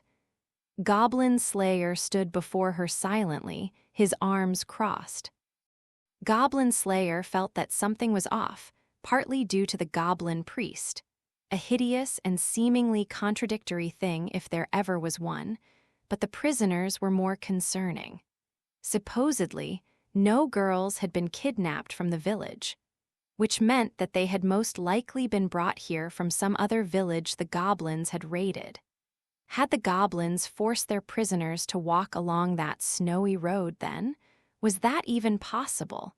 How large an area were the goblins operating in? And was it this goblin paladin leading them? I don't like it, Goblin Slayer said. He had been talking to himself, but High Elf Archer replied sulkily, You're telling me. Then, making no effort to hide the unhappy twitching of her ears, she stared into his mask and said, Why did you bring that girl along? The helmet left his expression as unreadable as ever, but he answered dispassionately, Because we need her. Oh, we do we? The ranger said, spitting out a little mocking laugh. Well, maybe you should give her a spanking then. Whatever the case, if we don't get out of here, we won't be able to return home. And, he added, as calmly as always, there are goblins to slay. We've taken on the challenge, we will either succeed or we won't. This isn't the time to be talking like that. I know. But I do believe me, I know. His voice sounded uncharacteristically tired. High Elf Archer suddenly found she couldn't speak. Orkbalg, she mouthed silently to him. Maybe the word didn't reach him. He slowly let out a breath. I'll stand guard. Once you're done checking the prisoners and helping anyone you can, get your equipment ready. Here, that's right. I don't think you'll manage much fighting dressed that way, he said to the elf. Specifically, in a basement prison surrounded by waste and rot and corpses. High Elf Archer muttered her agreement. She pressed a finger to her brow as if forcing back a headache. Just to make sure I'm clear on this here. That's right, and you want us to change our clothes. That's right. Arg, for crying out loud. Orkbalg hasn't changed a whit, has he? Excuse me, the archer said with a sigh, but elves have this little thing called modesty. If it bothers you, use this as a curtain. Urga? You. He had grabbed a blanket from the cage and tossed it at her. It landed over her head. High Elf Archer's expression of anger slipped for just a second. She quickly tried to get it back, but it was too late. Goblin Slayer already had his back turned anyway. High Elf Archer set about tying the blanket securely around her neck, then changing her clothes underneath it. She couldn't help feeling pathetic. She gleefully discarded the dirty rags she had worn in her guise as a captive adventurer, replacing them with her usual hunter's garb. She put on her armor to keep her safe in battle, slung her bow across her back, and as for her underwear, well, forget it. She didn't understand why anyone would bother with it anyway. Oh, man. What am I even angry about? This wasn't like her. It wasn't like her at all. She slowly felt her anger ebbing away. High Elf Archer paused, mystified, as she inspected her armor. Orkbalg had given her the cold shoulder, and yet she was hardly even upset about it. Partly it was because she was used to it by now, but if that were all, I wouldn't care about him ignoring me when it came to her either. HRRM? High Elf Archer's ears quivered thoughtfully as she considered this riddle. So there's something different when it comes to her and Orkbalg. What could it be? How was it different? She turned these thoughts over and over in her mind until they threatened to stir up a whirlpool. She still didn't find an answer. What came to her instead was the one word the two of them seemed to share. Goblins. Goblins, goblins, goblins, goblins, goblins, goblins. High Elf Archer found herself trembling. The word resounded in her mind like a curse. Ah, sheesh, this just isn't good.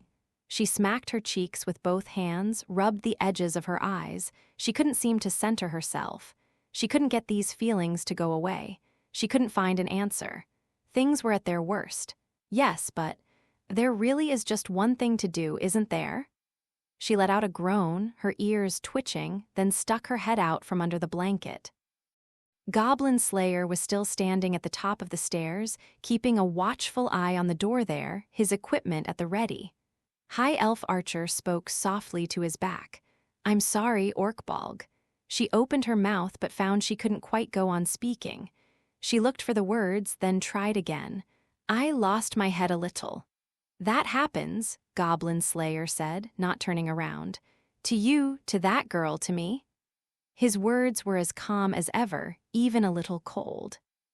High Elf Archer found her cheeks nearly relaxing into a smile. "Even you, Orkbolg?" "That's right. I don't think I've ever seen it." "Is that so?" "It sure is."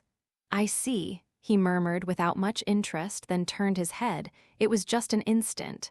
High Elf Archer remembered something Priestess had told her once. How when he was thinking, when he was about to say something, he would go silent. "I'll tell everyone else," he said quietly, "if you think I should." High Elf Archer poked a hand out from under the blanket and gave a reassuring wave as if to say, "It's okay." "Nah, I'll tell them myself." She paused, then said, "Thanks." She pulled the blanket aside with a flutter, glad that the motion hid her face at that instant, hid the gentle smile that had crept onto it. "You're surprisingly considerate, Orkbolg." "Is that so?" Goblin Slayer murmured. Then he said, "Do it quickly. I want the other girls to change as well." Yeah. She couldn't see his face, and yet High Elf Archer thought she knew what his expression was. That was enough for her. Section, nobody there. All right. When High Elf Archer popped her head back inside the door and delivered her report, the party quickly moved out of the basement prison. The nauseating smell of goblin is not a pleasant thing. The stone castle was not a great deal less rank than the underground room, but somewhat, and Priestess took deep, grateful breaths. "Is it really okay to leave those people there?" she whispered. "Safer than bringing them to stumble along behind us, I can only think," Lizard Priest said. Fortunately, or perhaps, as it were, unfortunately, they found several captive girls, wasted but alive. They had freed the young women, but as Lizard Priest said, it was impossible to bring them along. And as important as he knew time and miracles were to the party, the fact that they had been unable even to heal the young women. "We have to get back there and help them as soon as we can," Priestess said, looking back regretfully. "Right now I'm wondering if we can even help ourselves," Dwarf Shaman muttered, feeling his way along the stone wall. He was the one leading the party along. The stone fortress had no chinks or cracks, truly the work of dwarves. When pitted against some attacking bandits, the work of those craftsmen was going to tell. The party walked along in formation now, with High Elf Archer scanning for enemies and Dwarf Shaman charting the way forward. "Anyway, Beard Cutter, where do you plan to go? Are we heading for the main keep?" "No," Goblin Slayer said, shaking his head. "It's still too early to attack the enemy leader." Noble Fencer shivered at the calm declaration. To prevent any repeats of her earlier outburst, she was now second from the last. Priestess stood with her. Ever since receiving High Elf Archer's brief but heartfelt apology, Noble Fencer had said very little. "Never seen a blade quite like that," Dwarf Shaman had said to her. "It looks like quite a piece of work, but what's that metal?" Then, and only then, she had murmured in response. "Aluminum."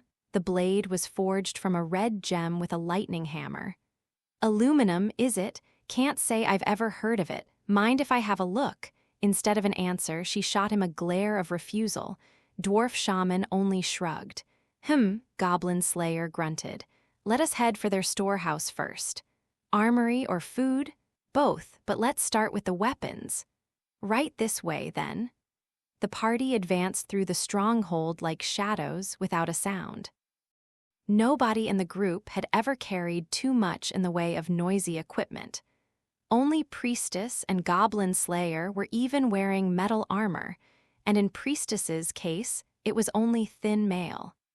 Goblin Slayer was wearing mail along with his leather armor. The only sounds in the corridor now were the shushing footsteps of fur boots, and each of them breathing. The adventurers brought their formation together so that they were walking in a line.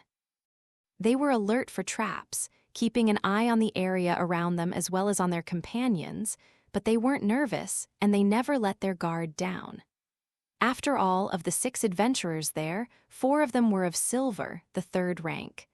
Navigating labyrinths came as naturally to them as breathing. "Something's coming," High Elf Archer said, stopping where she stood with her ears bobbing.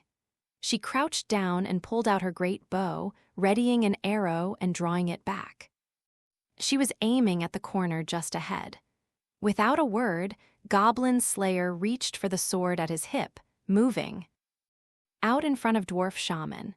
From his new position in the order, the spellcaster reached into his bag of catalysts, while Priestess gripped her sounding staff. Lizard Priest swished his tail and looked easily back over his shoulder. Noble Fencer ground her teeth. At last, they heard 2 sets of defenseless footsteps approaching the corner. There was only the slightest whisper of air as a bowstring was drawn. High Elf Archer's arrow flew through space, piercing one goblin through the eye and pinning him to the wall. Grooab? At what must have seemed like the sight of his companion collapsing against the wall, the second goblin gave a cry of confusion. Before he ever processed what happened, a sword was growing from his throat. Goblin Slayer had thrown it at him without hesitation. "We have to hide the bodies," he said. "If we have to go to all that trouble anyway, why didn't we just hide in the first place?" High Elf Archer asked. "This is better than if they had found us and the sounds of battle had alerted anyone else to our presence." He approached the corpses with his bold stride. He pressed a boot against the bodies and pulled out the sword and the arrow, tossing the latter to High Elf Archer. "Erg," she said as she caught it, as if now it suddenly bothered her. She wiped the blood off quickly. The blood of a wild animal might have been one thing, but goblin blood was not something to be tolerated. "How many spells and miracles do you have left?" Goblin Slayer asked, glancing at his companions. Priestess tapped a pale finger against her lips in thought. "I haven't used any at all, so I've got 3 left." She counted on her fingers. Kindle they had used on the road, while communicate they had needed upon entering the fortress. The others have both used 1 each, so they each have 3 left, so 9 altogether. "Hey, now," Dwarf Shaman said jovially. "You're not counting our new friend there." He pointed at Noble Fencer. She had been standing at a distance, ignoring their conversation as she stared intently at the goblin corpses, but now she muttered, "2 more." "Is that all?" Priestess wondered, meaning not her spells, but the words she was going to use. Priestess furrowed her brow but said, "Thank you very much," with as much enthusiasm as she could muster. Noble Fencer, however, pointedly continued to look away, not so much as glancing in the party's direction. A little mutter escaped from Priestess. The gesture reminded her of the apprentice girls at the temple. Specifically, it reminded her of the most troublesome ones. "Anyway, that's 11 in all, isn't it?" Certainly we aren't anywhere near exhausting our resources," Lizard Priest said. "I suppose you won't mind if we make use of a charm here or there." "No," Goblin Slayer said. "Consider it 9 spells." "What's this, then?" Lizard Priest said, blinking. "How did you get that number? We should preserve our 2 lightning spells." Noble Fencer shuddered at this. Her eyes, as clear as glass, fixed on Goblin Slayer. Her voice was thin and immensely quiet. "Can I kill goblins? If all goes well." His words were so brief. Noble Fencer continued to gaze at the expressionless helmet until finally she gave a small nod. We can't kill any more goblins until we get rid of the ones we've already done in, right? High Elf Archer, seeming to have ignored the discussion of spells and miracles, tapped one of the dead monsters with the arrow she was still holding. Despite the cold, they had only wrapped their hips and feet in fur. Crude spears were their weapons. It looked like they hardly possessed anything in the world. "Do you have some idea how to do it?" Goblin Slayer asked, rifling through his item pouch as he spoke. "An idea? Her ears jumped up eagerly. She beckoned to Dwarf Shaman with a gleam in her eyes like a mischievous child. "Dwarf, hand over your wine, the whole jug." "Oh ho." Dwarf Shaman smiled as if there was a joke afoot. "What's the story, Long Ears? Looking for a little liquid inspiration." "Just pass it here already." "Yeah, all right, there's some left still, don't drink it all." "Don't worry, I won't drink it." She pulled out the stopper with a pop and took a good sniff, frowning at the sharp smell of the spirits. "I promise I won't drink a drop." And then she turned the bottle upside down and emptied the contents onto the floor. "Oh no," Dwarf Shaman moaned as if the world were ending. That he didn't simply scream was testament to his instincts as an adventurer. He did, however, look like he was going to bounce right off the ground up to High Elf Archer's small chest as he grabbed for the jug. "Now look what you've done, you stupid, anvil-chested. I asked nicely, didn't I? Now come on, this was necessary, we have to do what we have to do." "How is it necessary? How can it be what we have to do?" My wine?" "No, she's helped us." Goblin Slayer was already moving. He had guessed what High Elf Archer had in mind. Now he wiped away the dripping blood with a rag and seated the corpses against the wall. He tilted the heads down so their wounds wouldn't be obvious and kicked the spear one of the goblins had dropped so that it rolled over to his side. "HRRRRRRGH," whined Dwarf Shaman. "Heh, see? I helped. Oh, don't worry, I'll get you a new bottle later." Looking quite pleased with herself, High Elf Archer set the wine jug next to the goblins. "Oh," Priestess said. Her eyes started to shine, and she nodded in understanding. "There isn't a goblin alive who takes his work seriously, is there?" "That's the idea," the ranger replied. She winked and made a giggle deep in her throat. Now the corpses seemed to be nothing more than 2 drunk goblins. The strong smell of spirits would help mask the odor of blood. A couple of goblins who got to drinking while on guard duty and then fell asleep. Surely it would be nothing remarkable. "If we can't keep them secret, we can hide them in plain sight," High Elf Archer said. "But why do we have to use my wine to do it?" Dwarf Shaman moaned, biting his nails with regret as he watched the liquid dribble along the stone floor. Lizard Priest gave him a hearty slap on the back. "Be not dismayed, I shall treat you as well. We will need to toast our ranger's fine turn of mind." Dwarf Shaman looked up at the priest with an unhappy grunt, but Lizard Priest rolled his eyes in his head. "Do you not think so, my Lord Goblin Slayer?" "I do," he nodded. "Drinks will be on me." After this offer, there was really no more room for complaint. Dwarf Shaman groaned and muttered again and finally let out a deep breath. Well, if Scaly and Beardcutter both feel that way then." "Indeed," Lizard Priest said. "But for now we must hurry. Where is the armory?" "Sure, right over here." Dwarf Shaman led the party off with a wave of his hand. Immediately beside him was High Elf Archer, chuckling triumphantly. "You long-eared, anvil-chested. When we get back to the bar, you're gonna treat me till your head spins." "Yeah, whatever. I'll keep you watered for as long as you like, so don't get so angry." And the argument went on. Priestess smiled to see them trading friendly jabs again. Thank goodness. In the basement earlier, there had been a real argument. It's never a good feeling to see your comrades fight with each other. So now I'm really, really glad. With that heartfelt thought in her mind, Priestess knelt down right where she was. She held her sounding staff in both hands as if clinging to it. Lizard Priest looked at her and nodded. "We're going ahead," he seemed to be saying. Then Priestess closed her eyes just as she always did. "What are you doing?" The voice, quiet, came unexpectedly from beside her. "Oh, well." Priestess felt her heart beat faster, but she nodded without rising. "I'm praying for the repose of their souls, although I'm doing it quickly, because we don't have much time." Suddenly, she felt her hand, wrapped around her sounding staff, grasped by that of Noble Fencer. Priestess looked mystified, but Noble Fencer shook her head firmly. "That's not necessary." But before she could say that everyone is the same in death, Noble Fencer gave one of the bodies a vicious kick. The goblin, which had been leaning against the wall, slumped over onto the ground. "It's not necessary. Not for bastards like these." Noble Fencer seemed to be working herself up to speak even more forcefully when it came. "Let's go."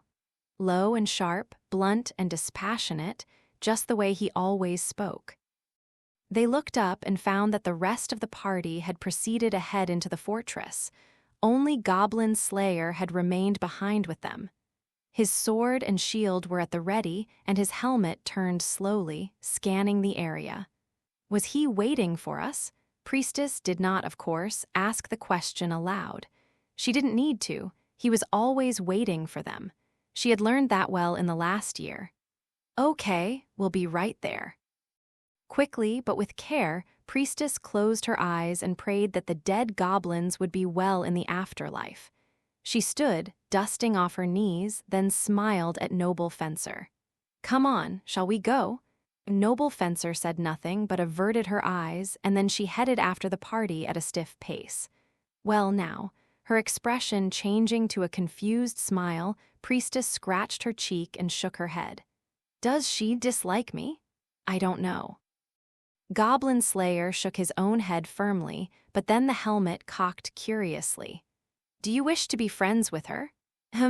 Now that the question came up, Priestess put a finger to her lips and looked at the ground and thought, "I just can't seem to leave these people alone." The thought was rather, although not entirely, similar to one she frequently directed at the adventurer in front of her. She smiled, her expression like a blooming flower. "You know, I think I do." "Is that so?" He nodded. "Then you should do so." That was all Goblin Slayer said before he turned and walked off. Her "I will" followed after him. Ahead, down the dark tunnel, their companions waited for them. The armory was not far away now. Even goblins are smart enough to lock a door, including the huge metal one they found in one corner of the stone labyrinth.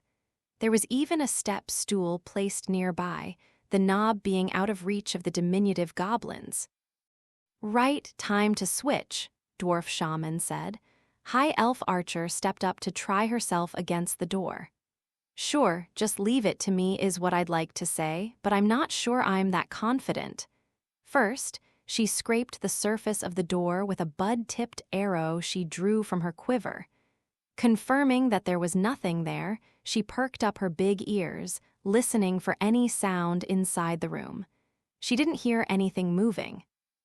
Given how dank and polluted this goblin hideout was, it was surprising not to hear so much as a rat scurrying around. Goblins no doubt found rodents to be good snacks, a subject she didn't want to think about, although she had to admit she was grateful for the fact. "I'm pretty sure there's nothing inside, I think," she said. "Open it," Goblin Slayer instructed. "Destroy the door if you need to." "In the worst case, we might," Lizard Priest said. He brought his hands together in a strange gesture, then took out a dragon fang that could act as a catalyst. "We wouldn't want any goblins sneaking up behind, so we shall act as guards." "Right you are," Dwarf Shaman responded, and the three men circled up around the women. High Elf Archer pulled a branch as thin as a needle from somewhere in her outfit and began looking for the keyhole. Her movements were small but fairly clumsy. She was a ranger, not by any means a thief or a scout. An adventurer in town had taught her simple trap disarmament and how to pick a lock, along with a touch of gambling. Granted, all of these had been very useful in satisfying her own curiosity. "Careful now, okay?" She glanced to the side as she worked, clicking her tongue. If you stand right next to me like that, you might get caught by any trap that goes off. But I'll also be able to give you first aid right away, Priestess said with a cheerful smile. She had sat smack on the ground right next to High Elf Archer. She had a firm grip on her sounding staff so that she could start praying at a moment's notice. Honestly, I wish I had the precog or luck miracles. Her concern for her friend High Elf Archer was only half the reason. The other half was disappointment about her own powerlessness. Well, it's not your fault.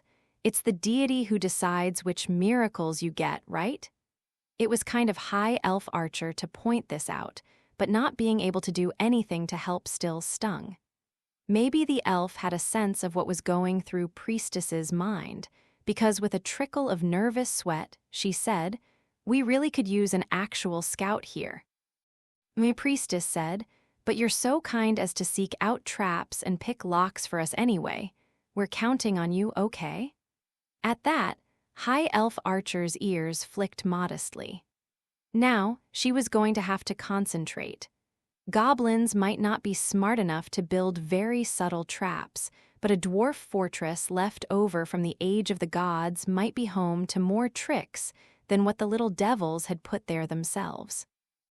A keyhole that sprayed poison gas or a doorknob that grew unbearably hot were the best things they could hope for. Some doors would erase the memory of anyone who used them without intoning the proper spell.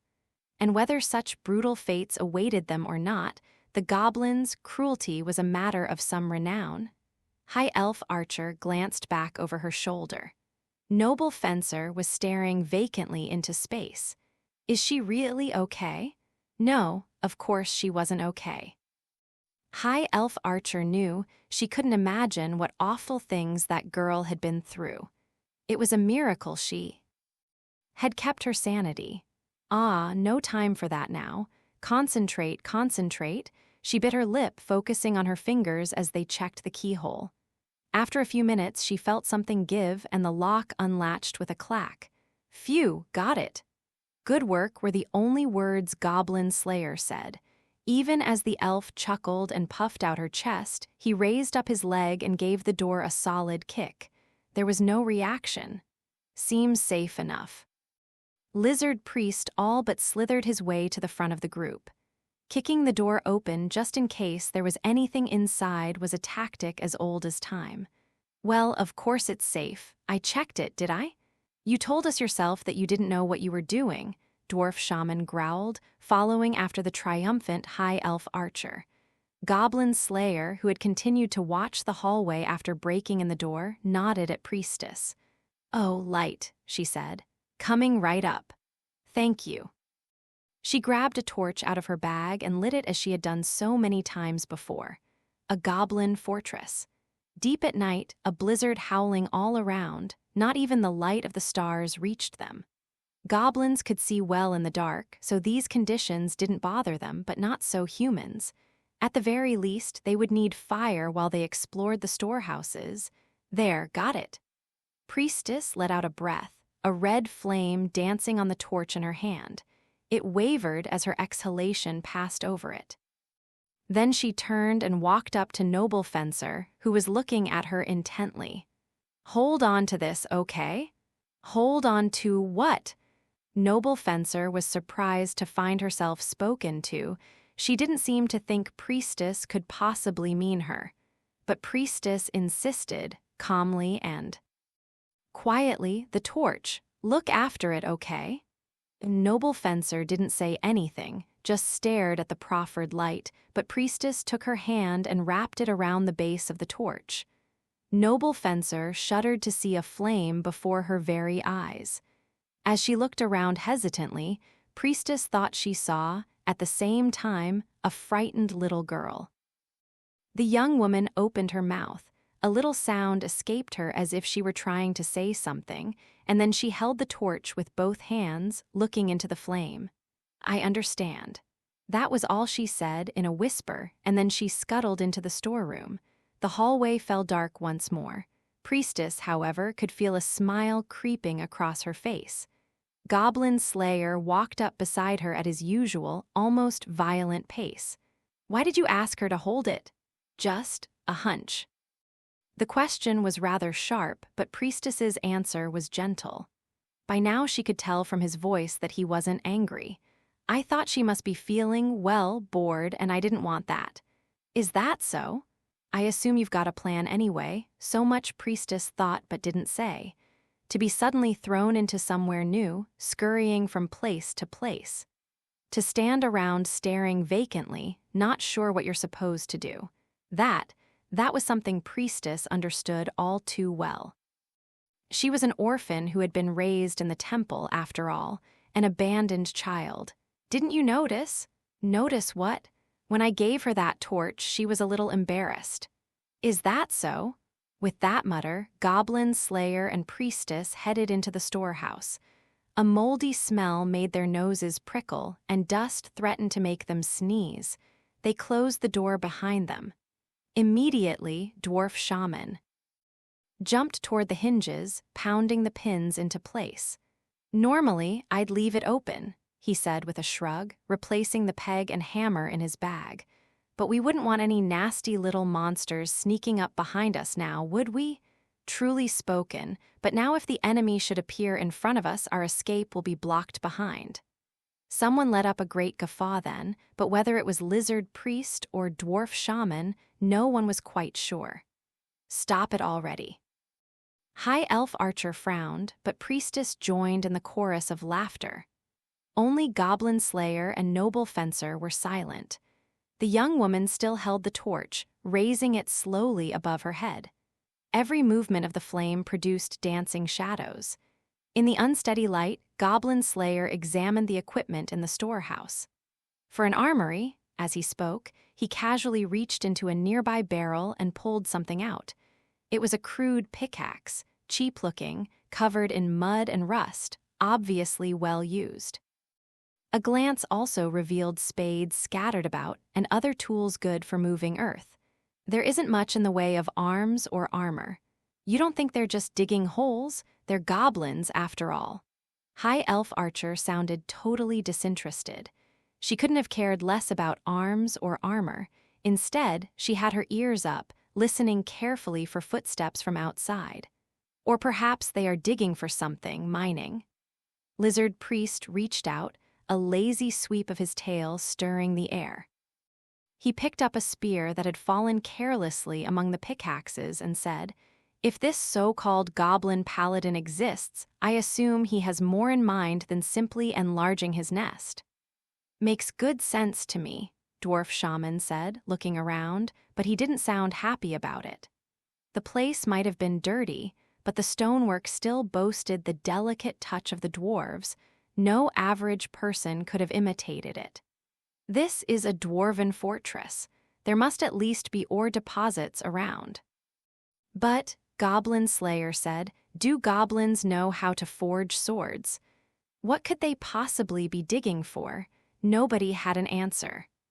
The shadow of the goblin paladin, the enemy whose face they did not yet know, loomed over all of them. Even Goblin Slayer was at a loss for an answer here. Who else would be able to fathom what he could? Whatever the case, Priestess murmured, grasping her sounding staff as if to push back the oppressive atmosphere. When she found she could get those first few words out of her mouth, the courage to continue welled up. Whatever the case, if these goblins are planning something, we can't just leave them here. Her resolute words produced nods of agreement from the other adventurers. We have to do something about these weapons and equipment, too. Ah, leave that to me, Lizard Priest said. I've a little spell for moments like these. He scattered some dragon fangs and made a strange hand gesture, bringing his palms together. Well, tea ain't to be helped, Dwarf Shaman whispered at this. You girl. A noble fencer, who had been entirely focused on carrying the torch, jumped and made a half-voiced sound in answer. She looked at Dwarf Shaman's beard, which he stroked. He gave a small grunt and then indicated the nearby equipment with a jerk of his chin. Lend me a hand. We're gonna bring out some of those weapons. Then, As if he already knew exactly what he was looking for, Dwarf Shaman reached into the pile of mismatched equipment and pulled out a sword. Beard Cutter ain't exactly kind to his toys, and you'll never get by with just that dagger. There was a grunt from Goblin Slayer, of course. I believe I use my equipment appropriately. Heh heh. It would have been possible to take the quiet chuckle for annoyance, but in fact it was just High Elf Archer laughing. For her part, Noble Fencer took a second to register that she had been asked to help. But when it sank in, she quickly started gathering up equipment. A sword, a spear, a clubby, this was all goblin equipment. But even so, she was not a large person. She might have been a warrior, but there was a limit to how much she could carry. And on top of that, I don't think a goblin chest plate is going to fit you, Dwarf Shaman declared. Noble Fencer's generous bust was more than could be contained by the found chest armor. Looking on from one side, High Elf Archer gave a little snort and suggested peevishly, "Just give it a good push, why don't you? Squeeze it in there." "Ya long-eared lout, a girl with an anvil for a chest might not know it, but armor that doesn't fit is more liability than help." Dwarf Shaman ignored High Elf Archer's reply of "Who's an anvil?" instead staring at Noble Fencer. She could use both a blade and magic, and she was wearing light armor that allowed her to make the most of both. At the moment, the only weapon she had was a dagger, not the sort of thing that would make someone a company's main source of firepower. Best start with a sword, then. Noble Fencer frowned noticeably at this and backed away from Dwarf Shaman. I don't." Her voice was so soft. Dwarf Shaman looked at her curiously. She glared at his beard. I don't need. A weapon." Her voice was still quiet, but there was an unmistakable note of anger. Her otherwise expressionless face began to crumple. Dwarf Shaman, perhaps a bit taken aback, blinked and fingered his beard. Then he smiled broadly as if he had just eaten a delicious meal. I see. So you're not interested in gear. Excellent. Now that's the beginning of a friendship." Now it was Noble Fencer's turn to be lost for words. As she stood there blinking at him, Dwarf Shaman went on as if it were the most obvious thing in the world. "How are you going to get along, not being able to say the things you want to say?"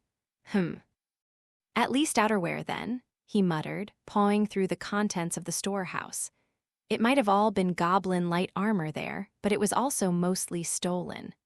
Everything was covered in dirt and grime, but it could all stand up to practical use.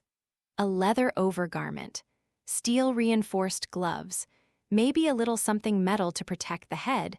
A Noble Fencer was totally flummoxed to find herself swept along, Dwarf Shaman equipping her with first one thing and then another.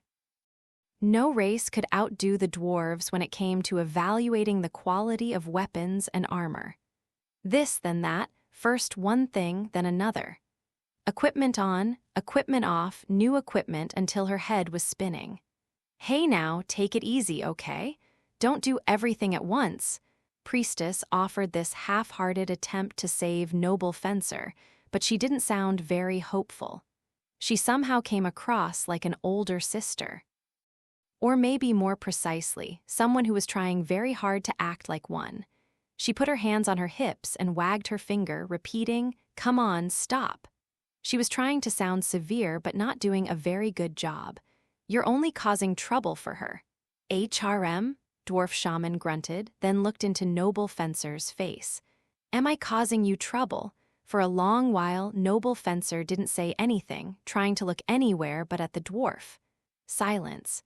Then more silence. Then finally, "A little." "See?" Priestess said, trying to conceal a smile. "Well, goodness gracious, pardon me," Dwarf Shaman said, also trying not to grin.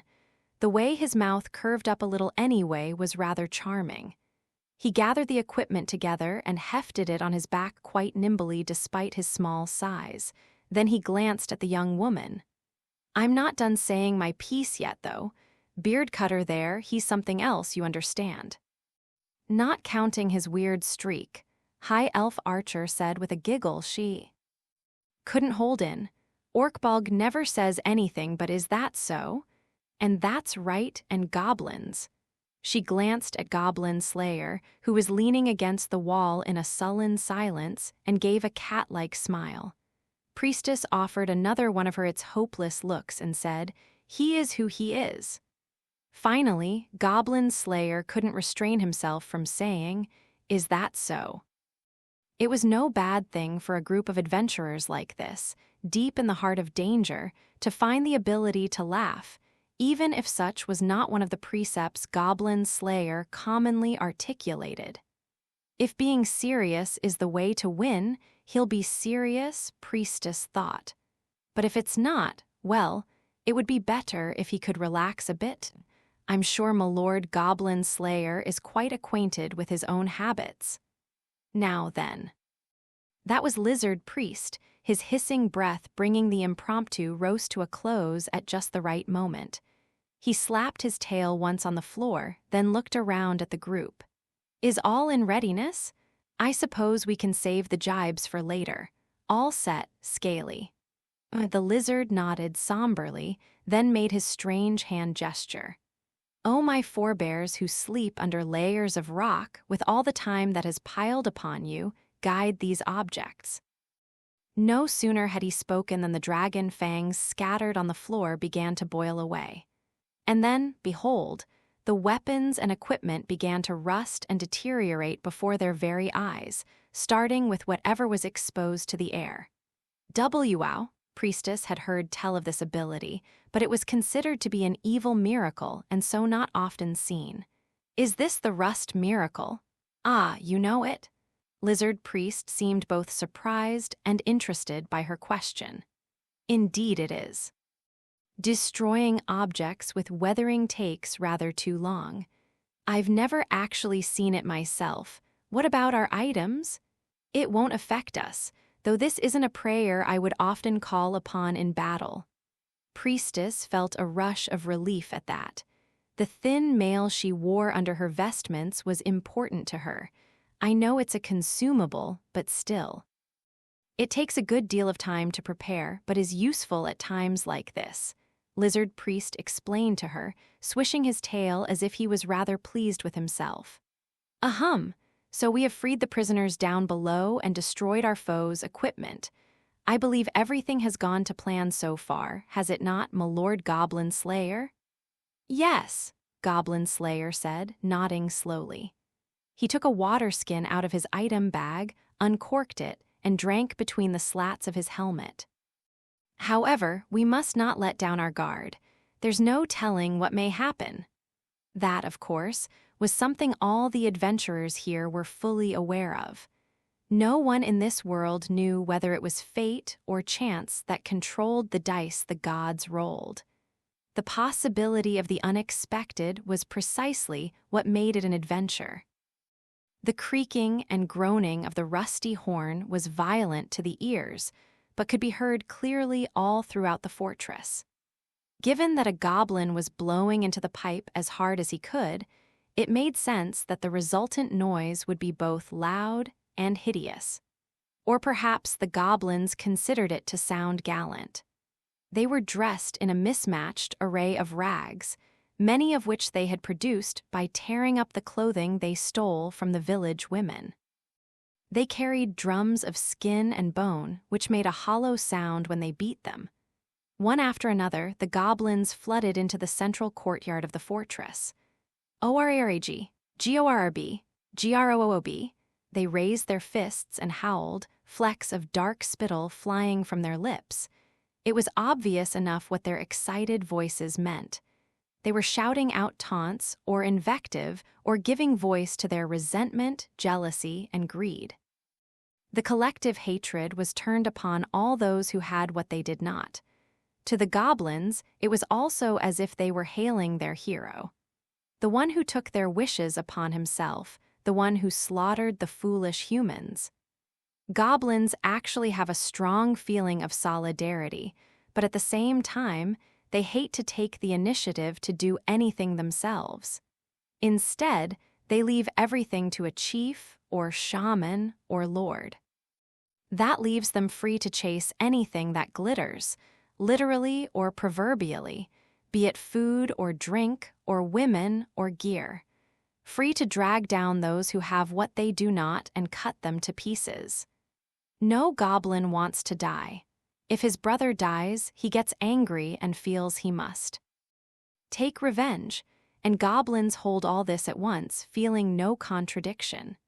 Gorararararub? At last, an even louder voice asserted itself, and the goblin behind it appeared, his stride full of menace. He wore a grimy steel helmet. A patchwork of metal armor covered his body. A crimson cloak, he had torn down a curtain from someplace, served as a further covering. At his hip he carried a shining silver sword so striking that to the goblins it seemed nearly sacred. Orarag, Orrug, the goblin paladin. At his great and somber voice the goblins knelt as one. Together they bowed their heads, and a path opened among them like the parting of a sea. The goblin paladin began to walk among them, regally, his cape fluttering. The tip of the scabbard in which his silver sword rested scraped along the ground, but he seemed to pay it no mind. He advanced toward a huge throne, built of junk and corpses. His hideously twisted face seemed to suggest an element of pride. He could almost have looked humorous, like a caricature of a human being, but one infinitely depraved and cruel. Section, we've miscalculated. The party had just left the armory. Goblin Slayer was looking out into the central courtyard from the hallway, clicking his tongue and not sounding very happy. High Elf Archer gave him a quizzical look. How so? Isn't that the enemy boss? I could pick him off from here. That you mustn't do, Lizard Priest said gently. That would leave us with only a headless army of goblins, and there is no telling what they might do. The quick-tempered archer already had a bud-tipped arrow in her bow. But I believe that is not all, is it, my Lord Goblin Slayer? No, he said. Then, quietly, he added, can you not see it? They're just goblins, aren't they? That's right. This caused High Elf Archer to twitch her long ears, perplexed. This wasn't making sense to her, nor was she sure what they had miscalculated. Yes, there had been some hiccups in the plan, but she felt it had gone pretty well overall. That goblin is the master of this fortress. This is a ceremony. They're going to present ranks or awards. Oh, it was not High Elf Archer, but Priestess, who exclaimed. She clapped a hand over her own mouth, then peeked at the courtyard from the hall. Thankfully, none of the goblins seemed to have noticed over the grating sounds their ugly little band was making. Priestess put a hand to her chest in relief, and then with all seriousness, she gave the answer. There's always a priest at ceremonies like this. Indeed. If this ceremony followed typical goblin style, the priest would be called forward. Whether or not the priest was involved, that was still the goblin paladin before them, the creature who had apparently received a handout from the god of external knowledge. But as far as that goblin priest went, oh, a tiny, shaking voice escaped Noble Fencer's lips. Her lovely face went slightly pale. She clenched her fists, her arms still wrapped in bandages. What had those hands of hers done? What had she done with them? On a whim? In the caprice of a moment. Her eyes wavering, she looked from one member of the party to another. Well, he's not far away, Dwarf Shaman said as if nothing much were going on. But he's permanently indisposed. He stroked his beard with one hand, reaching into his bag of catalysts with the other. His expression was seriousness itself. I suppose this might be a bit of a problem. No one could say anything in response to his whisper. They all understood the situation they were in. Even a cursory glance at the goblins in the courtyard suggested there were more than 50 monsters there. And the adventurers were right there with them. What would happen when the goblins discovered their presence? Goblin slaying is as old as time. It has been taking place since the world was born. And whenever it does, the goblins have always outnumbered the adventurers. Those heroes who are unprepared, who challenge the goblins blindly, are killed. All the more so when they try to give battle in the very heart of the nest. Goblin Slayer was no exception to this rule. How was this odd adventurer with his strange ways going to make up for the difference in numbers? They had been adventuring together for close to a year. There was no way she wouldn't know. Then it happened. "Oh, wow." Noble Fencer, her hands still clenched, went stiff and grunted in pain. What's wrong?" Priestess approached her almost automatically, checking for injuries, but she saw no obvious wounds. But HRRRRRGHH she's so hot. Noble Fencer's skin was hot to the touch, seemingly almost enough to burn. "What's going on?" Goblin Slayer asked. I don't know, but this. Remember, think back." Priestess desperately searched her memory. There were no external injuries, and it wasn't likely to be poison.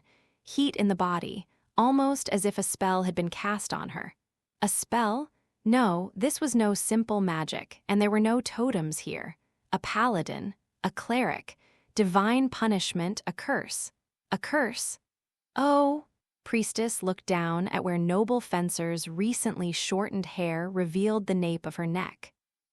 The cruel brand burned into the skin there. The eye of the green moon was shining brightly, as if aflame. "It's HRRRGH, ag," Noble Fencer writhed, sinking her teeth into her own arm in hopes of suppressing her groans of pain. Priestess held on to the warrior's burning body for dear life, looking up at Lizard Priest. He was silver-ranked, the most experienced cleric there. Now he let out a hissing breath. "A curse from the evil gods, I must dispel it. No, we've no time." They had been careless. They had considered the brand to be nothing more than another example of the goblins' vile cruelty. Now they understood. It was because of the curse that even a healing miracle had not been able to erase the scar. "O Earth Mother, abounding in mercy, lay your revered hand upon this child's wounds." Even so, there was no time to dawdle. Priestess implored the Earth Mother to give them healing. The merciful goddess brushed the girl's neck with her finger, pitting herself against the curse that resided there. But GORUB? ORARARAGU? All at once, a hubbub began to spread among the goblins in the courtyard.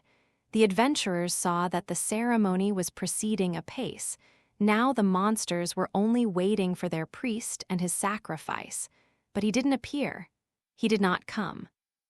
After a moment, the goblin paladin muttered, "Org," and sent a lackey scurrying off. He was no doubt headed for the basement prison. He would find the priest's body along with the freed prisoners. It was only a matter of time. "ORARARAGGA?" the goblins shouted, the collective noise growing in strength. The goblin paladin jumped up and howled out what seemed like a bizarre prayer. "IRAG.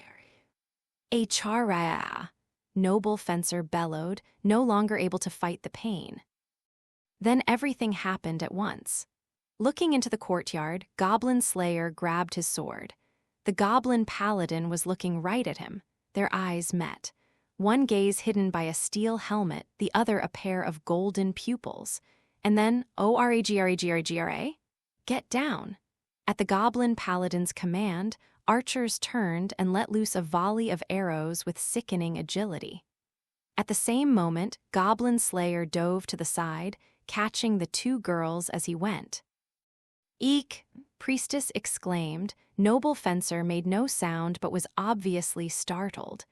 Goblin Slayer ignored them, raising his shield. Thop, thop, thop.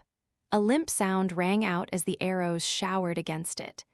Goblins are not strong creatures to begin with. When they had to fire upward, the fact was only magnified. Goblin Slayer picked up one of the arrows. He found the head was only loosely attached. And yet, the little monsters were trying to make the arrows work over a long distance. A poor imitation. A hollow sound of metal accompanied the continuing rain of arrows. Goblin Slayer grunted, throwing away the bolt in his hand as if it interested him not at all. Then he looked back at priestess and noble fencer, keeping his shield up to protect them as he spoke. Are you all right? Oh, why yes, thank you. It's no problem. Noble fencer said nothing, averting her eyes from where she lay under Goblin Slayer's chest, but she nodded. Good. That was enough. He looked next at where their companions were located some distance away. What about you? Fine somehow, High Elf Archer said. In danger of getting crushed, though, Dwarf Shaman said with a wave. Lizard Priest had spread-eagled himself and leaned back over the elf and the dwarf to cover them. Well now, this has become a fine thing, hasn't it? He said, narrowing his eyes happily despite the hail of arrows around him. To the lizard men, such crises were considered trials, and trials were to be undertaken with joy. We'll split into 2 groups, Goblin Slayer said. Excellent idea, Lizard Priest said quickly. 3 and 3, a warrior, a spellcaster, and a priestess. Then a priest, a ranger, and a spellcaster. Yes, that's fine. Which shall be the bait? I'll do it, Goblin Slayer said. A tank is most suited to that job. And my physical strength most appropriate for carrying the former prisoners out of the basement. Understood? Good. Their quick, quiet conference over, the strategy was set. There was no one who could best Goblin Slayer at slaying goblins, nor could any race outdo the lizards when it came to the arts of war. Then let us put this plan into motion. Mistress Ranger, Master Spellcaster, will you be able to come with me? Yeah, sure, High Elf Archer said. But gosh. Look at the form they use shooting those arrows. It just ticks me off. Save it, Dwarf Shaman advised her. Then the 3 of them began to creep down the hallway, using Lizard Priest and his mighty scales as a shield. Goblin Slayer nodded. Now all he had to do was make himself noticeable. All right, let's go. Oh, yes. But Noble Fencer stood silently, not moving. Or rather, she couldn't move. The pain was part of it, the feeling that her neck was burning. She was curled up and sniffling quietly. But that wasn't all of it. The fingernails of the fist she had closed so tightly had broken through her bandages, and now blood was flowing. You mustn't do that, okay? Priestess approached, gently placing her hand over the fencer's.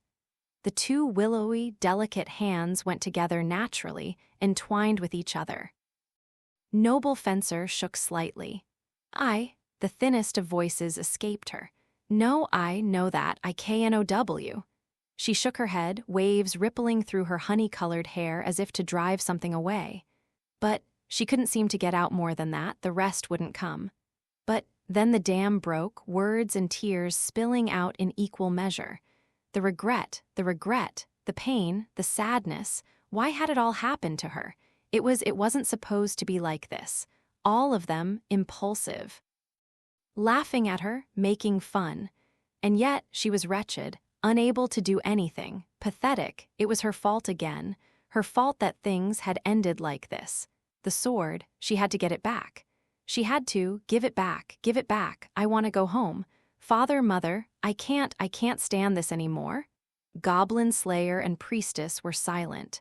The string of words made scant sense to them.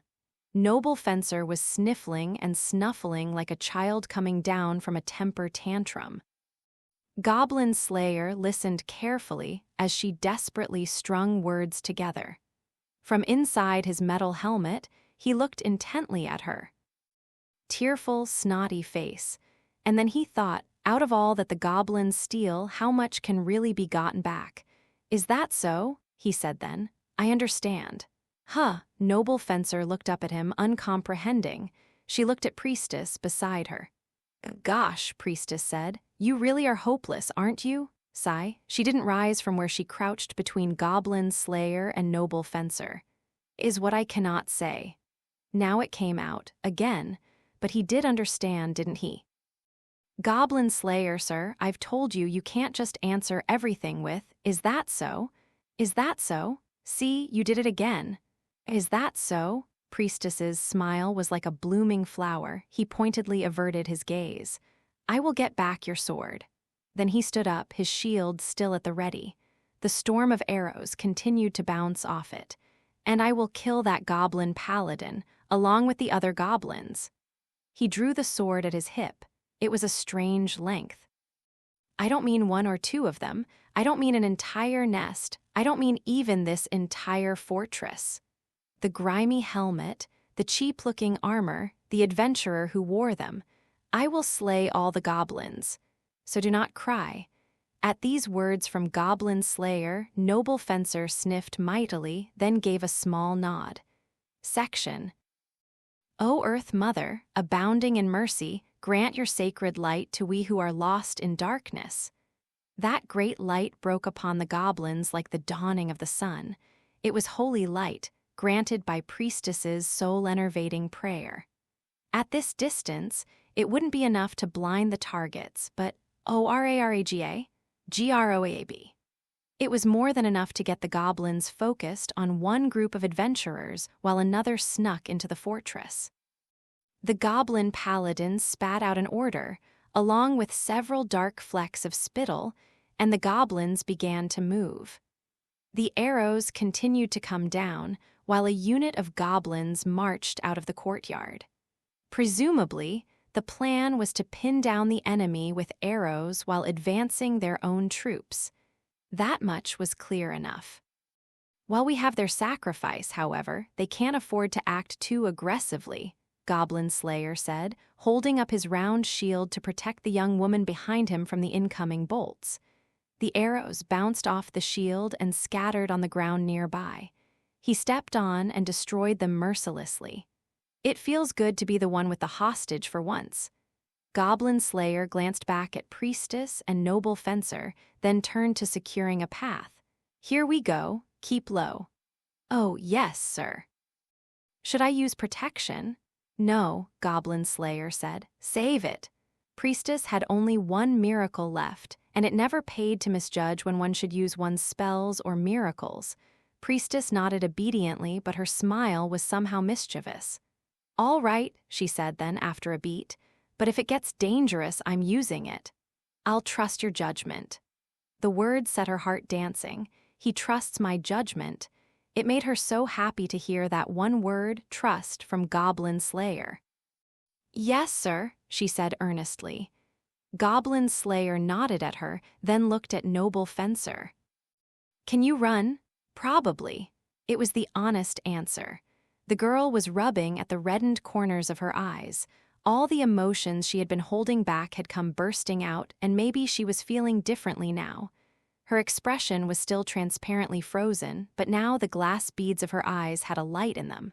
"All right."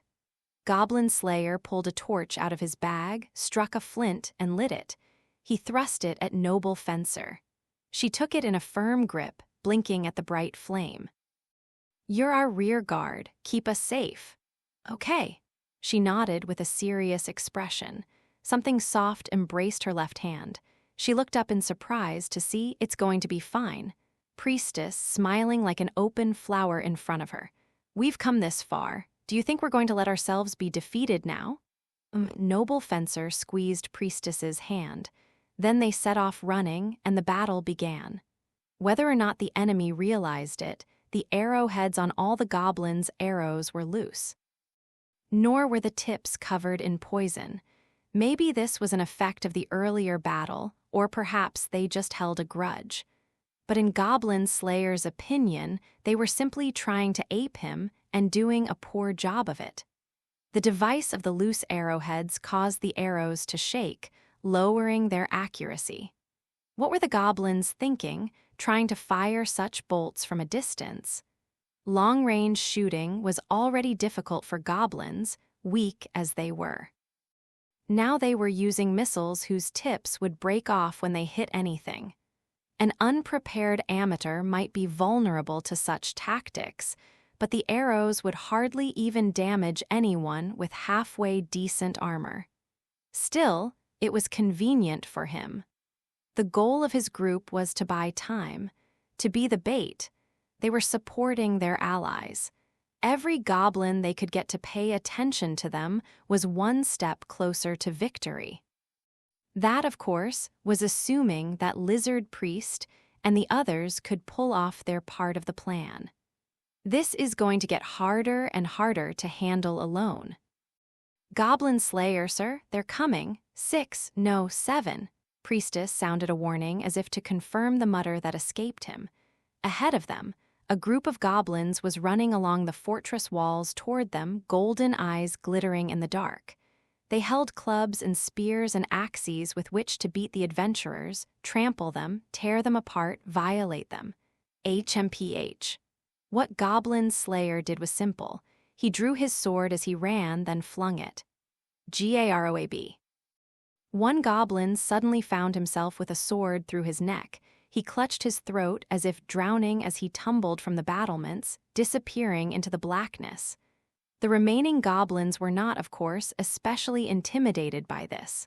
Look, that stupid adventurer just threw away his weapon. Attack, kill, tear them to pieces, but that was their mistake. First 1, next 2. GARARA? The shield in his left hand came up, shattering the skull of the goblin in front. The shield's honed edge was a weapon in itself, and it did its job brilliantly.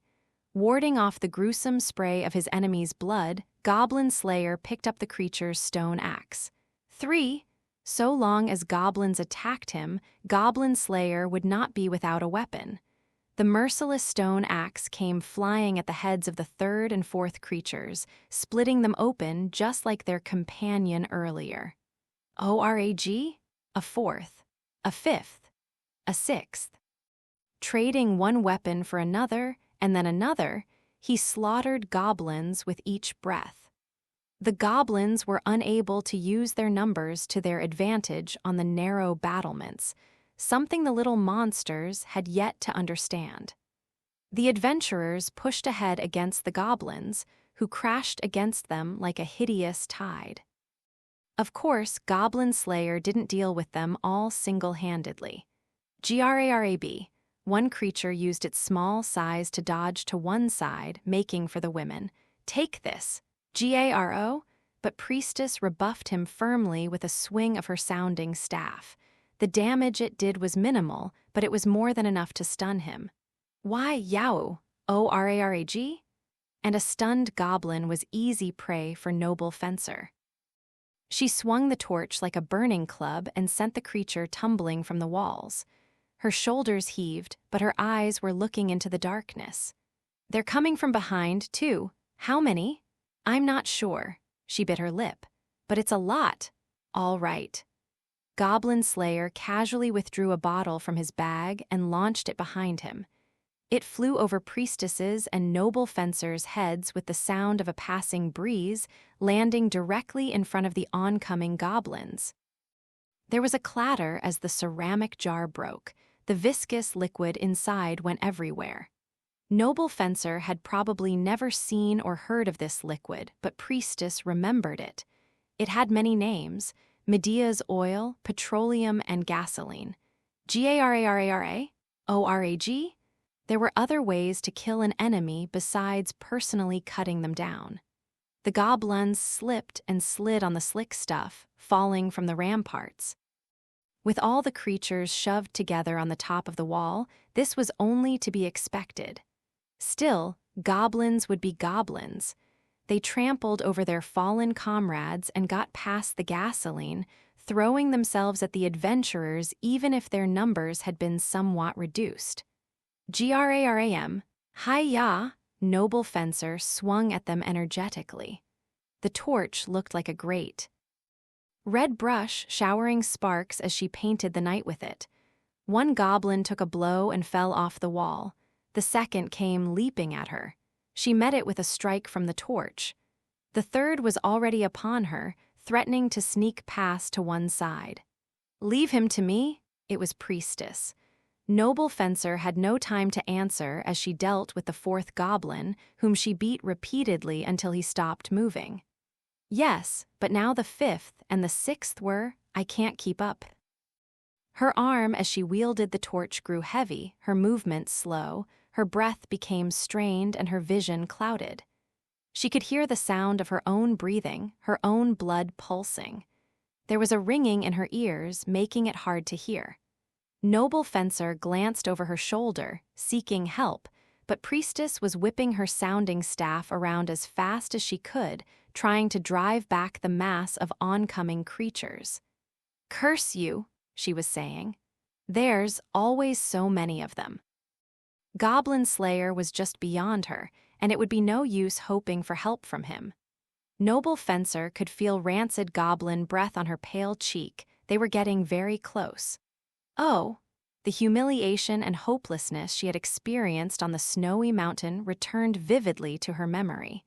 The awful reek of the goblins, the implacable hands, the unrelenting violence and cruel greed, the simple-minded grins. The thought made her body go stiff, her throat constricting with terror. Strength came into her hands, but in her left hand was an unmistakable warmth. In her right, an unremitting light burned. A scene flashed before her eyes of Goblin Slayer in the basement prison fighting his fight. There was an instant where her body moved faster than thought, flinging the torch at the goblins. Garoara.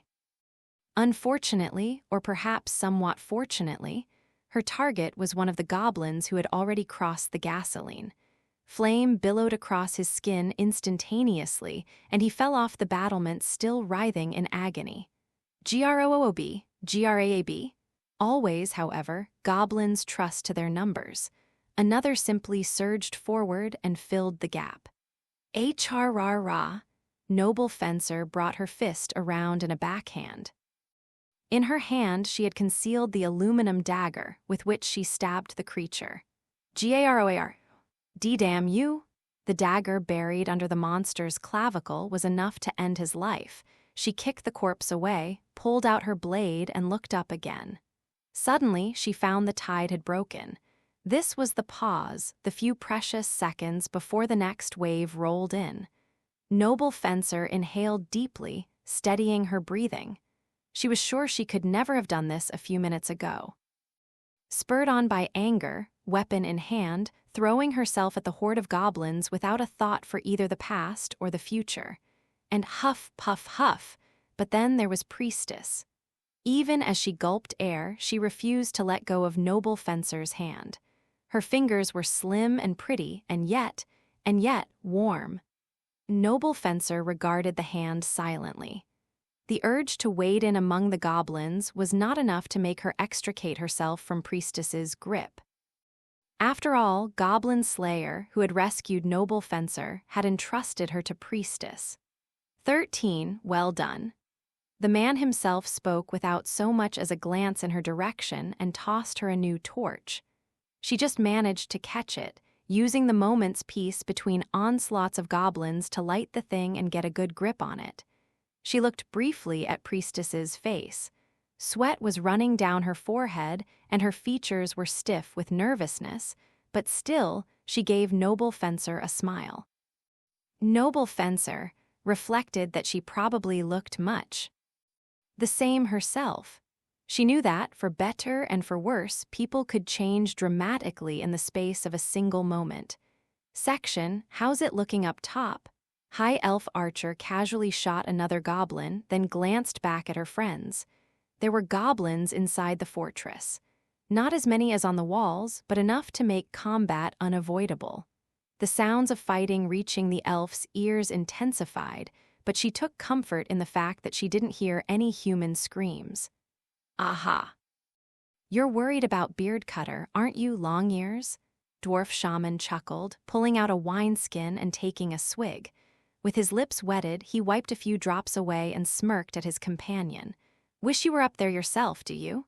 Not especially. I'm not worried about Orkbalg at all. She sniffed as if the subject bored her, then drew another arrow from her quiver. It's the other two I'm concerned about. Concerned the new girl is going to take him from you is what you are. Awfully childish. That's not what I'm worried about. Her ears stood up straight and she glared at the dwarf. Perhaps she realized she had come on a little strong because her next words were much more gentle, almost shy. They're my friends. Is it wrong to worry about them? Ain't nothing wrong with it. Huh.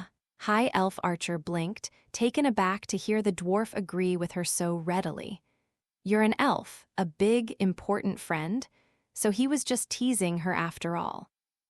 But then he was praising her too, or so it seemed. She wanted to get angry but couldn't quite bring herself to do it. And yet, she couldn't just roll over and take this either. She settled for a growl and a glare in the dwarf's direction, but he ignored her and took another mouthful of wine. Ha ha ha! Now, if Milord Goblin Slayer were here, there would be no need to argue. Lizard Priest watched the two of them with a jolly expression, his tongue slipping out of his mouth with a hiss. He was actually the youngest among the three of them, but he never tired of watching the elf who acted so much younger than she was. Now then, it will avail us nothing to chat and chatter here. How much farther? Not far to the room we're looking for, Dwarf Shaman said, wiping his beard with a gauntleted hand. He put the cap back on the wineskin and tapped on the wall. Frankly, it's going to be a bigger job getting back to the prison once we're done there. Oh, said High Elf Archer, sensing an opening. I thought dwarves were as brave as they were fat. Not so. Watch it. Dwarf Shaman's movements were somber, his shake of his head serious. I look as good as I do because I'm so brave. Unlike you, I can hear your knees knocking from here. Why you, dwarf, wine barrel, what's that, anvil? Ha, ha, ha, ha. Now, of course, the three of them might be bantering, but they weren't standing around wasting time. Fewer enemies for them meant more were assaulting their friends. They had no time and half their usual fighting strength. A single wrong move born of panic could render everything for naught. The fact they could be so alert and yet make no mistake was testament to who they were. It was why they had no time for unnecessary anxiety. Yes, sometimes it was possible to succeed despite nervousness. But it was crucial to keep chatting, stay relaxed, do the job as if it were nothing out of the ordinary. In fact, not a single goblin they'd encountered had escaped. Between High Elf Archer's arrows and Lizard Priest's claws and fangs and tail, none of their enemies were breathing any longer. On top of that, Dwarf Shaman's guidance was true. He found them the shortest, quickest routes. This'll be it. They had arrived at another great, thick dwarven door. Dwarf Shaman was sniffing the air as if checking something, then he nodded and turned back to High Elf Archer. All right, switch off. Yeah, sure, let me at it. She tapped him on the shoulder and switched places, then pressed herself up against the door. She took out her needle branch and quickly checked the keyhole, searched for traps, and set about the business of picking the lock. As she did so, Dwarf Shaman and Lizard Priest busied themselves keeping an eye out for enemies.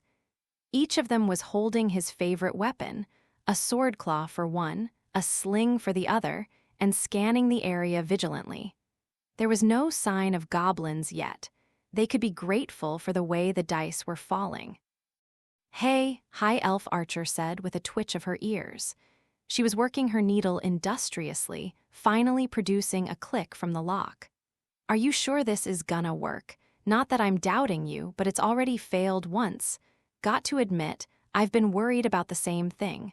What do you say, Scaly? One failure does not mean the plan has no merit. Lizard Priest stepped forward as High Elf Archer slid nimbly back from the door. Anyone would be pleased to have such a stalwart companion as Lizard Priest among them, especially when assaulting a fortress full of goblins. It has always been the way of those attacking castles to flood the place, but there is another possibility. He kicked the door in and looked around, then opened his jaws and smiled like a naga.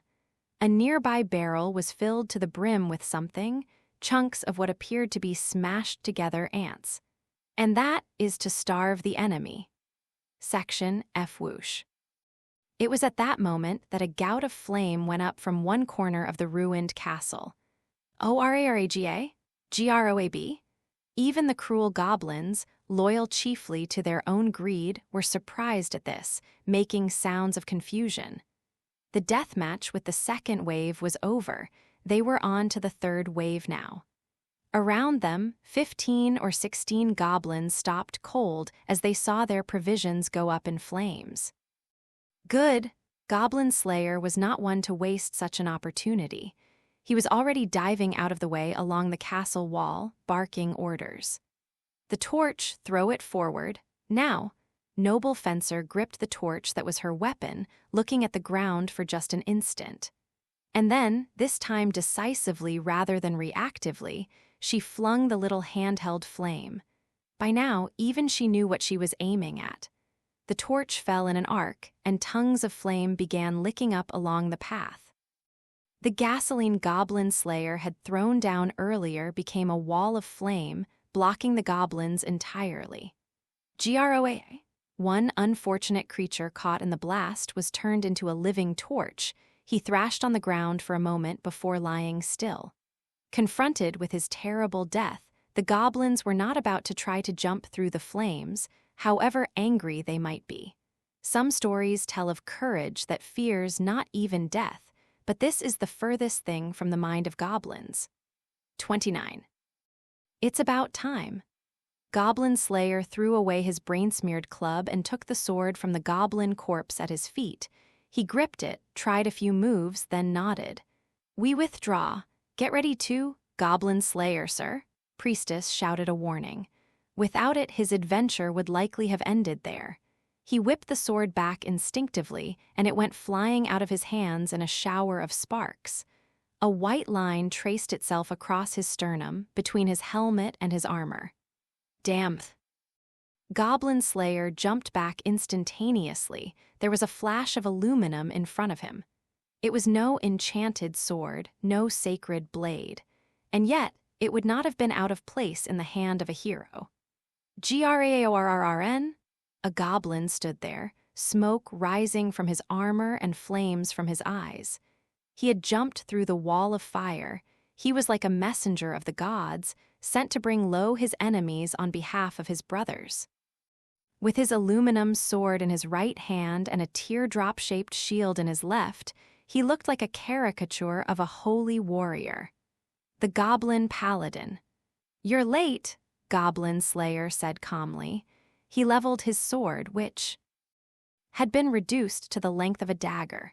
It was his usual stance, shield high, hips low, wrist rotating until his sword was pointed at his enemy. But I expected you eventually. GAROAROB?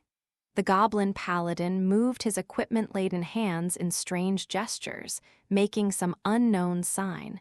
It was easy enough to infer that he was making a show of praise to the outer god who resided upon the green moon.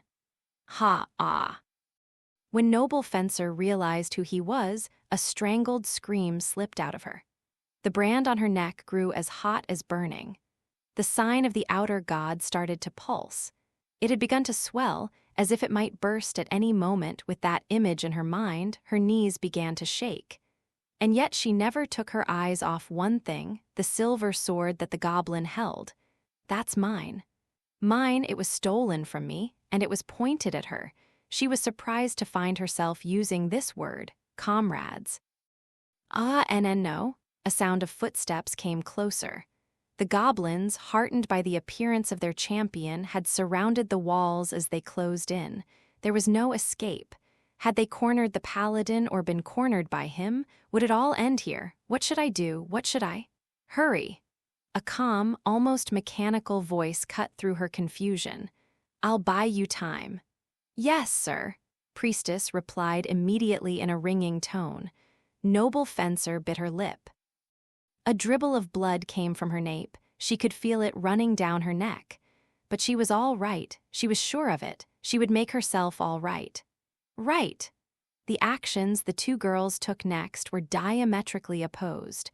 Words of true power overflowed from Noble Fencer's mouth. Tonitrus, Orions, Thunder Rise. Priestess, for her part, prayed to the goddess but did not invoke a miracle. O Earth Mother, abounding in mercy, may your protection be upon us. This was because both of them had been told by Goblin Slayer that he would trust them, trust one to protect Priestess, trust the other to use protection at the right time. IRARAGARU. HRK, the goblin paladin sprang into action, babbling a prayer to his bizarre gods. The blow of his sword was swift and sharp, easily knocking away the shield Goblin Slayer had brought up to meet it. Smite human, goblins as a whole tend to be of small stature. Hobgoblins excepted, they lack physical strength. The aluminum sword, however, helped make up for that. In the hand of this creature, Goblin Slayer saw now, it was a thing to be wary of. If it was enhanced by miracles from the outer god, typical armor might well be useless against it. Enchanted armor might be a different matter, but Goblin Slayer disliked such things. The very situation he was in made it clear what could happen if such items fell into the hands of the enemy. HMPH. Goblin Slayer's sword work was nonchalant but masterful. Locking blades would not be the key here. He could tell that would be pointless. He would have to strike his opponent's sword from above, forcing it down, and then use his foreshortened blade to stab at any opening. It was not very adventurer-esque, a technique more suited to a rough and deadly duel on the outskirts of some little town. He didn't expect the goblin paladin, who had most likely learned his swordcraft by studying adventurers, to be able to respond. Even for Goblin Slayer, though, this opponent was too dangerous to simply try to force his way in. He took a blow with his shield, jumping far back, then brought his sword to bear, the opponent's weapon striking out. He pushed the sword down, leaped forward strongly, letting the momentum carry him into the thrust, stabbing. The difference in body size, in physical power and equipment, strategy and experience put a decisive end to the exchange, but not the battle. That would be decided by something entirely different: 2 delicate young women against 15 incoming goblins. One look at the monsters, cruel smiles made plain the greed, the fantasies. In those little brains, heh. And yet, despite all that was going on around her, Priestess had a little smile on her face. The man who had her back. The one who had entrusted his back to her. She knew him, and he never did his most serious fighting in situations like this. Nor had he ever had her use her miracles at moments like these. So now was not the time. The moment for protection would come, but this wasn't it. Which meant that what she needed to do right now was come up with a plan of escape just as quickly as she could. She looked quickly through her equipment and took out a particular item as they'd discussed beforehand. Beside her, Iacta and fall. The lightning spell was completed. It drew a beeline directly from noble fencer's outstretched palm to, well, one would expect the goblin paladin, wouldn't one? AGARARABA, GORRRBB? But no. Her attack struck the oncoming horde. Yeah! In that instant, the battlefield went white. There was a tremendous noise of rushing air, such that one might imagine this was what the howl of a thunder drake sounded like, and then the lightning came crashing down. The goblins, scourged by the flash, swelled up and exploded, screaming. To use a powerful spell against close-backed enemies was a standard tactic. White smoke, carrying the acrid stench of cooked flesh, rose up, mingling with the smoke from the fire. Noble Fencer couldn't resist a passing thought that this place was hell embodied. Take that! The smile on her face was an unsteady one, an attempt to look strong to be sure, but there was no question the girls had done it. Priestess brushed a hand across her sooty, sweaty face and shouted, "Goblin Slayer, sir, it's okay." Goblin Slayer's reaction was immediate. He spun the broken sword around in his hand so that he held it in a reverse grip, then without a moment's hesitation, he flung it at the goblin paladin. Garai? Believing this to be just a too clever little trick, the paladin raised his shield and deflected the blade. But he also blocked his own line of sight. It was just an instant, but it was all Goblin Slayer needed. Hwa? Ah. The 2 young women cried out. They suddenly found themselves held aloft, one under each of Goblin Slayer's arms as he jumped gracefully off the battlements. It was just before dawn. A gentle light was beginning to spread across the land. They floated through space. A biting cold wind rushed across the girl's skin, sharp as a knife. Then the sense of floating, of falling down, was arrested as abruptly as if they had hit the ground. But they hadn't. Goblin Slayer's hand gripped something firmly. The adventurer's toolkit. There was the slightest sound of heightened breathing from inside the steel helmet. Goblin Slayer, it seemed, had an uncharacteristic smile on his face. Never leave home without it, they say, the hookandrope. Something priestess, an obsidian rank just one step up the adventuring ladder, carried religiously. The hook was buried firmly in the fortress wall, the rope hanging down to the outside. What better escape route could there be? Igararob. They looked up to find the goblin paladin leaning out over the wall, bellowing, his face twisted in anger. Goblins lived primarily underground. He had, they presumed, never before seen someone escape by jumping from a high place. The monsters couldn't counterattack immediately, but their nasty intelligence was more than enough to set them straight to work dislodging the hook. Not that Goblin Slayer would let them, of course. With priestess and noble fencer clinging to him, one to each side, he braced his feet against the wall and began his descent in a series of great jumps. His movements were quick and sure, obviously the product of focused training. Aren't we heavy? Priestess asked. A little. The question had just slipped out of her, and she frowned a bit at the answer. She blushed and felt a touch of anger at him. It was only natural that a girl her age should shoot back at him. You're supposed to say, "No, you're perfectly light." Is that so? It is. I see. Goblin Slayer nodded, although chances were slim that he really understood what she was upset about. At almost the same moment as Goblin Slayer put his feet on the snowy ground, the rope was severed, falling down after them. He collected it and wrapped it around his shoulder. I'll pay you back later. It was an odd moment to think of such social niceties, but so characteristic that even noble fencer felt a slight smile coming to her face. But this wasn't over yet. Igurarararabor. The goblin paladin, mad with rage, let out a yell that echoed around the mountain, knocking snow from the ramparts.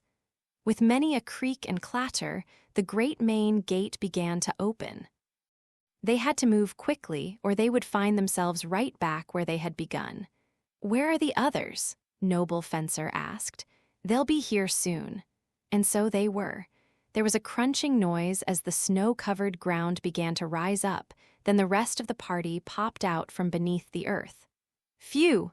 I'm going to be well and truly tired of goblin tunnels when this is over, exclaimed Dwarf Shaman, crawling out of the hole like a mole.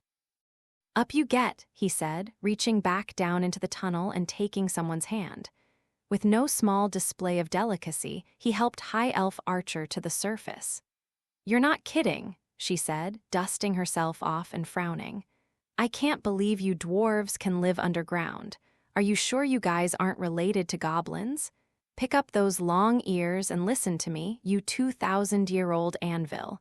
There are things you can joke about and things you can't. 2,000-year-old what? Are you looking to start a war, little man? And they were off and arguing. It was just their usual banter, but it had started so suddenly that noble fencer was completely lost. All according to plan, Goblin Slayer said. Just so, a scaly head said, popping up out of the ground. He looked rather monstrous but crawled out easily. Worry not. Sad their state may appear, but they are unharmed. As intimidating as he looked, Lizard Priest also seemed happy. 2 wasted prisoners hung under each of his arms, 4 in total. He had physical strength enough to move effortlessly despite carrying them all, and the first aid that had been administered to the women was exemplary as well. It appeared that, indeed, there was no need to fear for their lives. Thank goodness, Priestess let out a relieved breath, tears springing to her eyes. I was worried about all of you. Are you hurt? Not a scratch, High Elf Archer said, briefly interrupting her argument with Dwarf Shaman. She puffed out her chest proudly. What about you? You didn't suffer, did you? I mean, at the hands of Orkbalg. Oh, ha ha ha ha. No, we're all right, no trouble at all.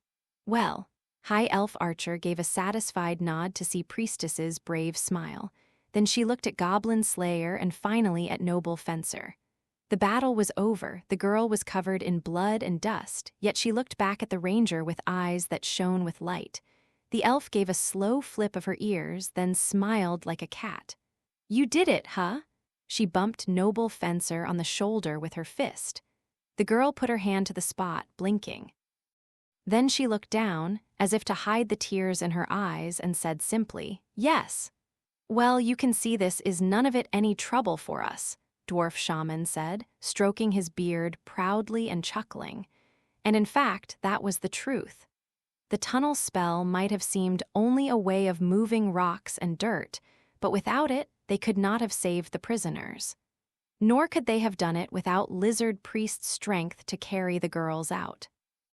Lacking High Elf Archer's sharp senses, they might have had to fight many more goblins.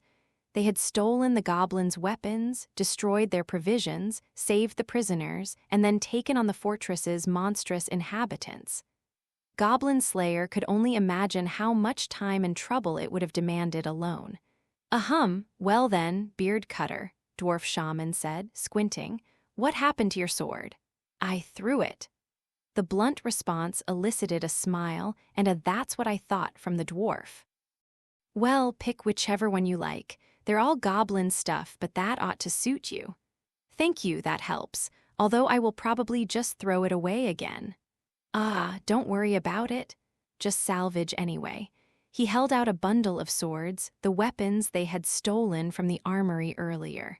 So the goblins had stolen them and kept them for a while, only to have adventurers steal them back.